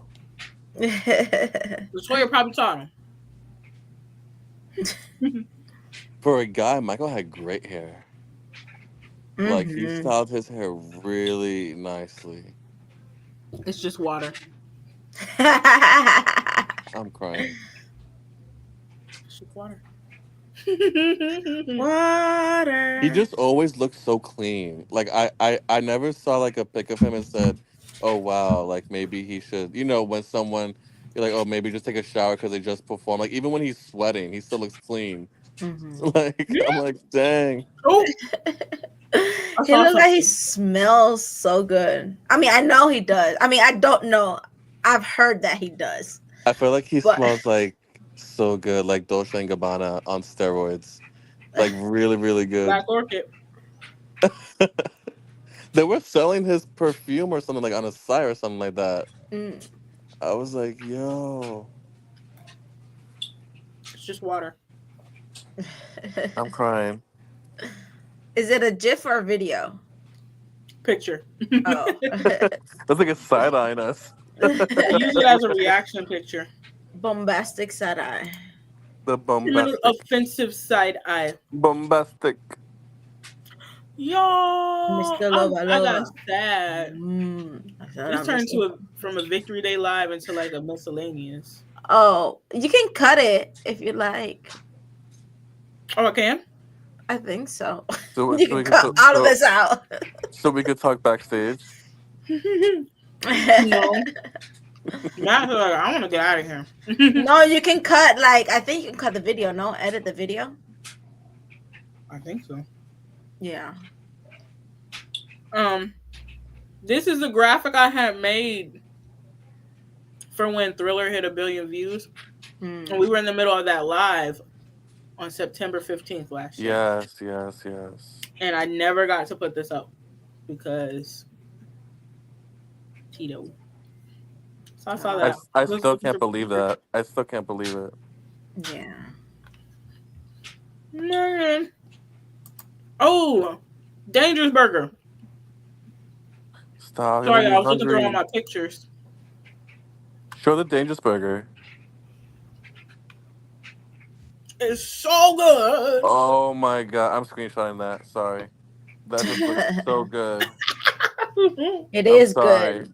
You're gonna love it. That bread is like when you bite into it, and the juiciness from the bread to the bun to the onion ring to the bacon, then that sauce, all collectively just captivates your mouth. That's just that looks so good. Like my taste buds would be in heaven. Cut it. I eat it like whole. I would eat a whole. I would just pray that my teeth doesn't chip or something. I don't know. Well, like, I don't put it in, or like, I don't, like, I can't fit the whole burger, but like, I could bite like a part of it. It's just kind of like, I can't explain it. Because it's dangerous. It's big. The burger's so dangerous. We got pretzel bun. This is a non-vegan one. So pretzel bun. Oh, they have vegan ones? I'm trying the vegan one. Maybe I should try the vegan one. I have to try it next time. I think I'll try it next time. Guys, I have to go to California, and hopefully I run into one of y'all, and I have a dangerous burger. We can have a dangerous burger together. Whoever I meet out there, the burger's on me. Okay. He got you. I'm so down. And now you have it recorded on live, so you have evidence. I can't put it. I don't. I'm gonna probably give it about 5 more minutes. There's so much Michael history out there. Like, they should really. I'm surprised the U.S. hasn't, like, Congress hasn't, like, made these sites like official, like historic. I'm very shocked. Like, for like the Thriller House that everyone takes a picture front of should be one. Havenhurst, Neverland, wherever that, what's it called, the Beat It Cafe. Yeah. Yeah, like places like that. They need to be like, they're historically significant.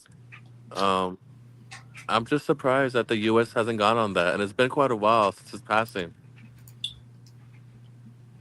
I would just put fake plaques out there. That's it. Facts. A historical landmark.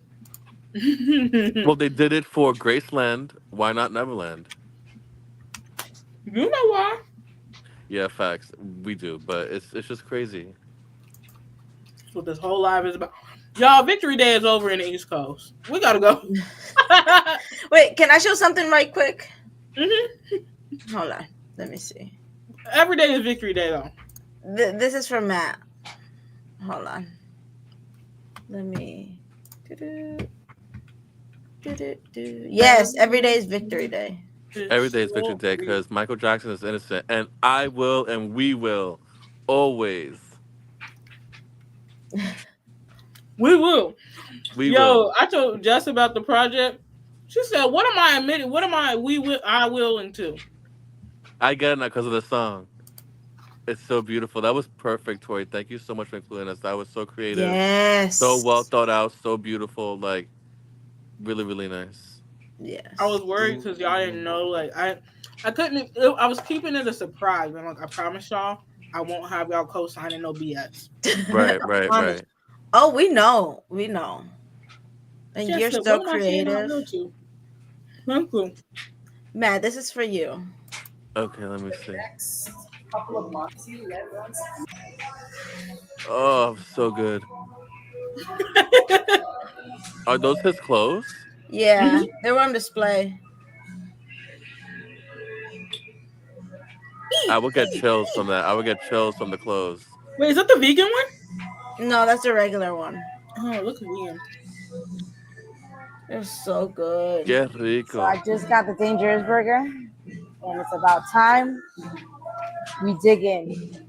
That's right. It smells incredible. I'm gonna get some ketchup on my fries. I did a whole review. Yo quiero. You gotta try the sauce. It's like a spicy. It is tangy. Really, really big. It's very big.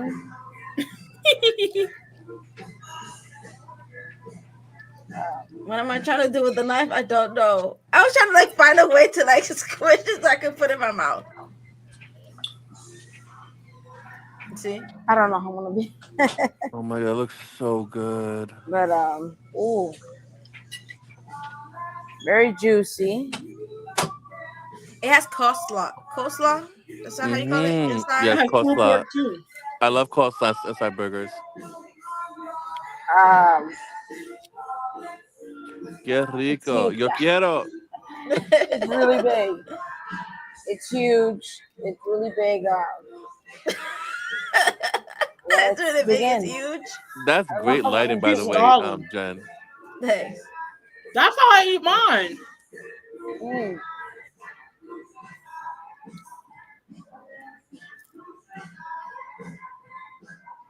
I'm mesmerized by this burger. It was really good. I promise you. Absolutely incredible.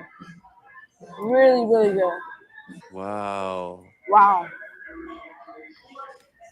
Let's see what else. How long did you Was it brioche bread? Is that brioche bread? Do you know?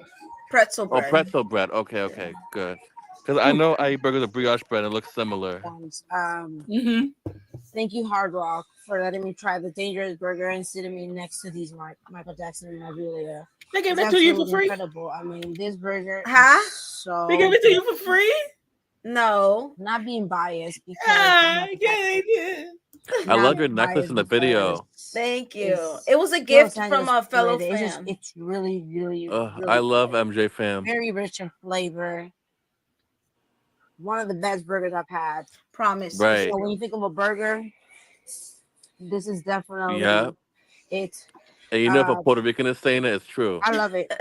I love it. Definitely, if you're in Los Angeles, California, definitely stop by the Hard Rock Cafe here in Hollywood.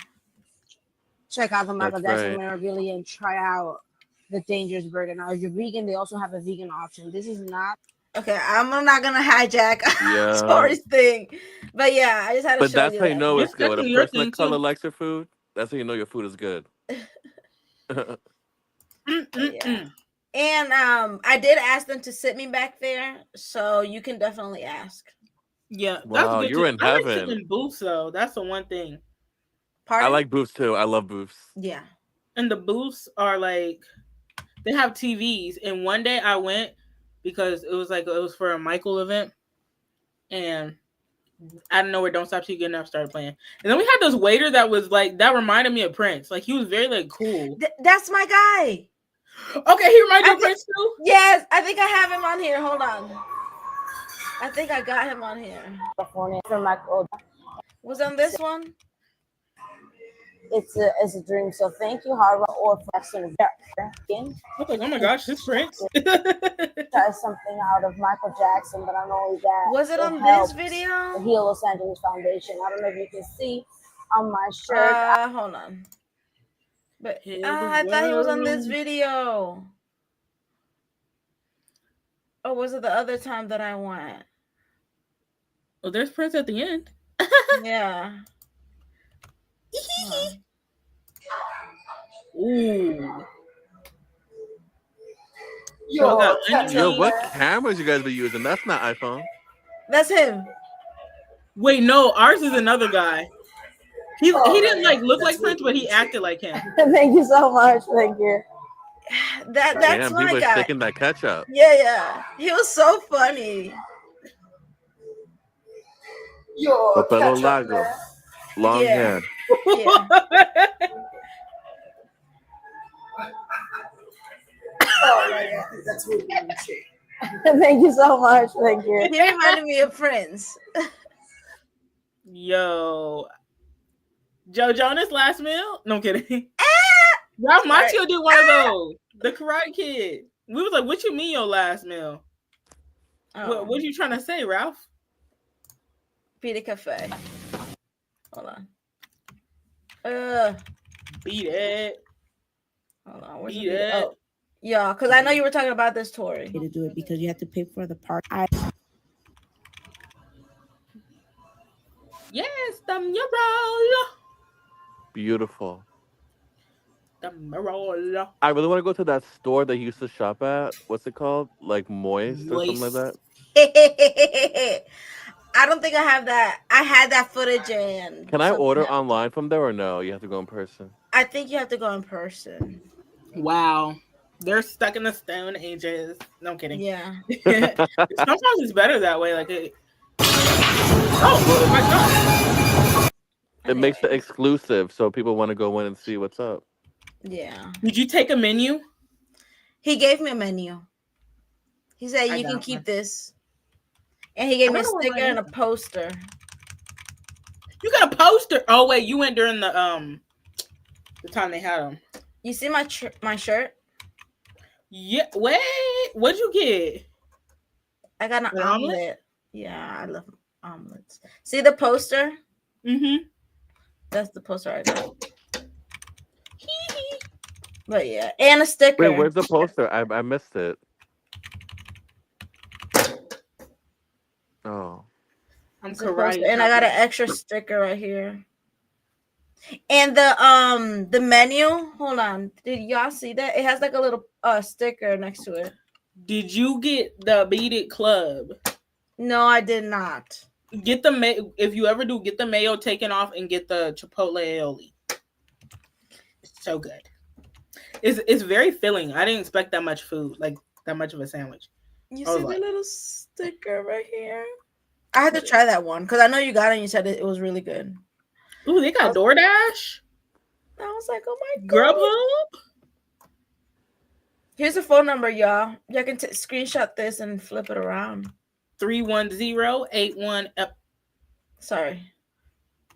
Dang. 310-818-6628. There you go. This gentleman right here, super nice. Yeah. So Is he the owner? I think so. He was so nice, so sweet. And I took an Uber and he let me wait in there for an Uber. Oh, after close? Yeah. Oh, this is the menu for, I don't know. Are they doing it this year? Wait, I didn't get one of those. That's the menu for the smoothie.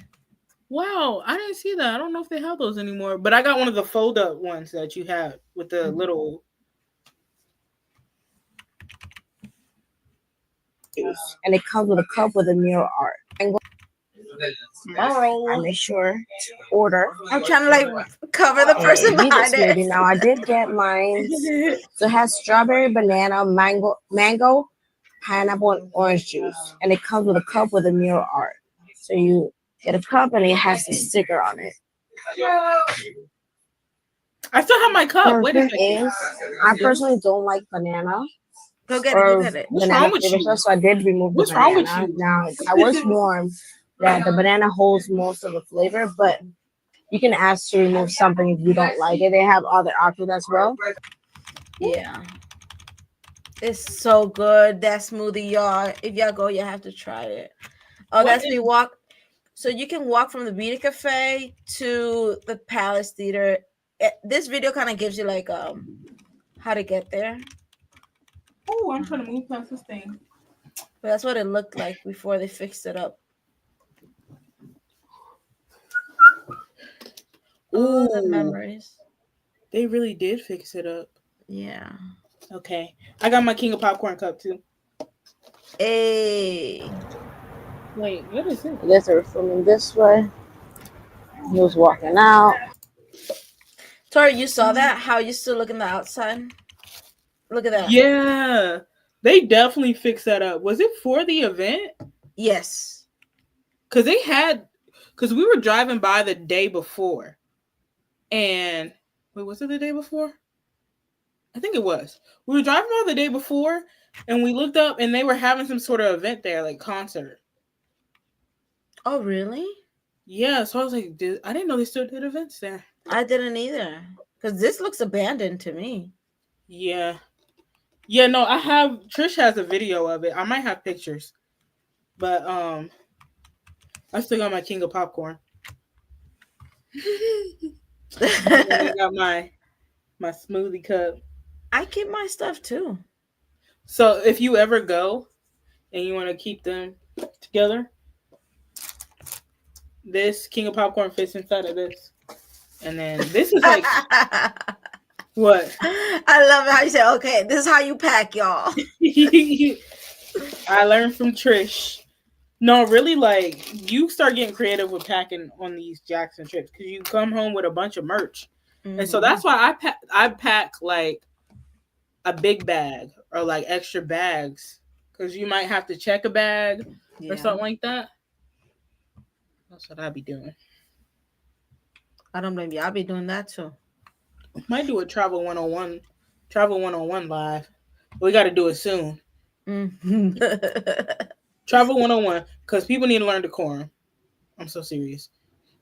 Yeah, I love this thing, right? I think they have it differently now.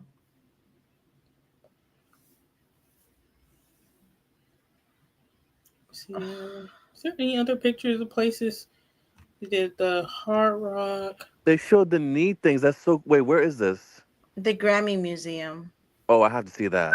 I have to see that. Ooh. I have to see that. Where's the Grammy Museum at?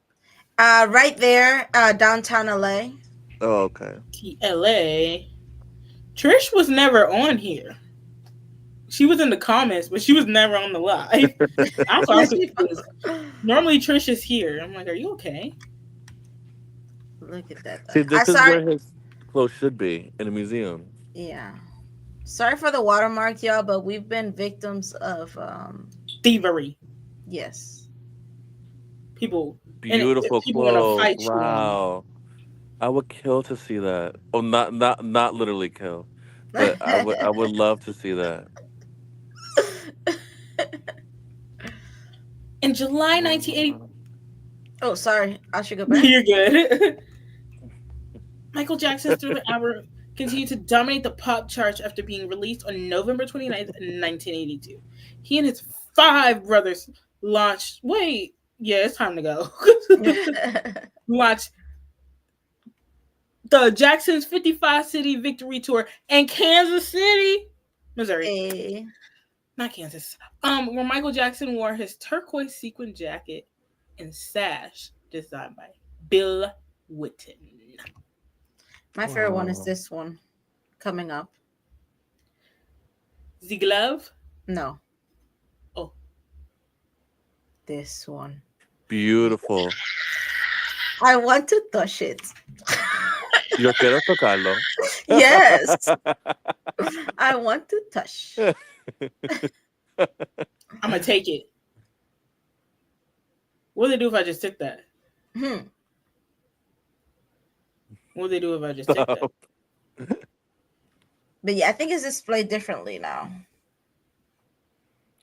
Are there more outfits or? That's it. This is all they have for Michael Jackson. And no, they didn't have no Janet Jackson. What? I would love to just. Oh, that's. Oh wait, that's not racist. That's. They don't have nothing for Janet. No. That should. That's like a crime. It is. Janet be like, she don't even care. She be auctioning her stuff off like, I'm finna give it to charity. I don't care. Okay, y'all.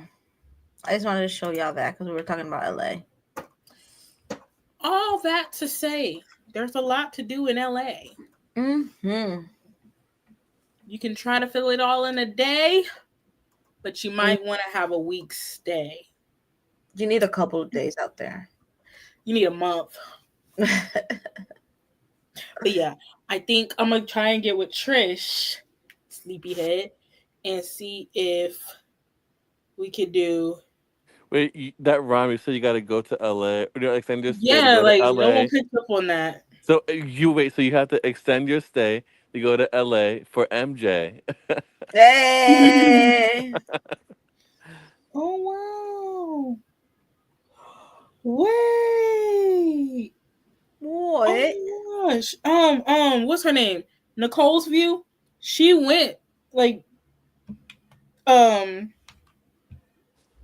she went to Santa Barbara back in 2005. Yeah. I just saw that tweet. Wow.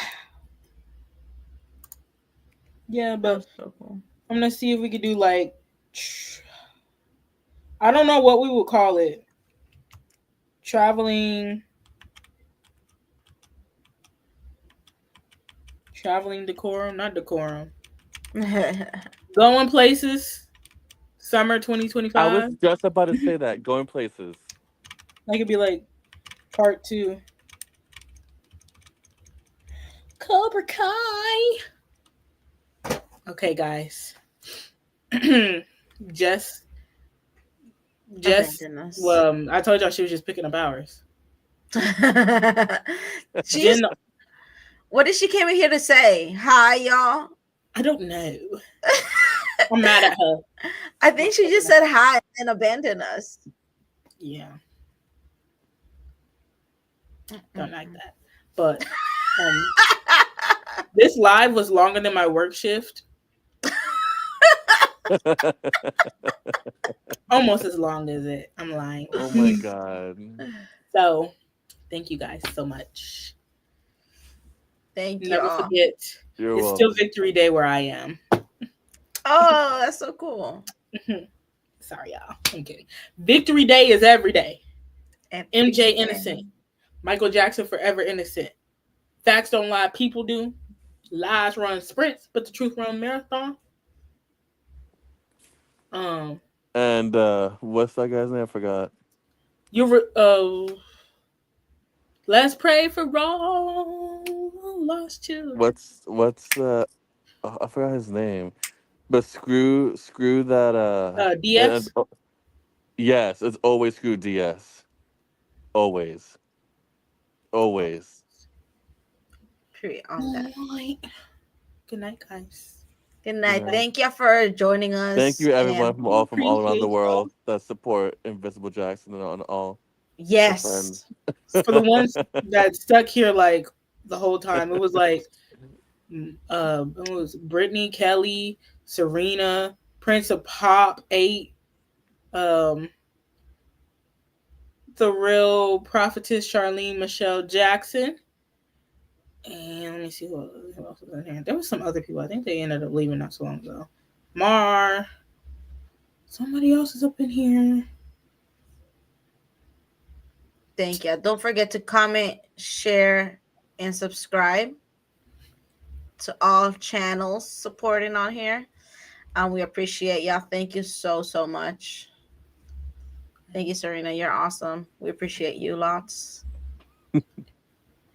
Oh gosh, I'm gonna get you this did girl. Not. What? You see her? Your heart. Oh wait, y'all can't see her on my end. We're gonna talk. We're gonna talk after this. Janet Hart. Bye. Mature Michael. Adios. Bye.